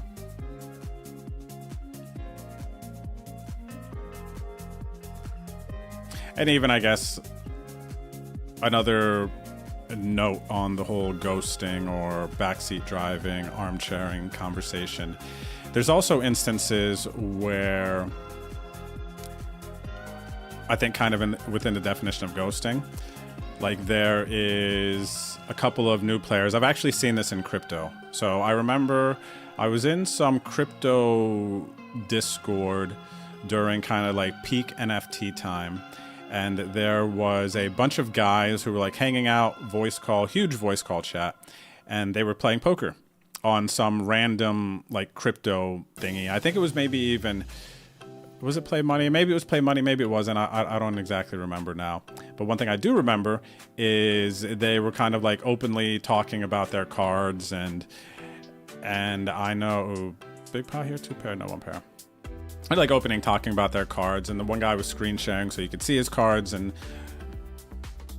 but they were so new. I don't even think they realized what they were doing was like truly wrong. If that makes sense. Right? Like I can even remember instances back in college where when I first found out about poker, me and a buddy of mine, when we first found out, created an account and we had no money. I think we would scrounge up like $5 a piece, deposit it on like some site, and then play a sit and go. And we didn't know, we had literally no idea what was going on. And actually we didn't even have advice to give each other, but we were both sitting there like hoping to win. And you know, he might have an opinion in a spot and I might have had opinion in a spot, but we literally had no idea what was going on and kind of just like worked through it. But I guess technically that would have been ghosting, right? And now, so it's like, there's just like different levels to it.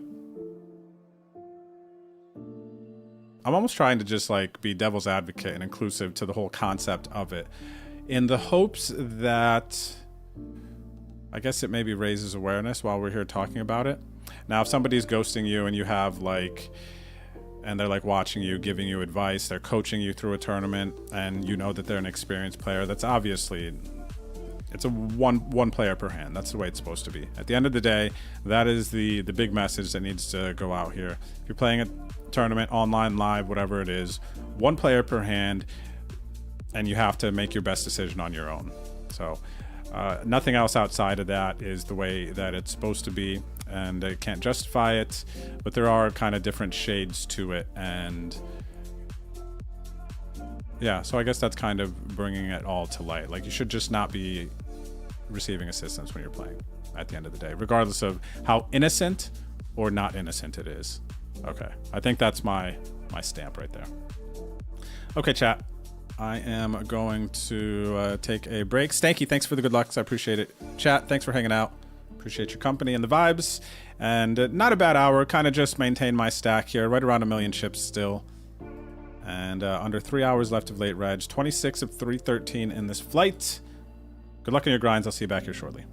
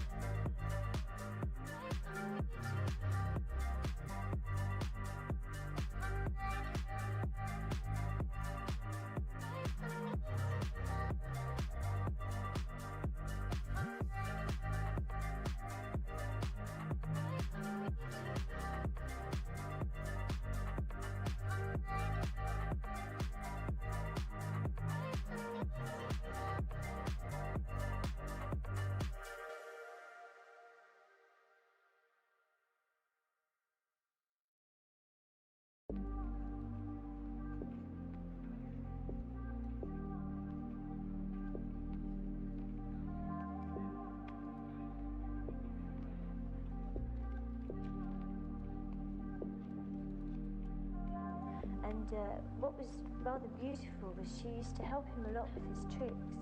And one of the things that she would do before he went off into his tank or to jump into the sea or whatever it was, she would pass him a tiny key with a kiss before she left him and he went off. And when he was then in the water, he would use the key to unlock the padlocks. So in many ways, by passing that key, she was keeping an eye on his life, making sure that he would be safe, that he would come out again.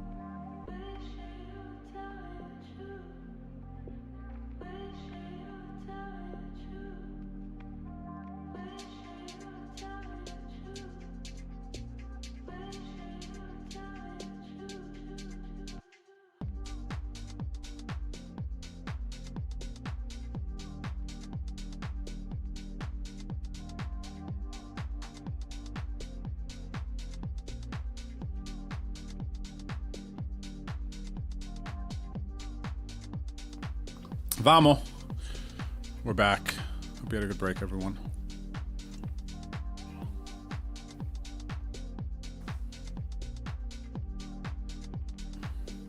Vamos, vamos, vamos.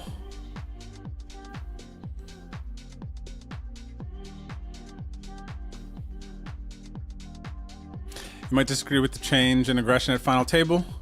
No. Well, so, Nim, you're not wrong. You're not wrong with kind of where you're coming from on that, because it is final table. Maybe you have a big stack, you change your strategy, but there are people and certain player types that if you play a certain level of passive and there's like a certain, it's like there are certain player types that I have noticed that would not be making final table adjustments, but then all of a sudden they are. Do you get what I'm saying? Like understanding final table adjustments, ICM, things like that.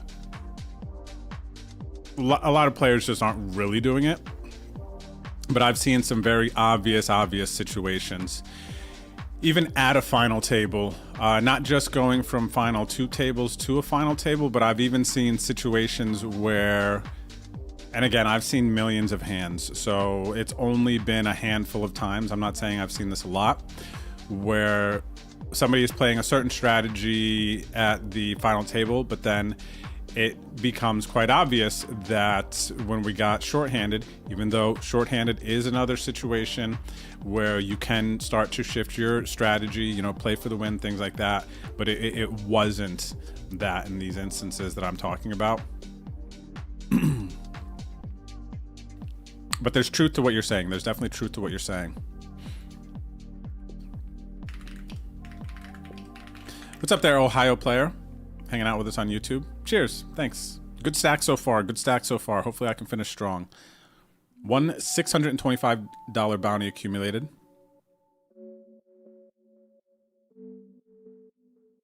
What's up there, Uncle Mark? How are you? Oh, look at this, guys. You can't see. I've got it cut off a little bit. Let me... There you go. You guys can see him. Noodles laying down with his legs spread open.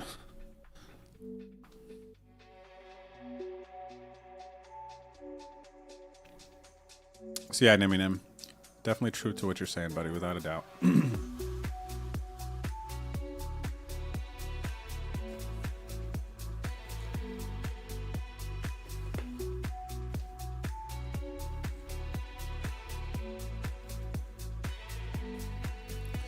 I, for one, am happy you're wearing your ACR patch, LFG.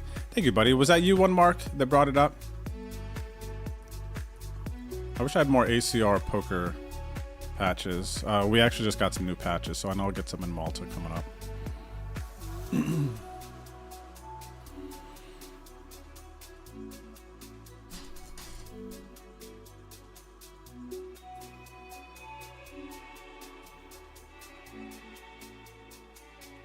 You know, it's funny.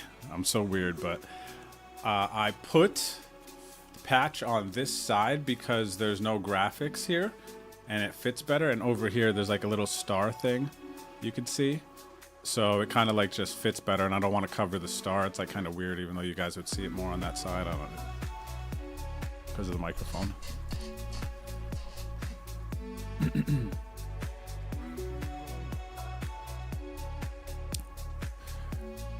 What's up there, good God? It's good. I feel like there needs to be something in place in the software that can detect when you all of a sudden start sharing your screen. So there are things, Gid.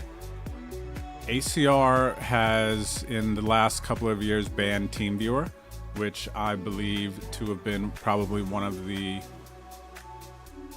#1 programs that people used for screen sharing. There are tons of other screen sharing programs out there, ways you can do it. I don't know how you would be able to stop from Discord screen sharing, because you can have Discord up. It's like, I don't think it's one of those programs that you can ban, but I'm with you. It would be nice to be able to regulate, monitor screen sharing programs.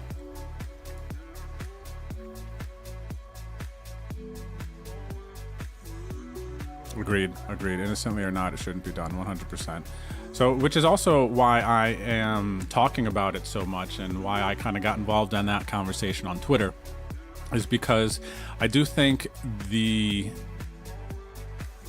it's not talked about enough. It's not brought up enough. And maybe some people, innocently or not, you know, there are some people who don't realize, you know, they don't think or know that you shouldn't be doing that. So I'm kind of just hoping to facilitate some conversation for the good, raise awareness.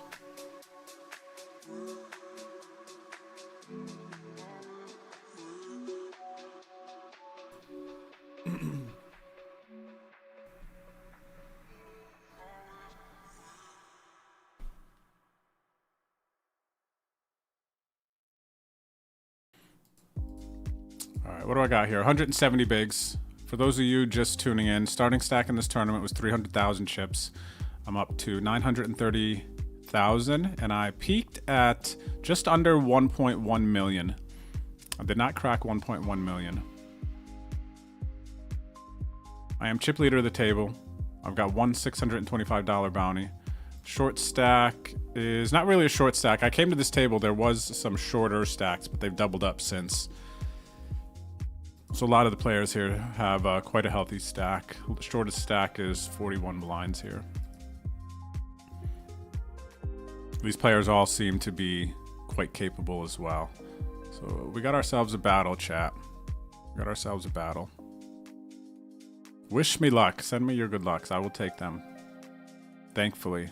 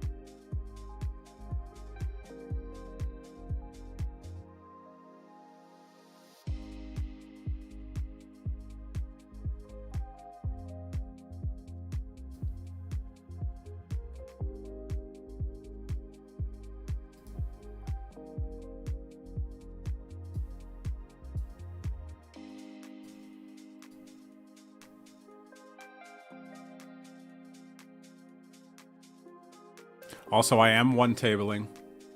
I love one-tabling the Venom. Huge buy-in tournament. Way above my average buy-in. And I got in here from a Venom Vault key. If you don't know what the Venom Vault is, drop a 1 in the chat. I'll explain it to you guys. But basically, I won a step 4 ticket. And I won that Survivor flip to get my $2,600 ticket.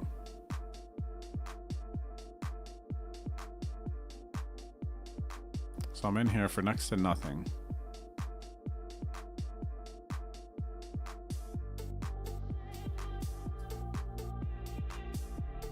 We got straight on the river. Set of 9's tough, man. That is tough. This guy's spinning up. This was one of the short stacks at this final table earlier. They got a nice stack now, though. They're building.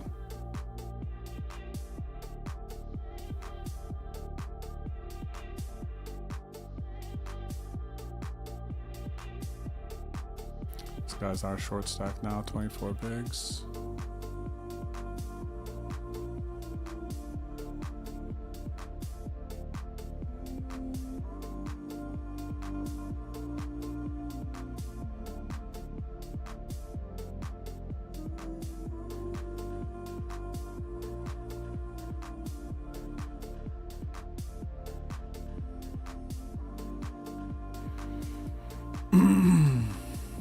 What do we know about this one? We don't know anything about it. We're flying high, guys.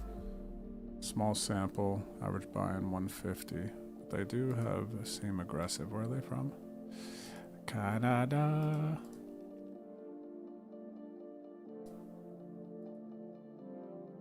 Mars Carvin, I am for sure big on Nintendo games, 100%. Actually, let's talk about it. Whatever you want to talk about, Mars Carvin.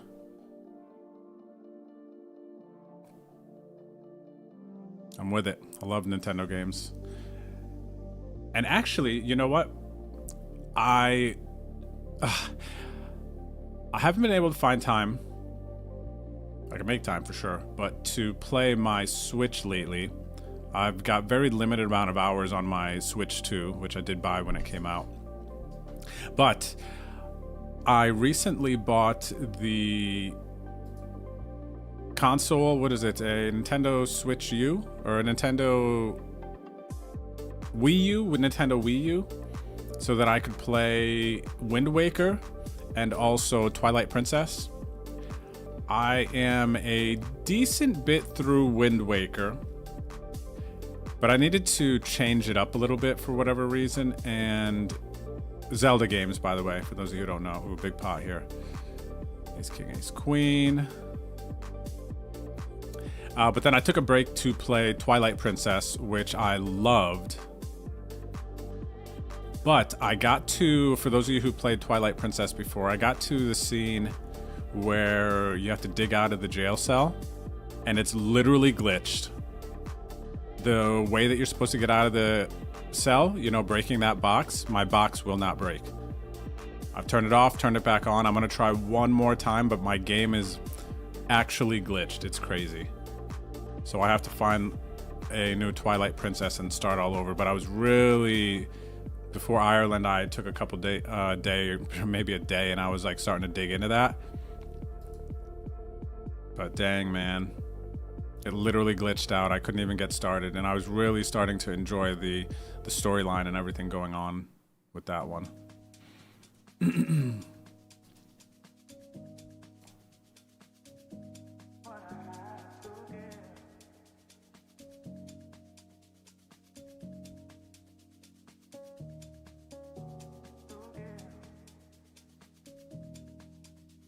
What's up there, Potato Lord? How are you? What is a bad... Papa Hotshot, what's good? Wants to know a bad example of screen sharing? Well, I guess we're still talking about poker, right? I mean, you just... Geez, a bad example of screen sharing.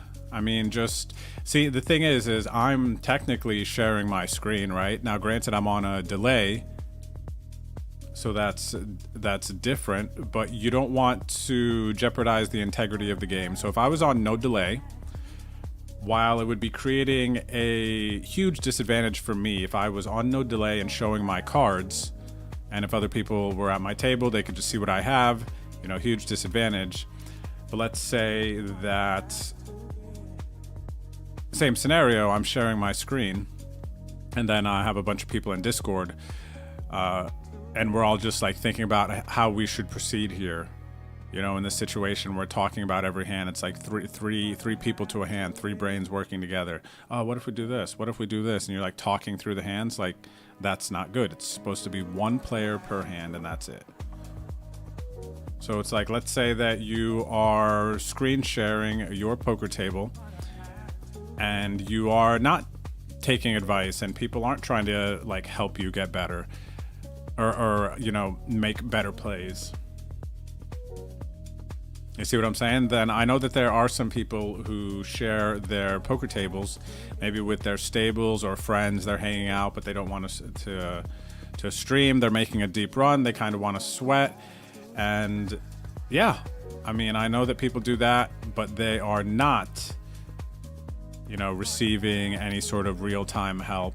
And maybe they are a coach, and they have some students, and they just want to share the deep runs, and they don't stream, and so they're screen sharing and showing what they're doing, and maybe even talking through what they're doing, but they're not taking advice. They're playing their hands on their own.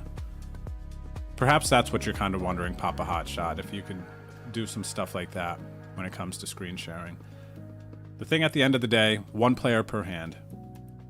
One person thinking through their decisions. That person, if your name is Bet on Drew, then Bet on Drew should be the only person thinking about the decisions and what they're going to do, right? If your name is Chip It Baby, this is you. You're screen sharing with some friends so that you could have a sweat, so you don't feel alone, like whatever you just want to share. The only person that should have any input or anything in the decisions that are being made should be Chip It Baby.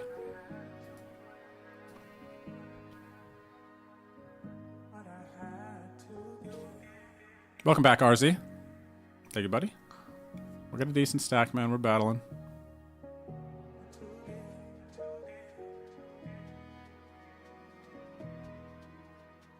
Had the NES when it first came out. Spent many hours gaming. Let me actually move you guys. I'm going to pop you guys out this chat and put you over on my main screen.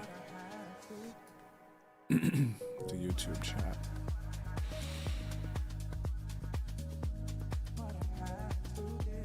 Okay, so what are you talking about here? Nintendo talk, Marls Carvin. Had the NES when it first came out. Spent many hours gaming. Metroid, awesome. Kid Icarus, awesome. Pro wrestling. I think I played a little bit of that in Zelda. A lot. You know what I miss, Marls Carvin, is I used to love, dude, reading the like Nintendo Power magazines and walkthroughs. I loved those. When Ocarina of Time first came out, I got it for Christmas that year. And my tita, my aunt, I believe she got it for me or something like that. Maybe my mom, whoever did, but I feel like I remember, I think my tita did. And I told her I wanted the manual. Oh, maybe one of them got me the game and then the other one got the walkthrough. But I remember, man, you didn't see me for like 3 to 5 days, whatever it was. I was in my room playing Ocarina. I had my walkthrough, which I only used if I ever needed it, but I wanted to just see how the story played out. So I always just tried to do it on my own, If I ever got super stuck, then I would look at the walkthrough. And then when I finished the game, I would look at the walkthrough to make sure that I didn't miss anything, because I wanted to see all the ins and outs, and gosh, what an amazing game. I actually just watched a video yesterday. This guy on YouTube goes by the name of Zeltic, ranking all the mainline Zelda games. It's awesome. I love things like that too, just the Zelda timeline, talking about how it breaks and all of these things. And there was a video as well yesterday I was watching talking about what should the dungeons look like in the new Zelda game that's coming out. Because apparently the next Zelda that's going to come out is going to feel like or resemble, I don't know the word I want to use, Tears of the Kingdom. Like there's going to be a sky area and whatnot, so it's going to be similar to that. I don't know anything else, but in the video he was talking about how dungeons have kind of lost their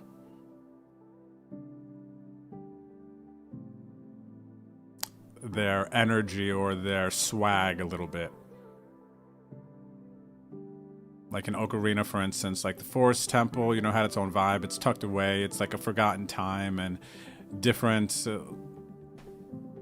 like enemies in there and feel and everything. And then now with the most recent Zelda games, it's different look, different construction, of course, and different type of puzzles, but it's all kind of the same thing with the same type of bosses. The bosses at the end of the last 2 games are all, well, they shifted it a little bit in Breath of the Wild, or not Breath of the Wild, Tears of the Kingdom. But in the first, when you were fighting the 4 animals, whatever they are, I forget, inside of them, they were just like the same type of Ganon. Never heard of that one, Nimmy Nim. Nabunga's Ambition. Alright, Brew. Good luck on the second bullet. Birthday, man.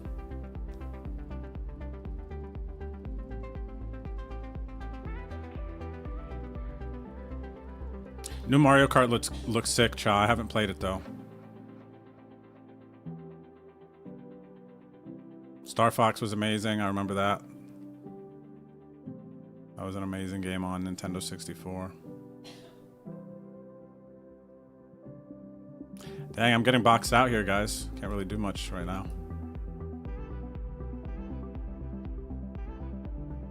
I've never played poker on VR. Seems kind of cool, though. Yeah, no, it was Star Fox. That was an amazing game, too. I watched a video on Star Fox and kind of how they created it, the process of that. Maybe it was on that Netflix documentary, High Score. Perhaps they talked about it there. It was very cool.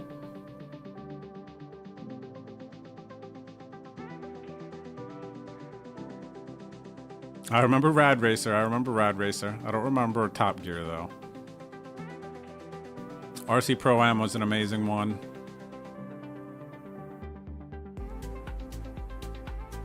Ah, the Nintendo days, dude. Nintendo days.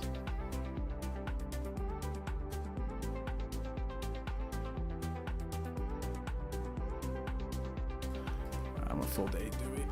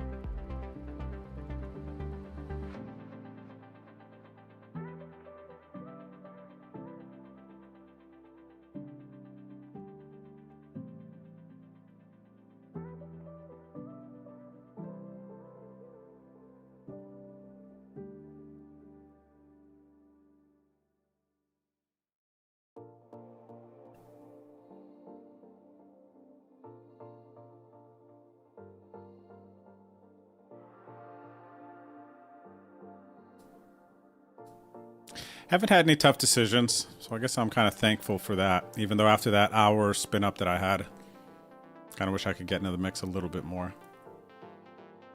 Don't need to force it though.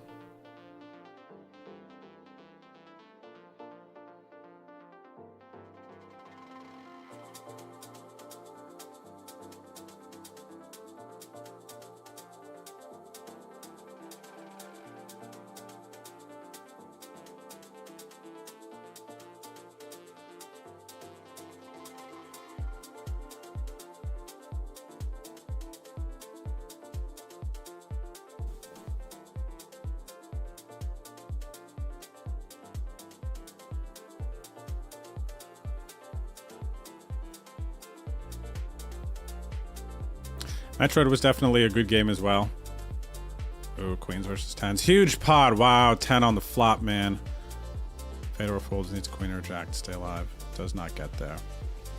Bounty and a huge pot going the tens way.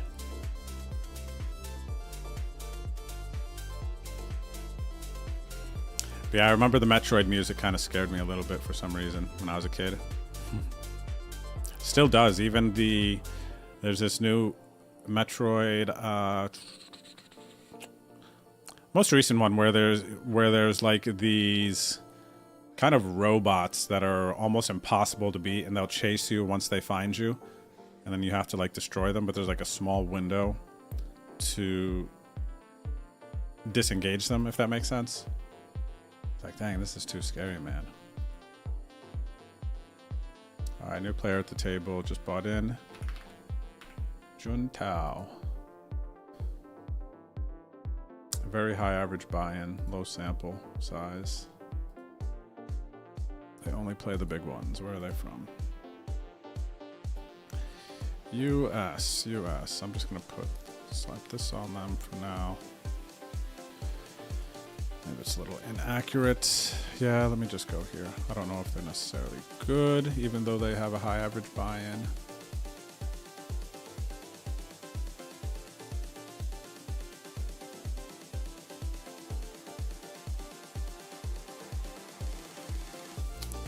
Probably all right, though.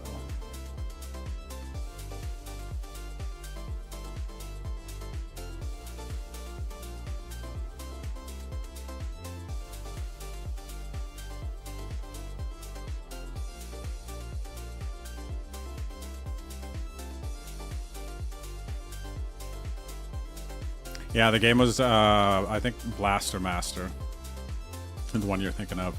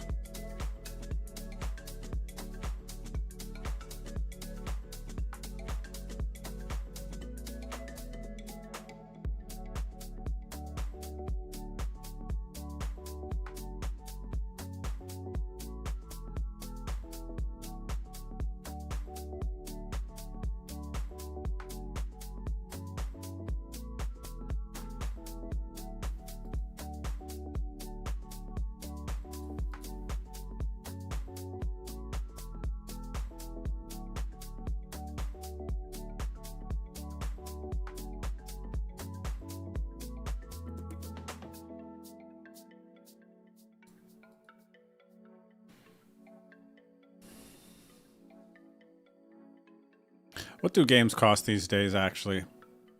Like 70, 80 bucks? I bet they could charge much less for the games. Actually, I wonder how they are basing the pricing of the games, because people are going to pay for them, right? Let me see. I'm actually curious now. So I don't know. Maybe it's 70, 80 bucks. Like if the new Zelda comes out, they could make it $100 and I would pay for it. Video game console.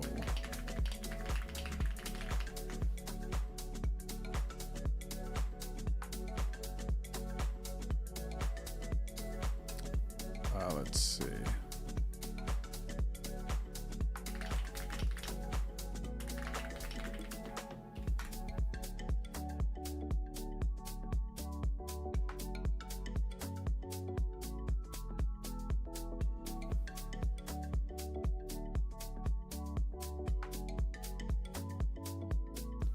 I had to go ChatGPT. Googling is just so stupid these days.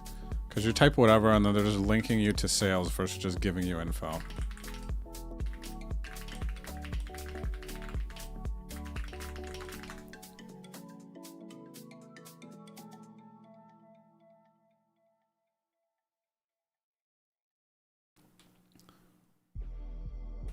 Alright, so let's see here.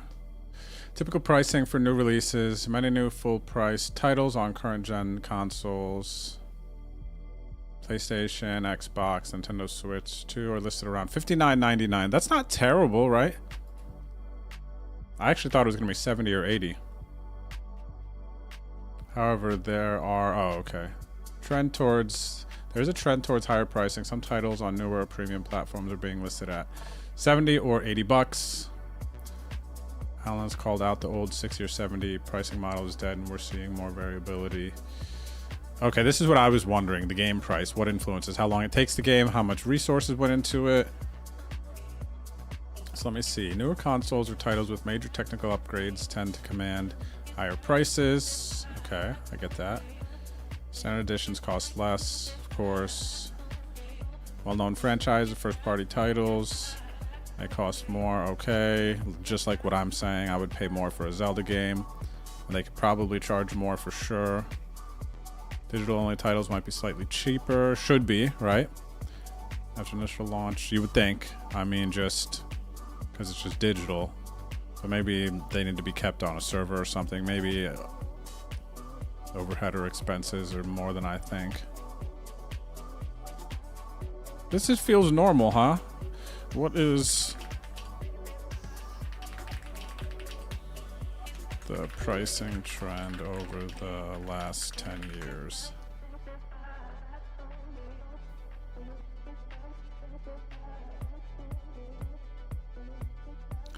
So the games have been $60 for many years, up to 70. Okay, so let's see, 2014 to 2016, many games were around 60. So it's kind of been same-ish range, I guess. Gonna defend. Flop top pair here.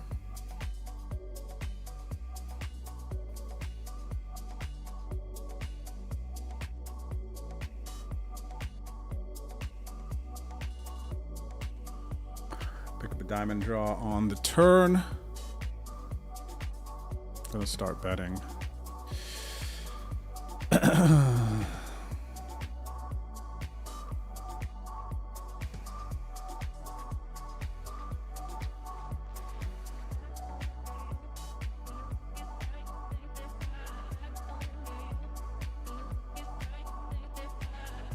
All right, I do not think that they have much. I could bet and target a 10, but I'm actually going to check and I think bluff catch here. Let's bet again. Actually, no, I should bet again.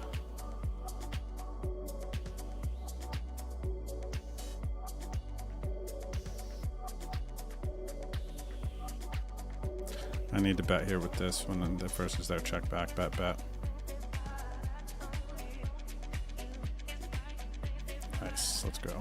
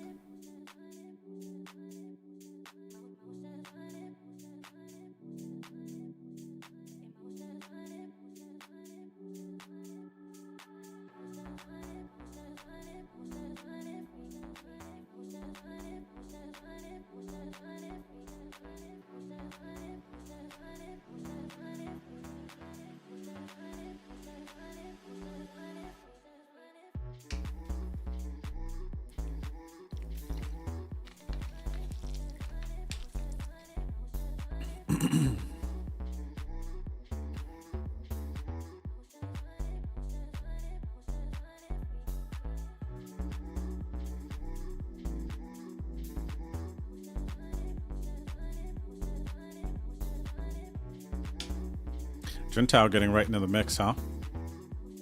Just buying in. I hope the satellite is doing well. For those of you who don't know, you can get a 30K WSOP Bahamas package on ACR. ACR is partnered up with the WSOP. And I'll show you the lobby here and the path. But here's where you're trying to get to. 9 packages guaranteed. It's pinned to the top of the client. This is a 1K buy-in. Might not be in your buy-in range, but this one is definitely much more in most people's buy-in range. This $95 Sati. This $95 Sati is guaranteeing 60 1K tickets that can get you into this tournament. And both of these tournaments are running pretty much every Sunday until December. And you can get into this $95 tournament for 10 bucks. Throughout the course, the Beast Mega Sati that runs throughout the week and weekend. So for 10 bucks, you can boom here, win yourself a 30K package. And 169 and 9 seats. Yeah, this is wow, a lot of overlay. Yep, that's tough. So make sure you guys play this 95 Beast Sati here. What does this one need? 60K. What's in the pool now? 63 it needs.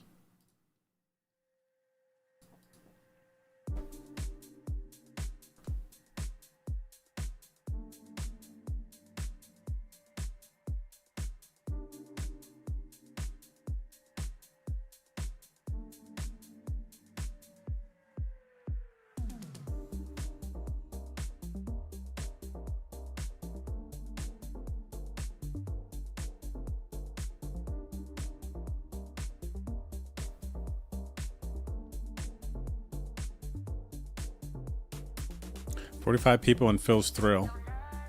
Down to Muck, chip leading. Pardo in second. It's pretty sick that there's a $10,000 buy-in that runs every Sunday now on ACR. Phil's Thrill. First place, obviously, over 100,000. I don't know that it's broke 200,000 yet. But a bunch of legends playing this tournament. Let's see if Chris or Phil's still in it. Phil is still in it. 6 are paid.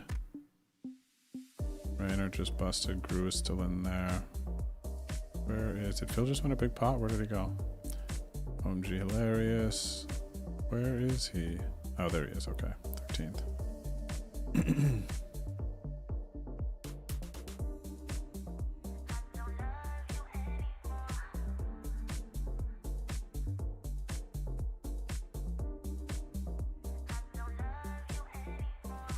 $70 for a digital copy of Rainbow?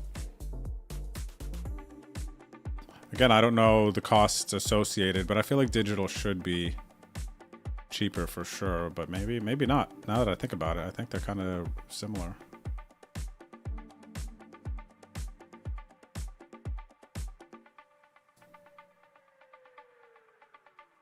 What's up there, Justine?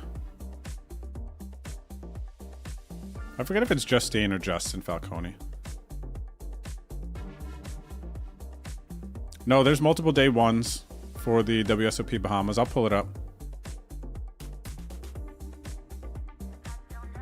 I guess WSOP Paradise is more accurate. I'll pull it up and show you the day ones, though.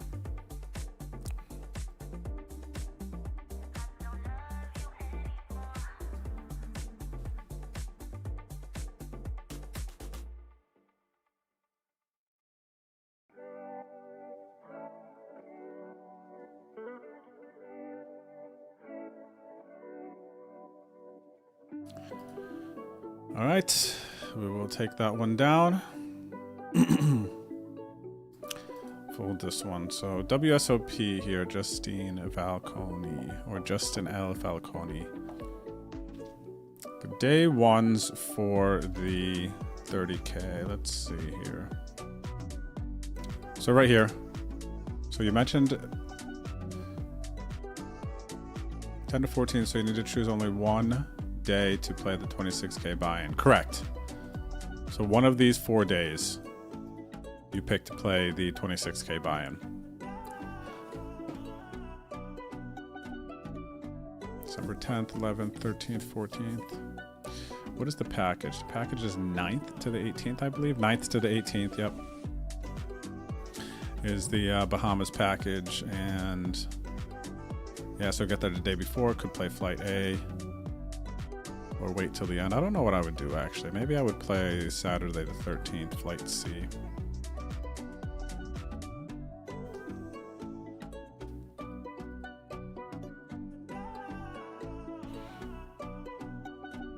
Still in it, Wahoo? So you lost jacks to aces. Hopefully you're still in it.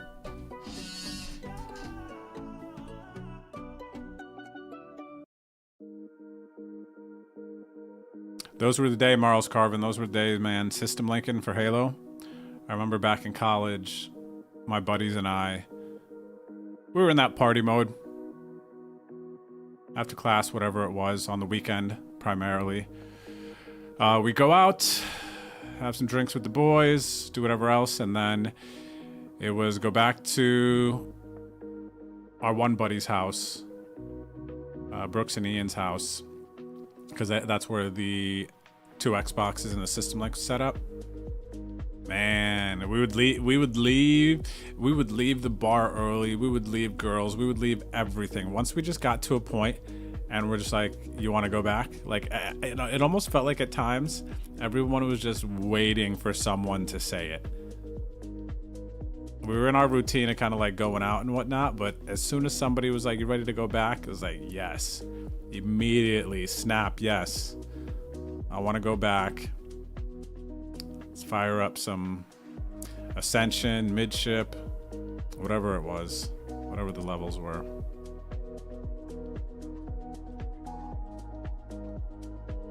Good times. What's up there, Billy McAllen? Hanging out on YouTube. What's good? Good vibes. What's up? What's up? How are you? Good luck today.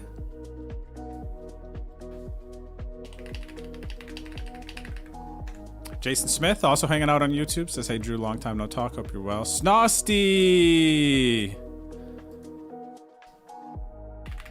what's up, Snosty? Long time, buddy. Hope you're doing well. Shout out to you and the family. Man, I'm still on my same stuff, grinding, playing some poker, getting to travel a bit the last few years. Shout out to old Snoston Lost.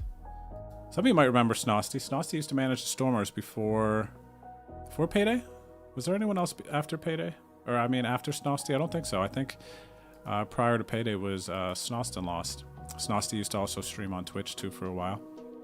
Cheers, brother. Hope you and the family are doing well. It's good to see you in the chat. Very nostalgic almost.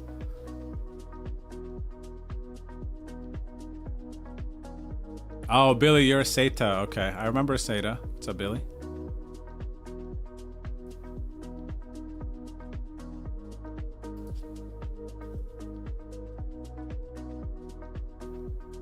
Good to see you guys. I'm glad we got the stream back up on YouTube. Cool to see some faces that I haven't seen in a minute. And YouTube is more easily accessed for a lot of people on like the TVs and whatnot. For some reason, Twitch, you need to have like, I don't know, Roku, or sometimes you need to download some extra thing. Searching the Twitch app on the, what do I even have? A Google thing? An Amazon thing? I don't even know what I have that allows me to connect to stuff. I have some sort of white thing plugged into the back of the TV. But yeah, the Twitch app on things just feels so dated, man.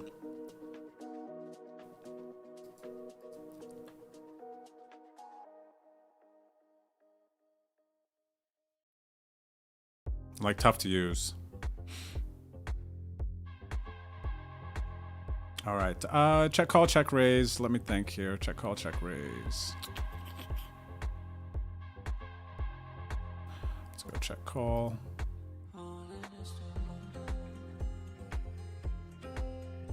I could very easily still have a 4 here. My opponent has to be concerned about this board.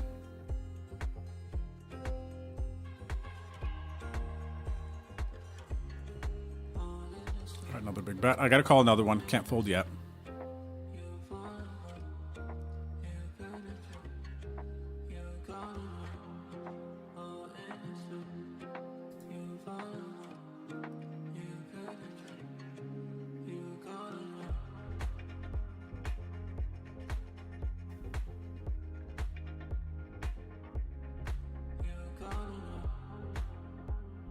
Ooh, they had a 4, sick.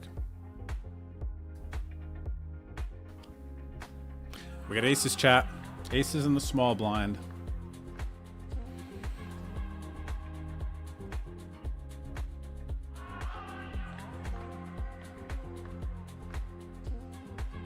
Sadly, this player folds, who was the easiest cover.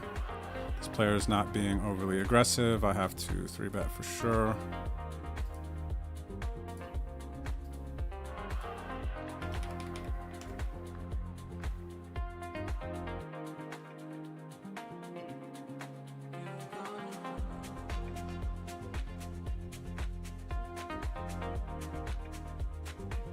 All right, I've got the ace of diamonds. Very nice. We're gonna go quarter.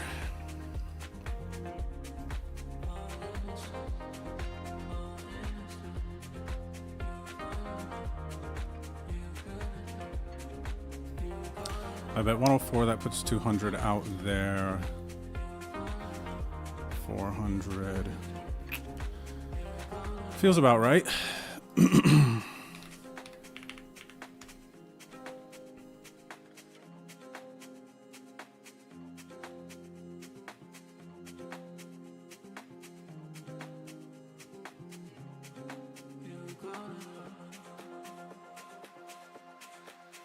Hoping for a call.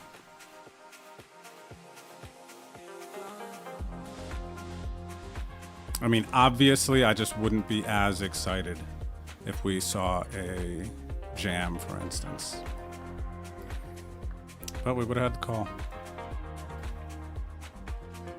And would have got there.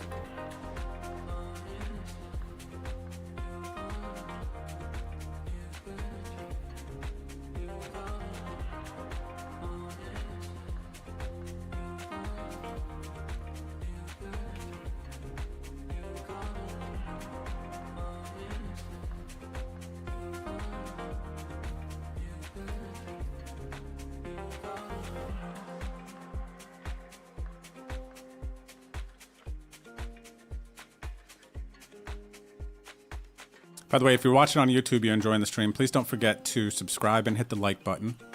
I am posting content on YouTube weekly, almost daily, the majority of the days of the week. It is short content, though. Long-form content will be returning soon enough. Kind of working on a formula for some new content, something that I am really passionate about and enjoy doing. Takes a little bit longer of a time to put out what I'm wanting to put out, though.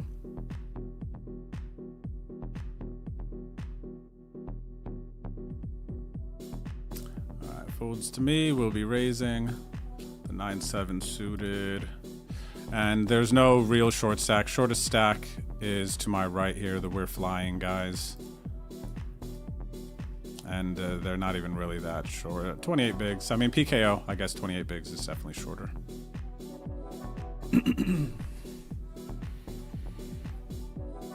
All right, ace and the king. Ace and the king now.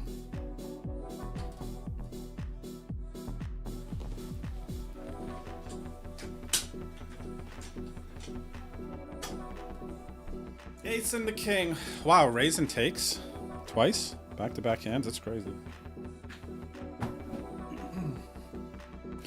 All right, back up over 1 million in chips, though. That looks nice, feels nice.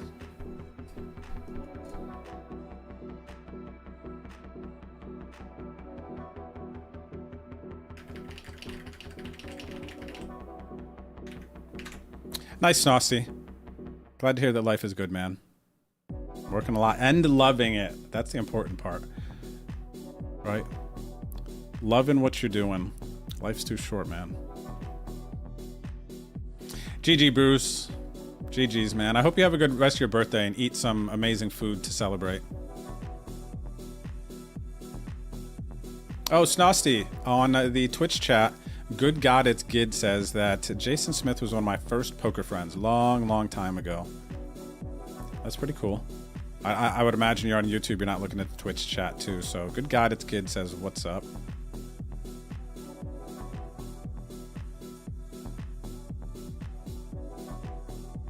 I don't have LG brand. I don't think I have Fire Stick either. I think I have something Google VA. So maybe that's why it's, Twitch app is a bit janky on there.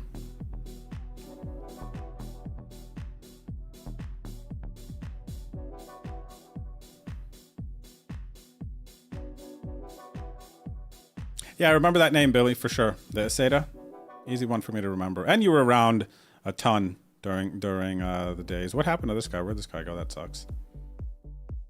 Very memorable name.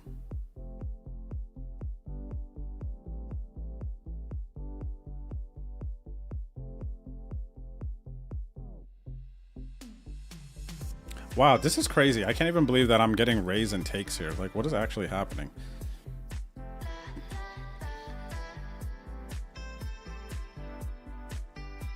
Just feels weird, right? Just very surprising, that's all.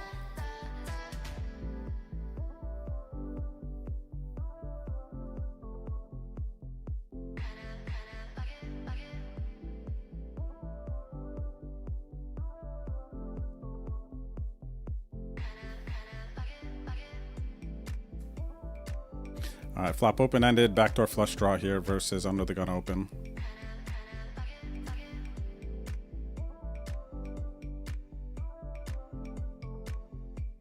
Not going to be going check raise versus under the gun range. Just going to check call.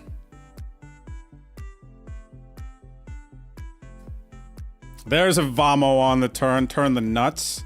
I will be looking to check raise now.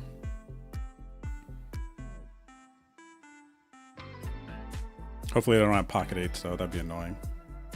Hopefully they just have aces and the board bricks out.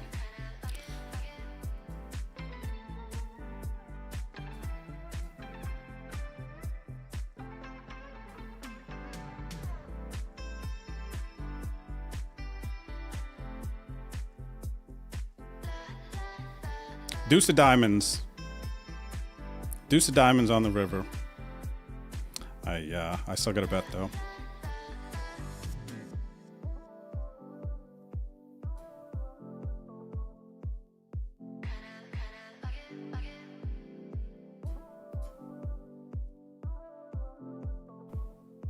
Hopefully they have ace queen.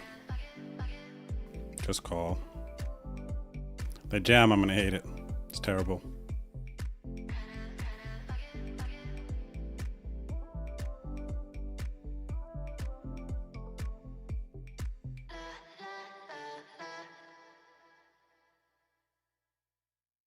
Actually, I'm gonna be sick.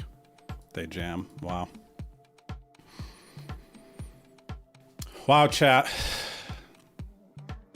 The board had to pair on the river, huh?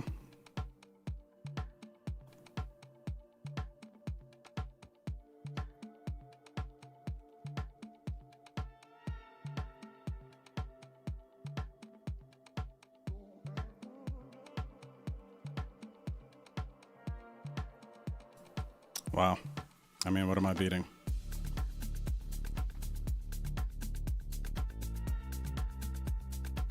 Golly, man, it can't just be a clean deuce of diamonds on the river, huh?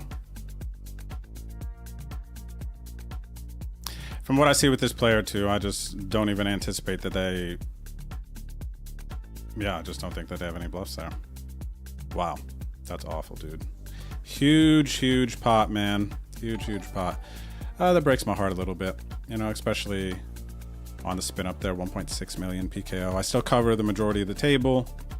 Well, except for them. But gosh, the board's got a pair, huh? Bo Hickley, thank you for the sub on YouTube. I can't remember the last time I had a sub on YouTube. But I appreciate the support. I'm glad you're enjoying the stream. Look forward to many more streams on YouTube with you guys. And I'm wondering again, this leaving some chips behind. It's the third time that we've seen it today, and I don't know exactly what it means. I need to get this saved and ask my coach here.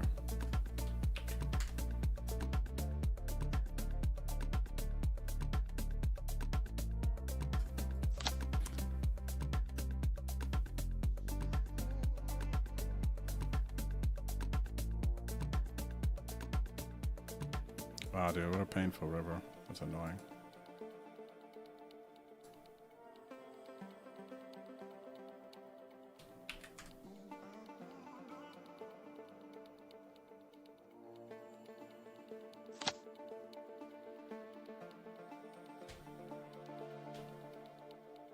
Thanks for the support, Bo Hickley, though.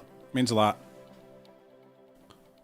And it looks like that is going to take us to the break.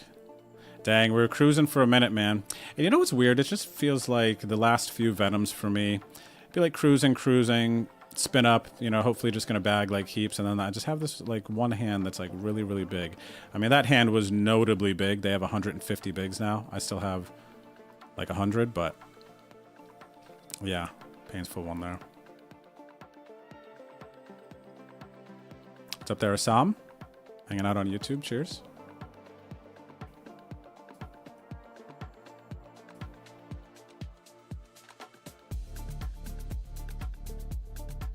All right, it's going to take us to the break. Chat, I'm going to take it. I'll see you back here shortly. Hang tight.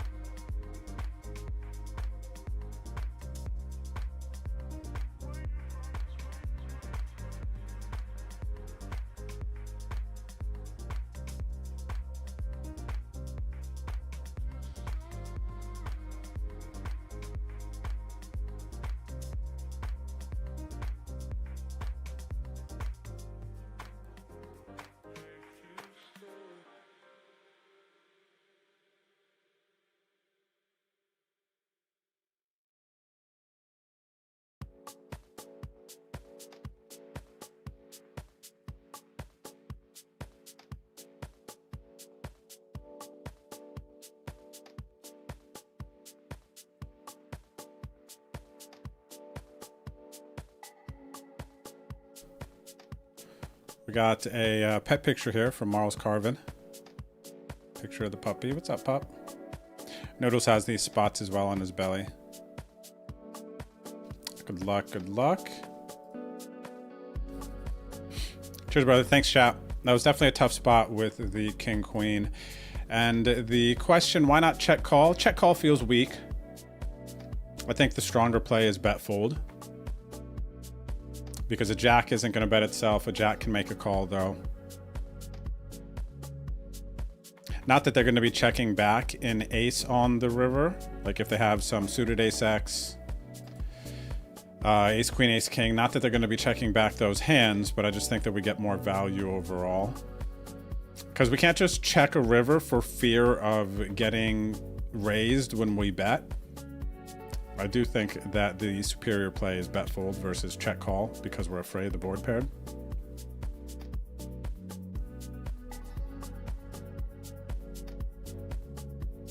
But yeah, what's up, Jay? Jay's house has jacks and tens probably flat. Jackson, like they still have in that hand, they still have aces, ace jack, ace 10, tens, jacks. Like they have a ton of hands that beat me on that river then. And I don't think that they play king queen, so they didn't push me off of a chop. They don't play it like that. And I think if they have just ace queen, ace king, I don't think that they turn those hands into bluffs because they block straights, you know.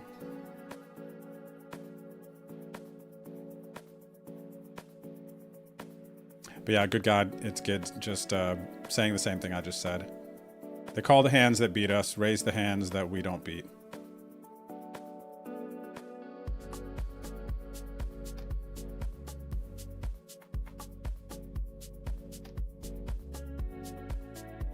What's up, Boston Dome? It has been a long time. How you been? Oh, congrats on your 32K score. That's a huge one. I hope I banked the Venom too, buddy. I hope I banked the Venom too. And I agree with you, VA. Do need to just take a breath, move on, hands over. It is what it is. I've saved it. I'll study it. We'll get better. But I do think that I've been playing well today, so I can't really be too upset. Any mistakes that I've made or close calls, I have the hand histories pulled aside, so I'll take a look at them later and just get better. It's all good.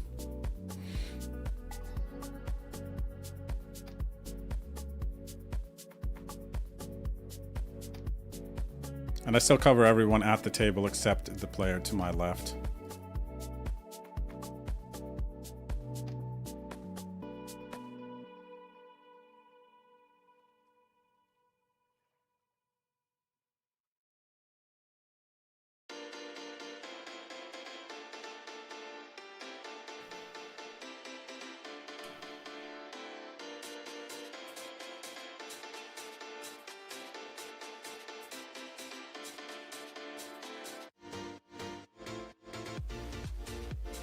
All right, gonna call here. Flop top pair, check call flop.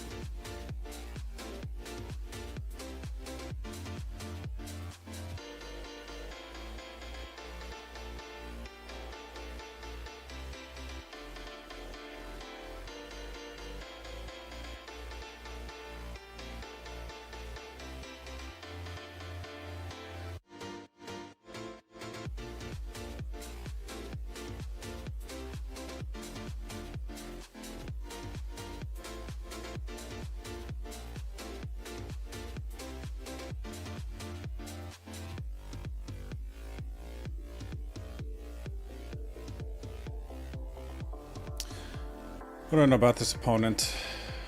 Higher average buy-in. Nothing too crazy going on here that I can see. Had some success. Setting up a river jam. It would look like, yep, setting up a river jam. So I make a tight fold here on the turn. Or call.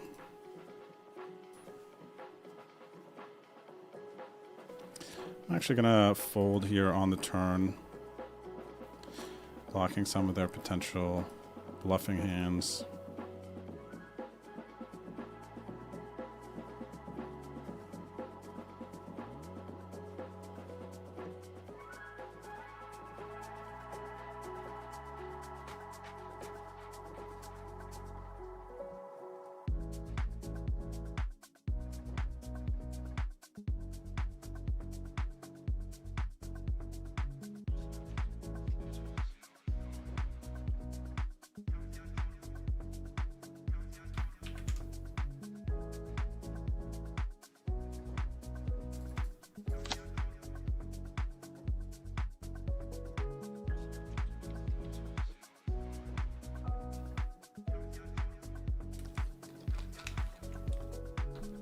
All right, chap. So I got 82 blinds, still in a very, very nice situation.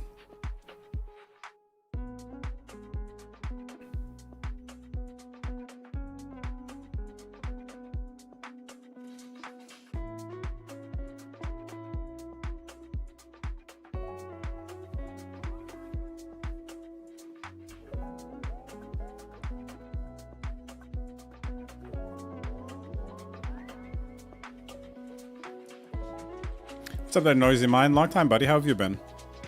Good to see you in the chat.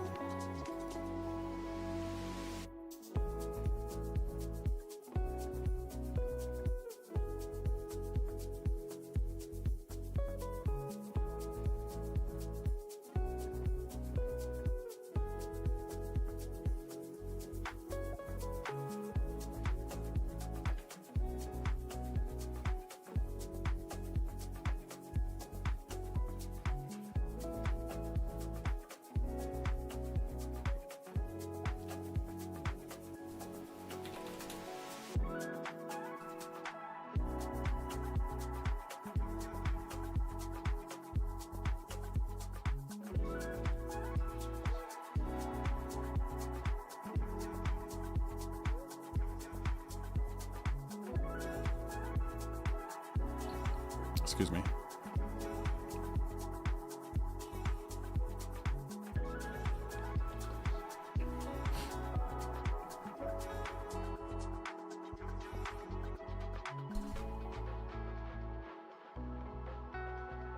Yeah, a bit under average now, a pH, but doing okay, man. Doing okay. Basically lost one big pot where I turned the nuts and the board paired on the river versus this player. Past that, sailing has been mostly smooth.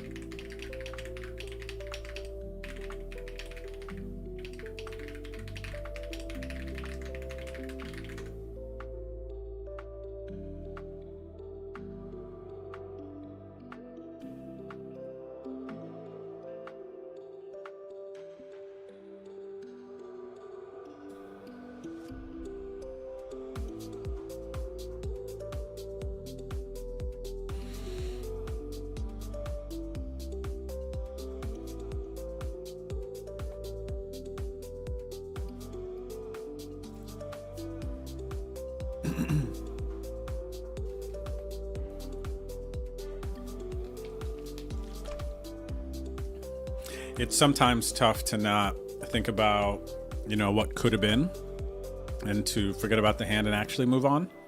You know, like, oh, I could have had this. I should have been this. Oh, why'd the board pair? Right? It feels like a very natural flow of emotions. But resetting is really where the skill, I think, and the mental strength comes in. And I still have 80 big blinds, so I have a lot of chips. Even though those negative thoughts want to creep into my mind, I know I gotta just not think about it. It is what it is. We lost a pot, right? Still in there, covering a majority of the table.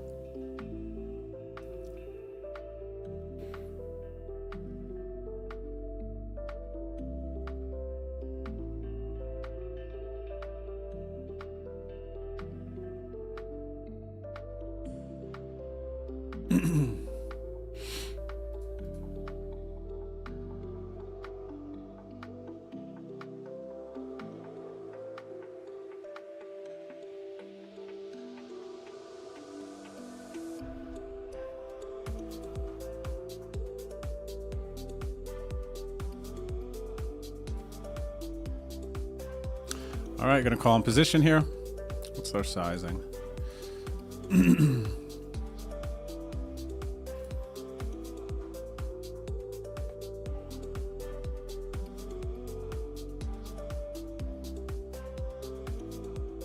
All right, very small sizing. I will see a turn. There's some good turn cards for me.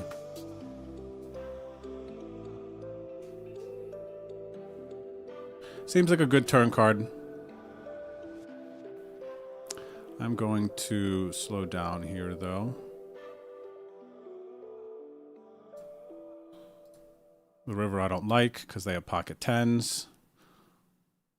They have ace queen. They still have jacks. They have kings. Ace king. Wow. Super small bet relative to the pot. I don't think I can fold for this amount, which is annoying.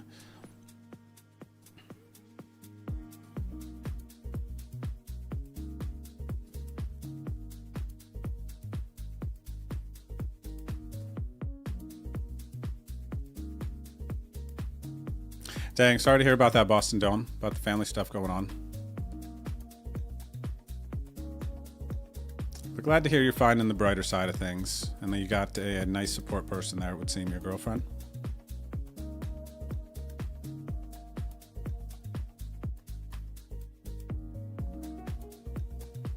Cheers, brother. Wishing you the best and continuing to trend up. Brighter days.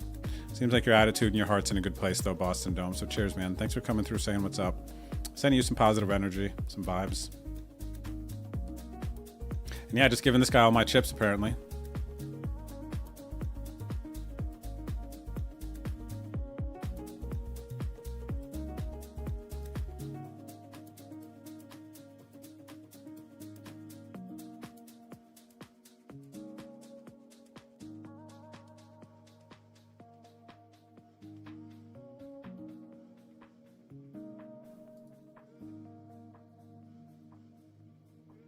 All right, so got to play good poker. Just continue to play good poker. 61 blinds.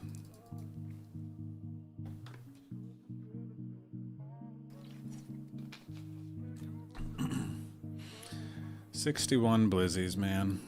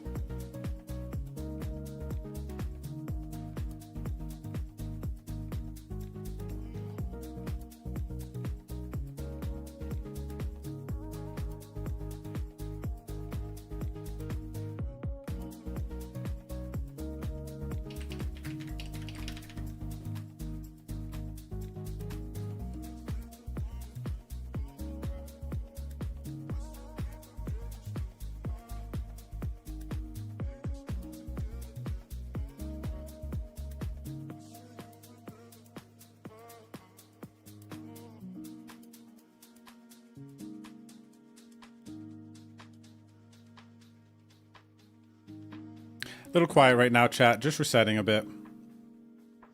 Just resetting a bit. Let my energy subside.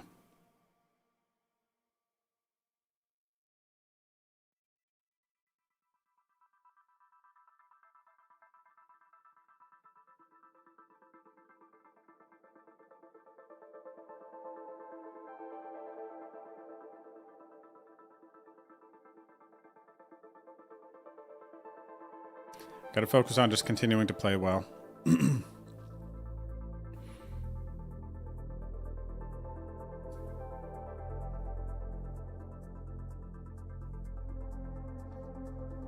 All right, Ocho. Let's hope for an Ocho and get a double here. No Ocho, but we'll be check calling.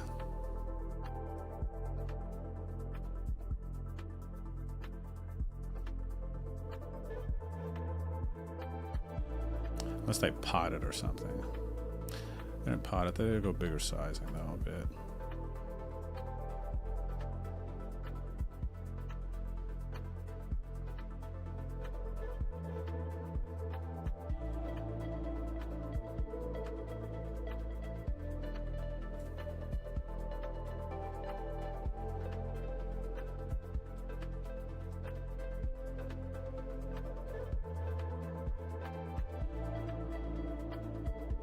All right, back to starting stack. Back to starting stack, chat.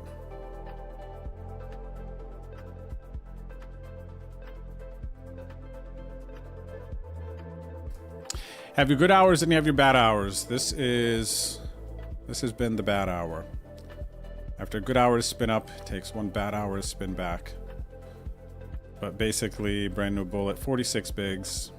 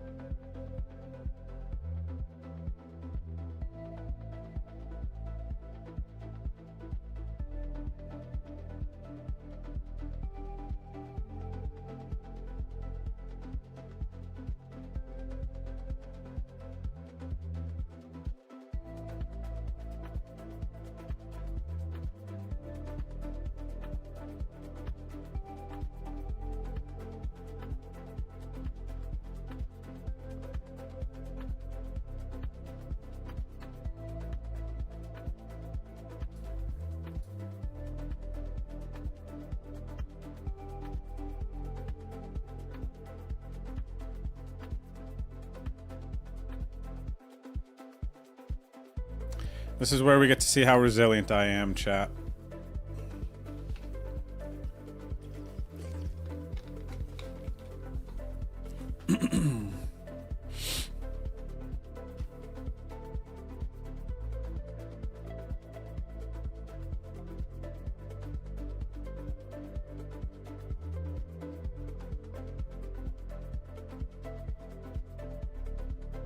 Boston Dome, yep. We just finished season 19 of my Wednesday night leagues. But I have been continuing to do those. There is going to be a little break here for those of you who do play the Wednesday night league. Maybe you didn't hear the other day. But basically, I will be leaving, going to Malta for about a week and a half for the Battle of Malta series there. And then when I get back, it'll be early mid-November. We will pick the season back up. Season 20 will begin then.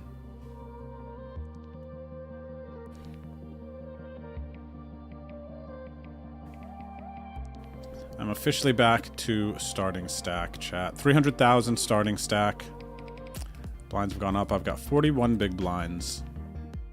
So it's as if I busted out and bought back in. New life. Let's call it that. It's all about perspective, right? So new life.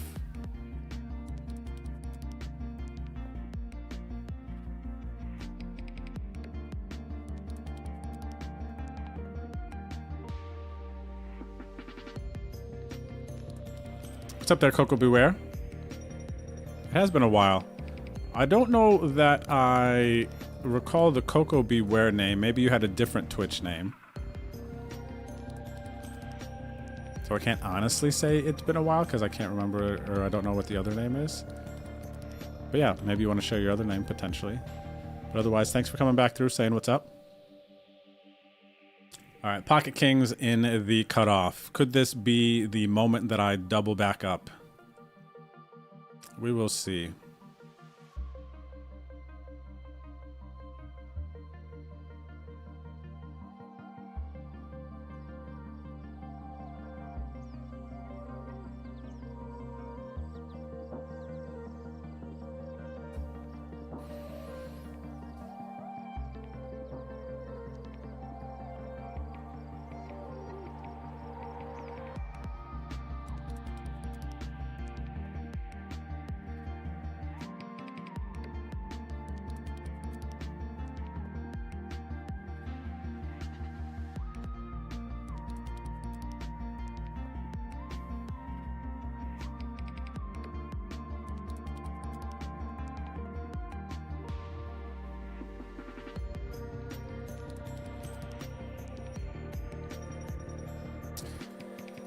Not this time. But it's better than losing chips, huh?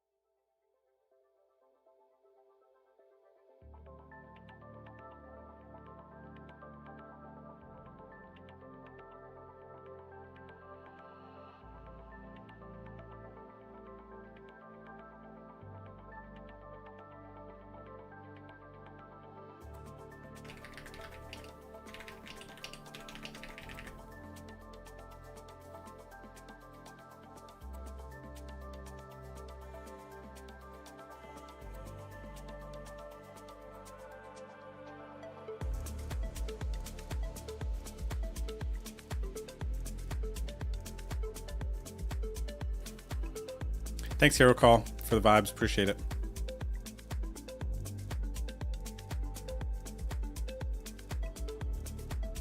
Says the winning hands flow like tides most often, and we must, like a reed in those tides.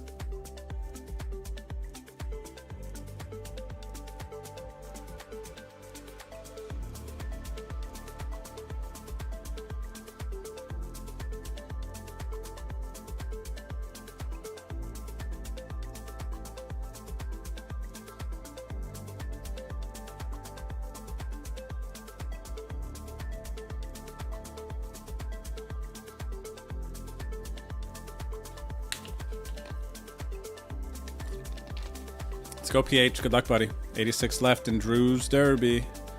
I like that tournament.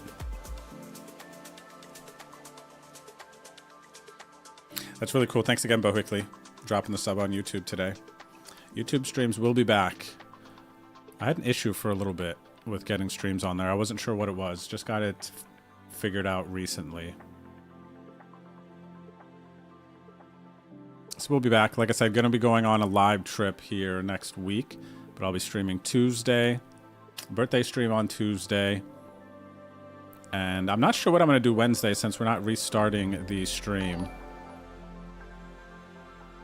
Oh, this is cool too. Bo Hickley with the $5 super chat on YouTube.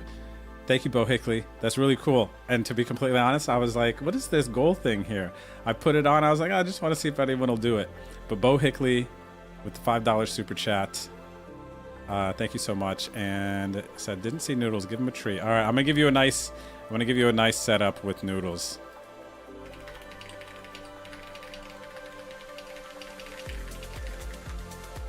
So let me go ahead and do this for the Bo Hickley.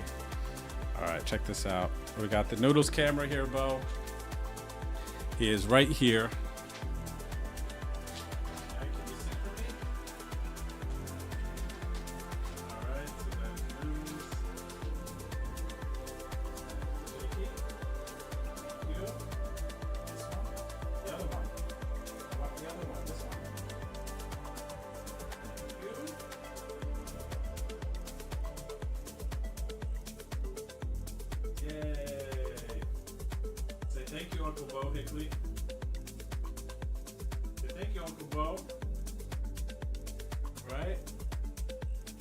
There we go. Thanks again, Bo. Appreciate it, man. That's fun. Cheers. All right, we're gonna raise the ace-9 here. That's cool.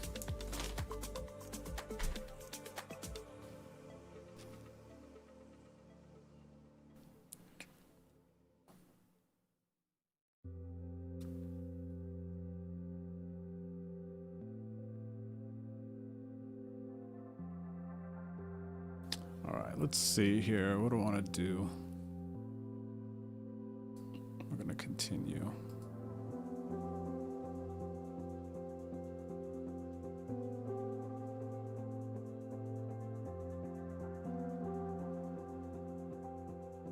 Called twice, eh? Gonna slow down, gonna check here now.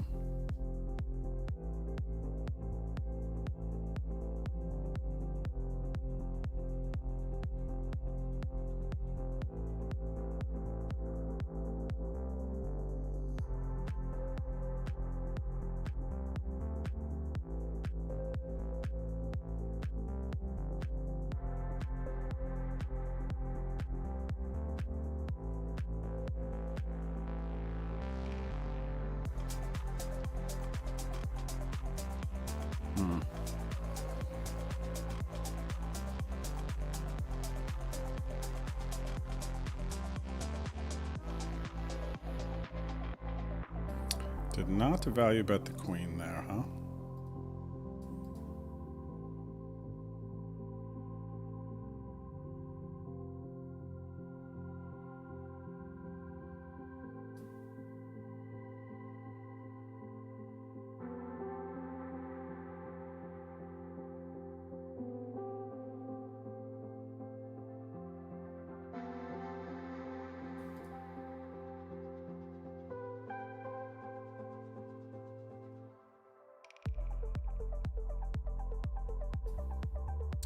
Okay, chat, I do still cover a couple of opponents for bounties at this table, but I'm down to 31 blinds.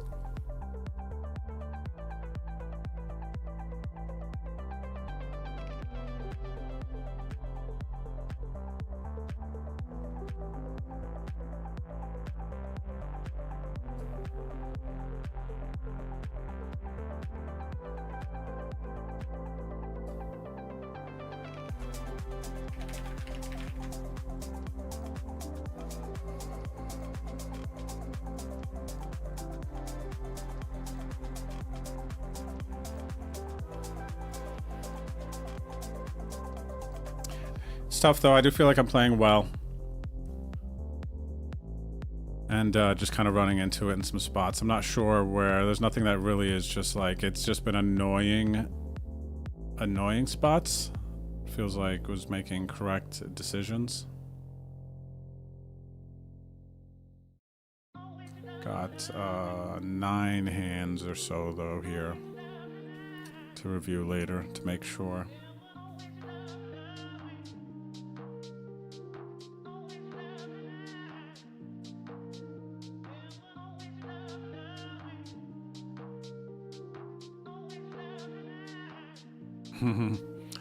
That Noodle's trying to shake me with his right hand.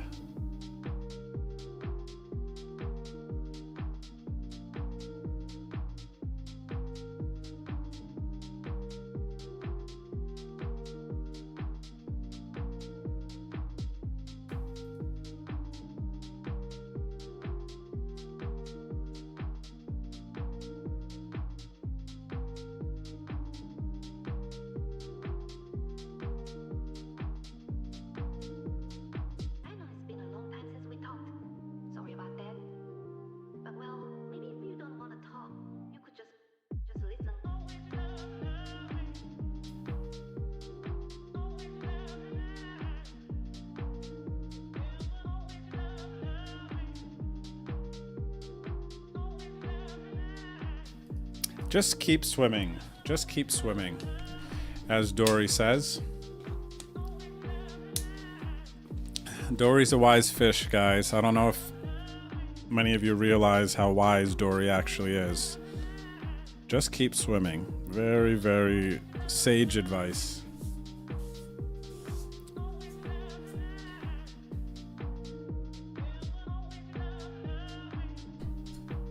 Maybe the sagest advice ever. Just keep swimming.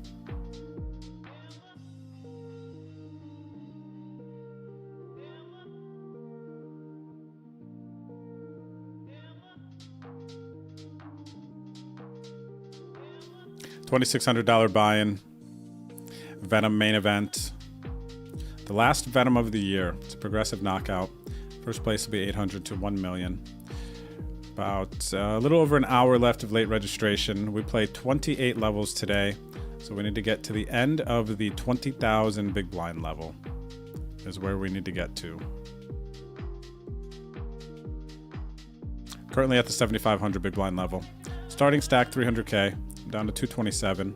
I peaked at just under 1.1 million. Lost a big pot versus Chip It Baby. A couple of other tough decisions that went around. That pot feels like it could have been a lot bigger, huh?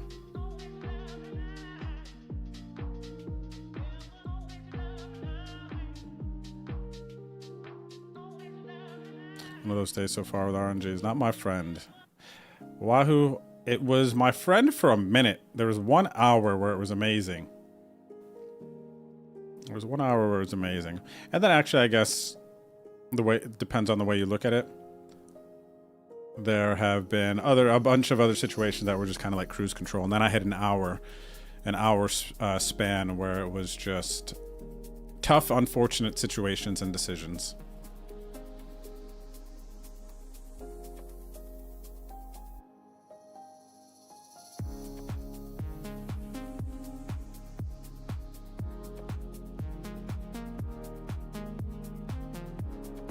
So we're hoping to stay locked in here.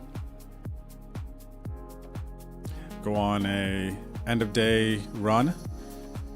Been playing and streaming for coming up on 6 hours now.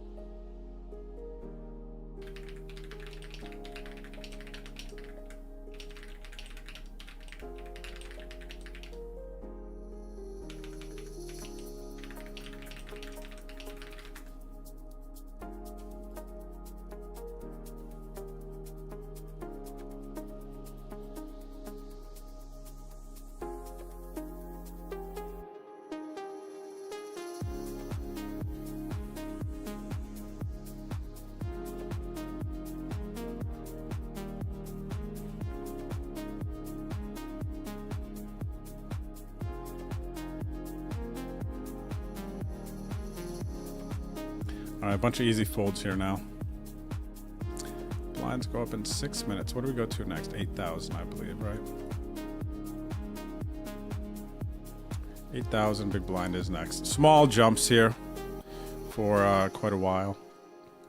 It goes from 7,500 to 8,000 to 8,500 to 9,500. Then it starts to go 10, 11, 12, 13, 14, 15, 16, 18, and 20. This is the Venom, man. Good structure tournament. Seriously, it's one of the best tournaments in the world. That's why I'm always so heartbroken whenever I don't make day 2 or make a run in it. Best finish for me ever in this tournament was like 21st. I made day 3. I remember it was such a hype stream. The day 3 stream didn't last too long. It only lasted about an hour or two. Almost down to the final 2 tables of the Venom, though. So sick.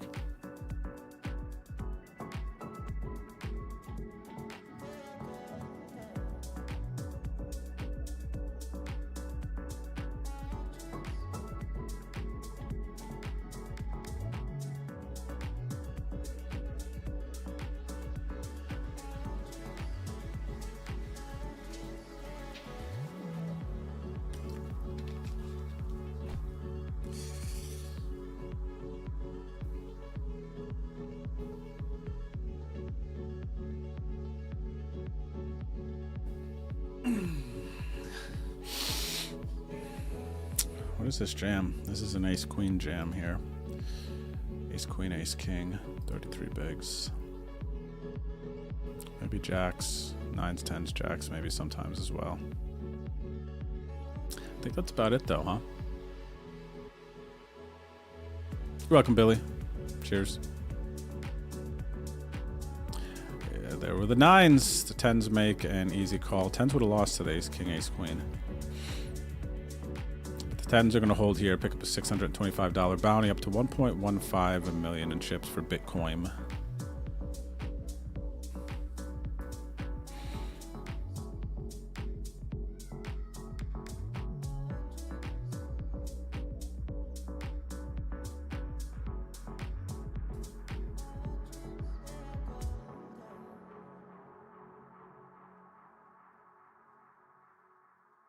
All right, so I'm going to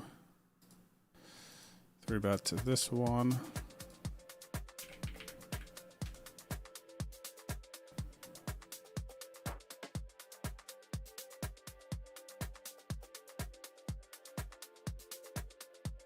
They jam, it's just unlucky. I just kept running into it if they jammed.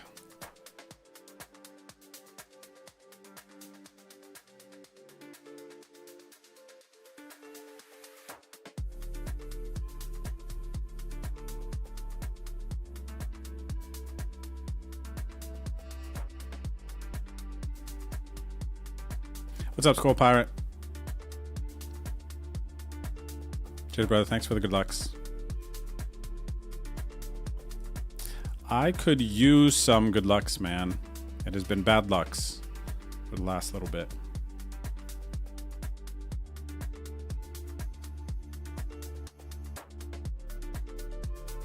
But I just got a 3-bet bluff through.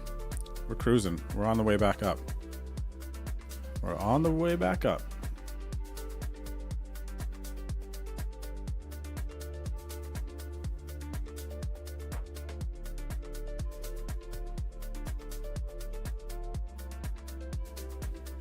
Huh, how about that? Give Noodles a treat and he ditches me. Unbelievable.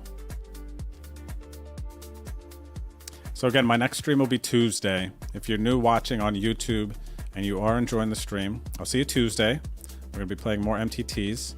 Don't forget to hit the like and subscribe button over on YouTube. And if you're watching on Twitch, please don't forget to hit the follow button.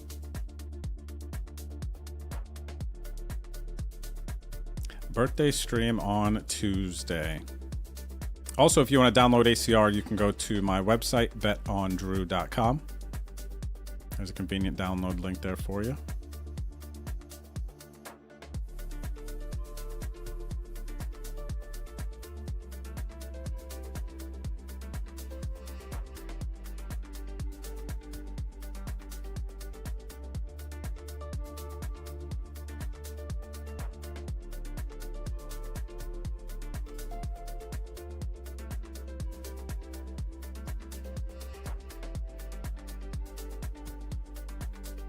Wow, this guy's got heaps. Look at this guy, 2.8 million chips, 381 blinds.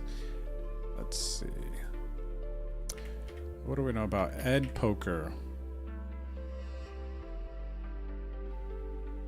Does not play much.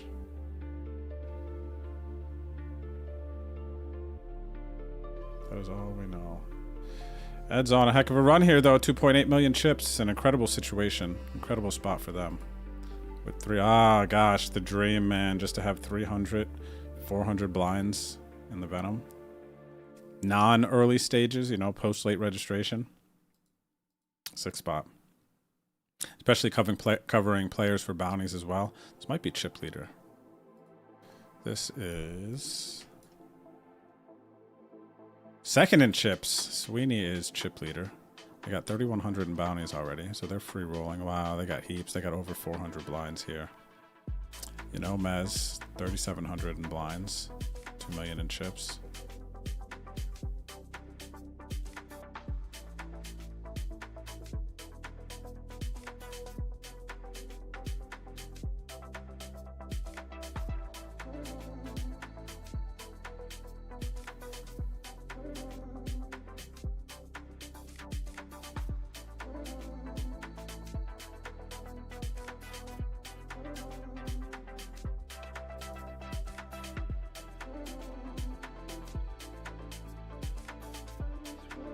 Ed Poker bringing in the heat.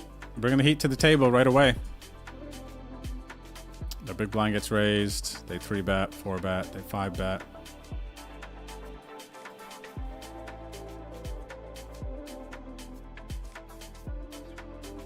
Wow, look at this crazy cooler, man. Kings versus aces. And no king on the river. Huge pot for aces Argentos, up to 231 blinds. Huge, huge pot, man. And you know what? Assess Argentos was a short stack earlier. Down to like 30 blinds or whatever. Now just a huge stack. A huge, huge stack now.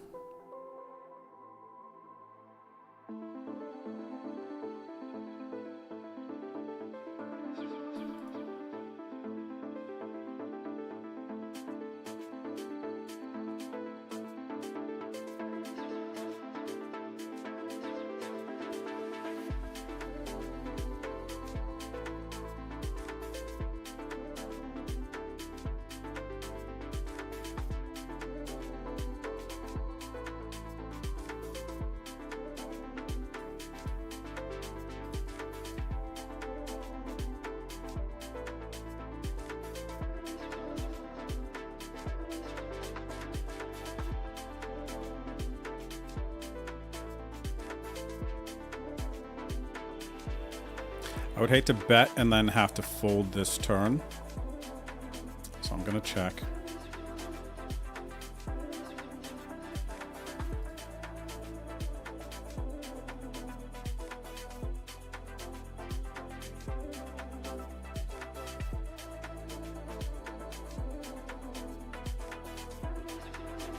I don't think I'm getting a queen to fold. I don't think I'm telling a consistent story to get a jack to fold. I bet I gotta go half pot. I'm just gonna wave the flag here. And they turn the flush. All right, 28 bigs. Tomorrow's Carving Tuesday, not my birthday yet. Tuesday will be my birthday stream. Early Tuesday stream. I'll be live by like 11 or 12 East Coast time.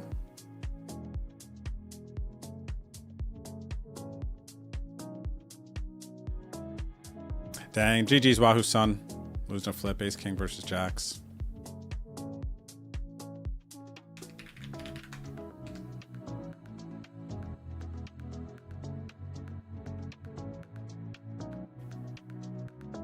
What's up there, Poker Stiff? Hanging out with us on YouTube. Says, Drewski, good seeing my pretty Korean face. Oh, this must be from Instagram. D Kim? This must be you, right? With the FOB. Checking out rescue dogs today for a friend, and they had a dog named Noodles. Really? There's another Noodles out there? Well, that's cool. You know, the energy of Noodles is being out there. It also makes me a little sad that Noodles isn't the only dog named Noodles out there, which I guess, what are the odds that he would have been? Cheers, man. Thanks for saying what's up. Thanks for coming through.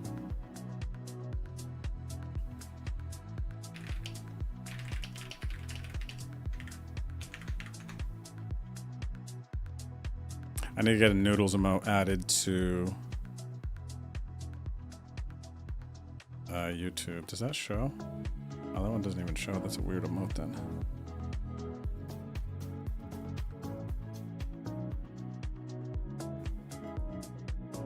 I'm unfamiliar with the YouTube emotes. I wonder if there is.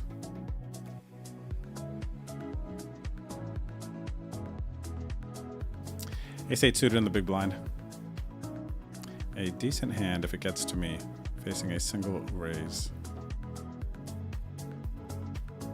It has not got to me. Single raise. We're gonna have to fold this one now.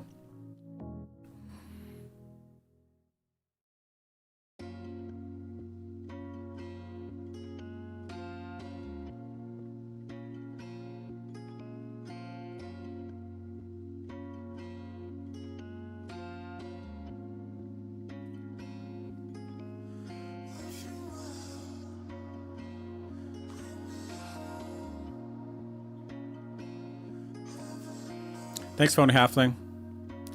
I am looking forward to the heater coming, buddy.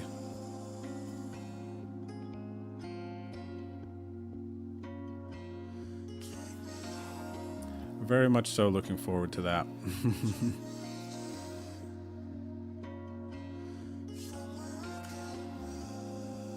Wow, this call got to be mad strong here, right?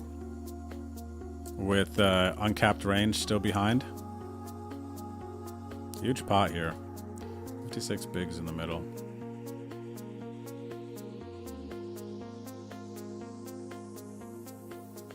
Like, especially with the bounties on the line, having a big stack and covering, what are they flatting here that doesn't want to just re-raise, get it in here?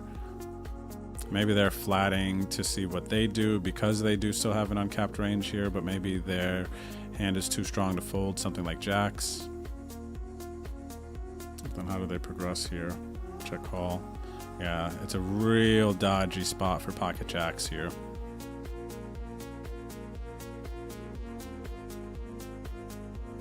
I guess they could have like tens, I mean, but versus the cold 4 here, and this actually they just maybe jacks, queens, maybe they even just have kings here that they have to play like this. Maybe it's not even jacks actually. Maybe jacks just fold versus raise 3, cold 4. Maybe they just have like kings here and aces. Ace King just wants to get it in pre. Kings probably wants to get it in pre. Maybe it's just queens and aces, actually. And this player could potentially just be overplaying jacks, if my kind of standard read on them is correct.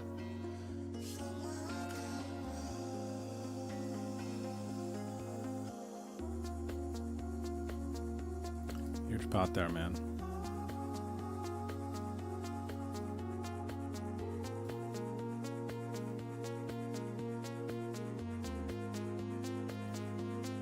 I'd love to see a feature where you can tag friends at the tables, and then when you open the leaderboard, you can filter for your friends to see how they're doing in tournaments. Could even include ACR Pro filter. Ah, that's a cool idea, Skull Pirate. This is a cool idea. I'm gonna copy and paste this.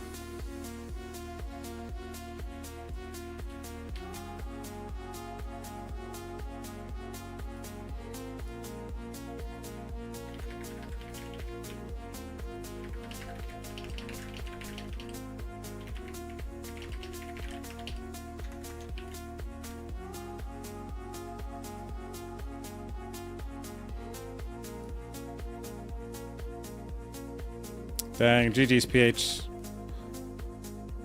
GG's, man. That's the way it goes sometimes, huh?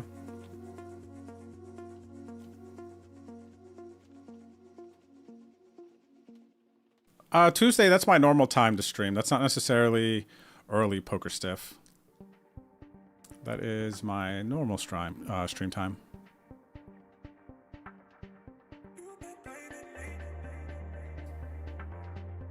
So I'm just sticking to the script. No birthday plans.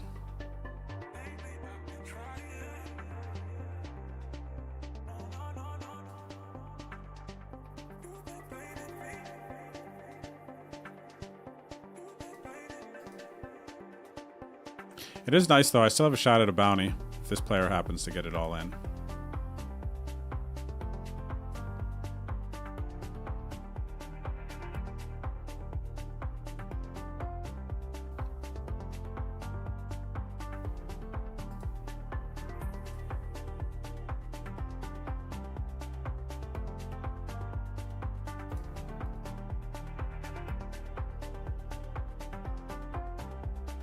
Give me a hand. Do not give them a hand this time. They have 11 bigs, so I only cover them. Yeah, all these other players have just started to stack up.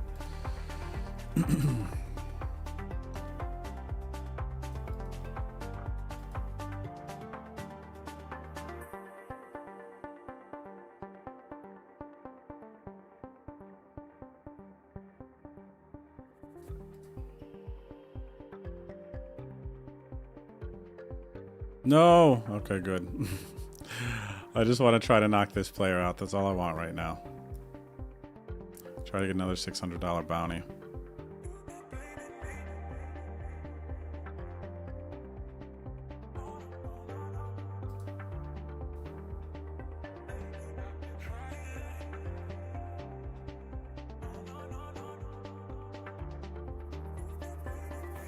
Alright, this guy's gonna... Oh, I thought they were gonna 3-bet. I was gonna say. See you later.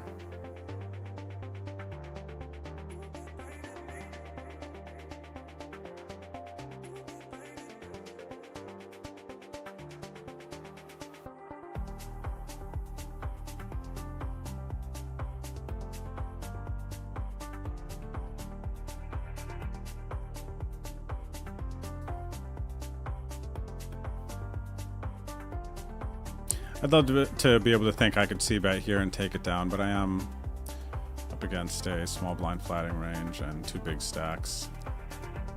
Ace high flop. For sure should be c betting a bit, but...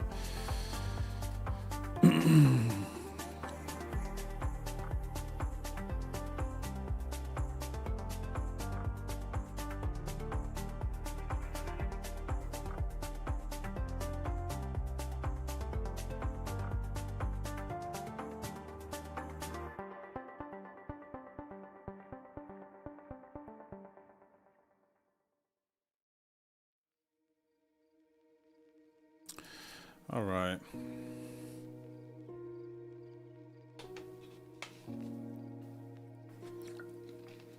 No. No, the only person I covered that I shot at a bounty again is all in versus under the gun range. They do have some fold equity, but I do not. Under the gun can still fold, but they're going to call a lot. And now what sucks is that I will not cover the shorty now. So I need to get a double.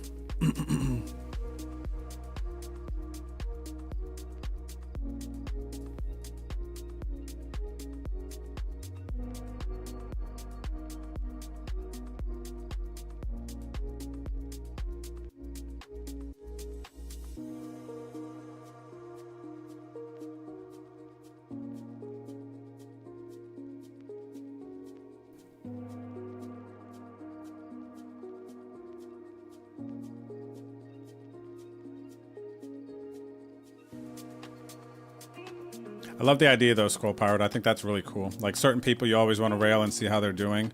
You could do it with the search, and then it'll pull up tournaments, but then of course you got to go through the lobby and sort as well. But it's close. I think what I was thinking is you could like sort on the lobbies. Maybe you mean that.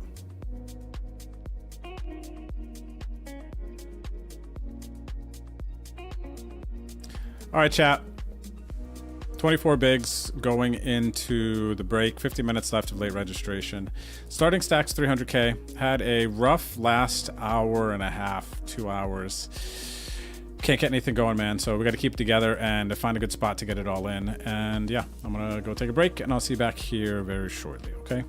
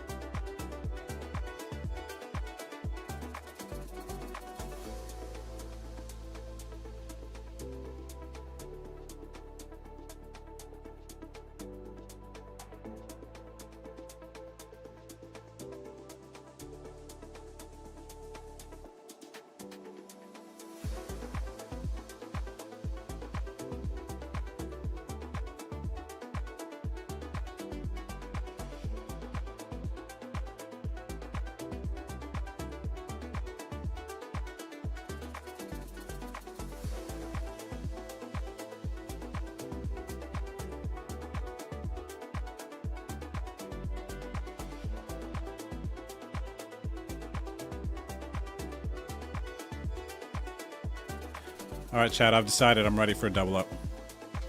I'm prepared. I've been waiting for this. The test of keeping it together when it feels like things are falling apart. Do you have the tournament mindset? Do you have what it takes to play tournaments? We will see. Of course, there's some variance involved, but I think we're there. We're still there. Or we're still there. Whatever, however you say those words. Aces. All right, let's get it.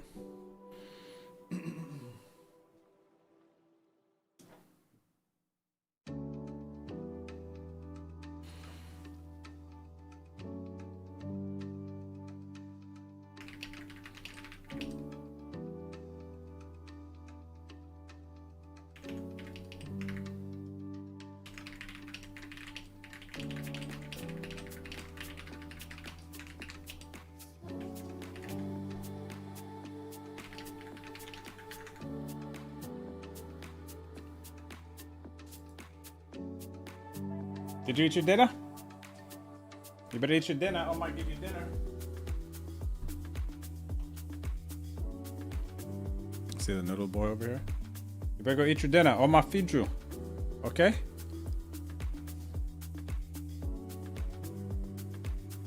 Where's it going? Right there? Thought he was going underneath the desk. He did eat some dinner. He's licking his mouth like that. Go eat your dinner. Okay? Oma didn't give you dinner for nothing.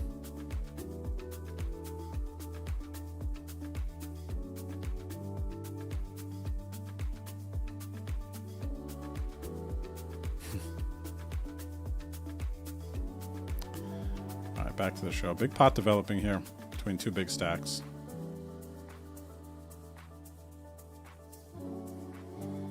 Good luck there, Machine Savage. Final table bubble in your tournament.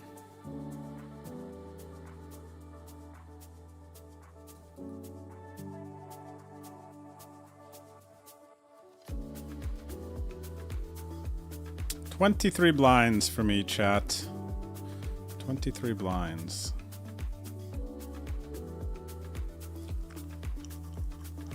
My decisions are becoming easier on this stack. I have an all-in stack. Don't have to be all in, just now it's that point. Not a 100 big blind stack.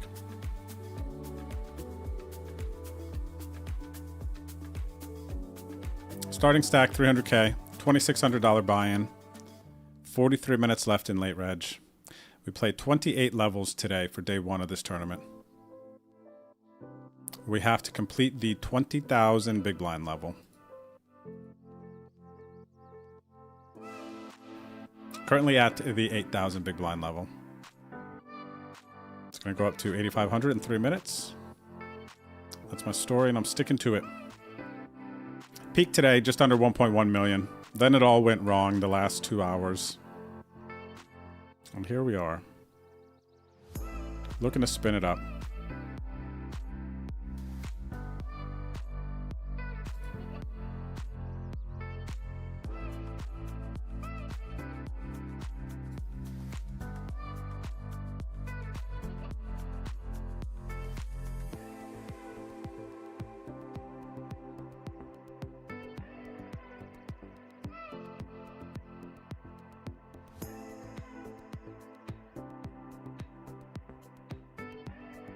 Haha, this is funny.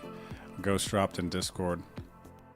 My very first goal on YouTube, chat. Very first goal. I never even realized what it was. Very first goal and hit. Shout out to Bo Hickley. Bo Hickley. Noodles gets a treat. Ghost, that's a nice paste. That's funny.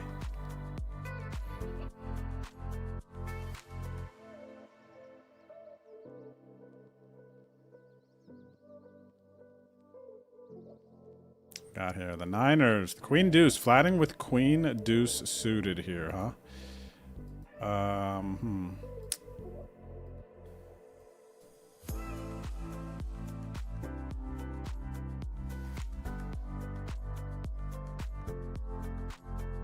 don't know what to make of it. Do not know what to make of it.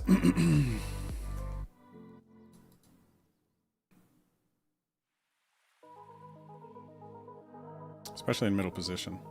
It's a little bit different in big blind, for instance. But, yeah, I guess I'll just stay there, whatever. Thank you, Marls Carvin, for the happy on birthday. No birthday for me until Tuesday, guys. No birthday for me till Tuesday.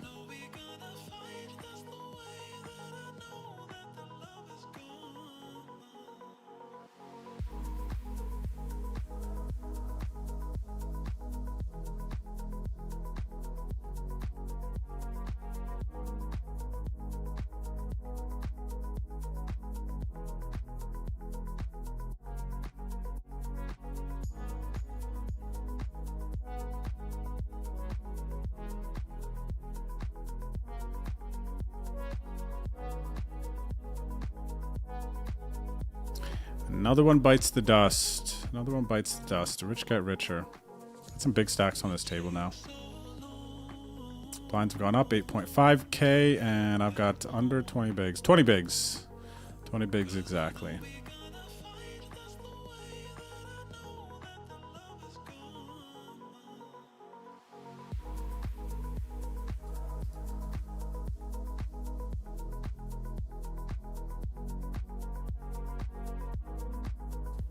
Dang, it's been a painful go at it. Last 2 hours.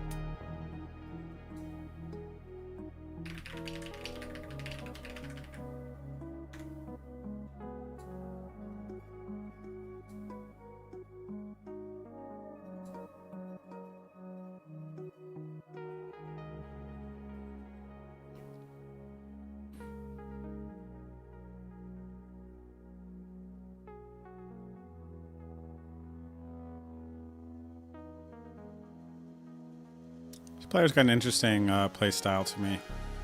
They are doing a notable bit of 3-betting, but then also just randomly flatting queen deuce suited in middle position. Another big stack open. Maybe it's just live player US.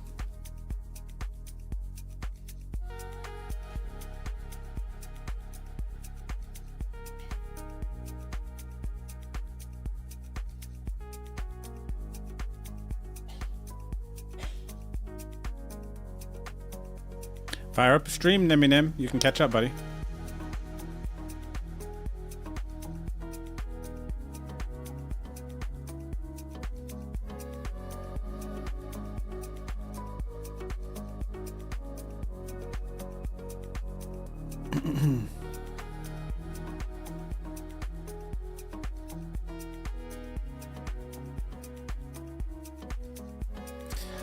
I mean, I guess a lot of easy decisions here. We're just watching the cars go by right now.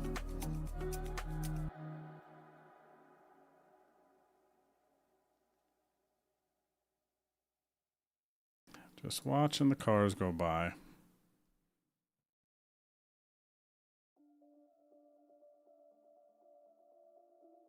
You see here, kid? You gotta just go for it. Don't think about what comes after or what came before. You just gotta bend your knees, take a deep breath, and jump. And you might think, what if I fall? Well, what if you don't? What if you fly? I guess this is the part of tournament poker that nobody really talks about, huh? It's not very flashy. But I guess you guys are getting to see it. Not super fun to watch on stream. But I guess in the least, you guys know that something's going to happen soon. Right? We're approaching one of the climaxes of the story. I've got 17 bigs. You know I'm going to have to get it all in soon. Question is, when I do get it all in, is it going to be a double up? Or am I going to be eliminated from the tournament? That is the question. That is the spot we're in right now.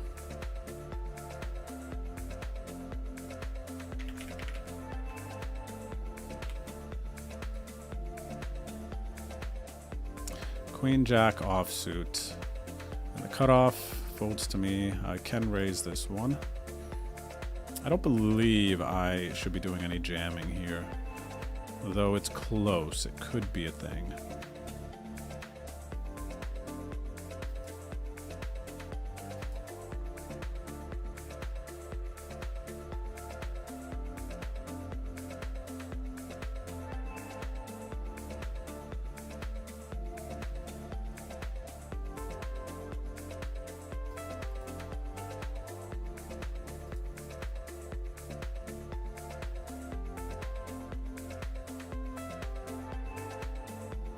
All right, this is an all-in hand, ace queen.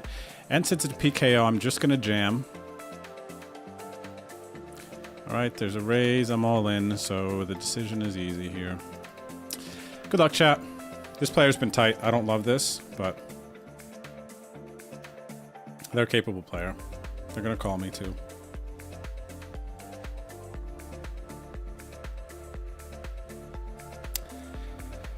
All right.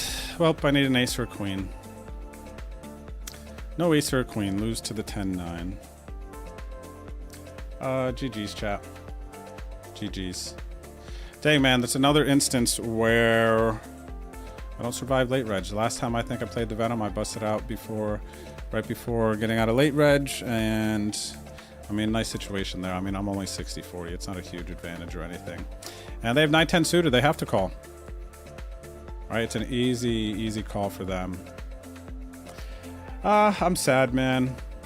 I almost want to say heartbroken, but it's not really, you know, that serious. Just the competitive and the gaming side of me is sad that the game is over again. And another, you know, the biggest tournament of the quarter, biggest tournament of the year, really, that happens 4 times a year. And I am out of it. I might be able to take another shot on Thursday. I'll try to satellite back in. What's up there, Czech Norris? How are you, buddy? Good to see you. Good luck, and everybody on YouTube. Thanks for hanging out, guys. I appreciate it. I'm bummed. I always am super bummed when this happens. And I mean, it's like, oh, I had the best hand ace queen. He hits a 10. It's like, that's it. I was a 60% favorite. They have to call, so it doesn't really matter. It's just sucks, the series of events that went down to kind of bring us to where we're at now. On the outside looking in. I was hoping maybe some early birthday run good would have come through, but it does not. So chat, I'm out, and I'm gonna go be sad for a little bit, but then it's all gonna be all right because it all is all right. But good luck in the rest of your games, everybody who's still playing. I appreciate the company today. I hope you did enjoy the stream, even though it always sucks when it's over. Not making day 2 of the Venom yet again. It's been a tough year for me as far as playing on the Felts go. I had a nice score though about a month ago in Ireland, which was a nice kind of refresher, but still it has been a tough actually year and a half as far as playing goes. 2023 was an amazing year, and yeah, We're rebuilding. It's been a growth couple of years here. Big Town, thanks for the good lucks. One Mark, Lurkers, everybody out there. I appreciate your company. Appreciate the positive energy. And yeah, like I said, good luck in your games. I'm going to go be sad for a little bit, but then I'm going to rebound. And if you want to follow me on socials, you can go to betondrew.com. All my information is there, all my socials. And yeah, I'll be back Tuesday for the birthday stream, and I appreciate all your company today. And yeah, that's it. Nothing else to say, guys. So, good vibes. God bless. Peace. See you later.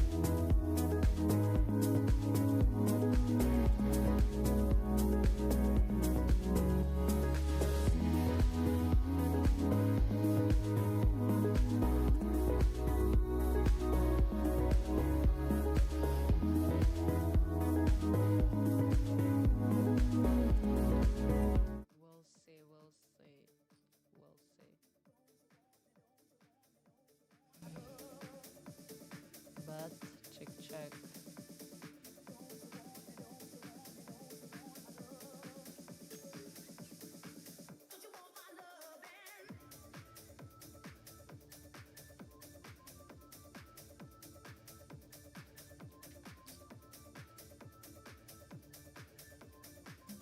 Nice. Nice. На четверть годится. Новый гриб. Не понял сейчас. Кто я, новый гриб?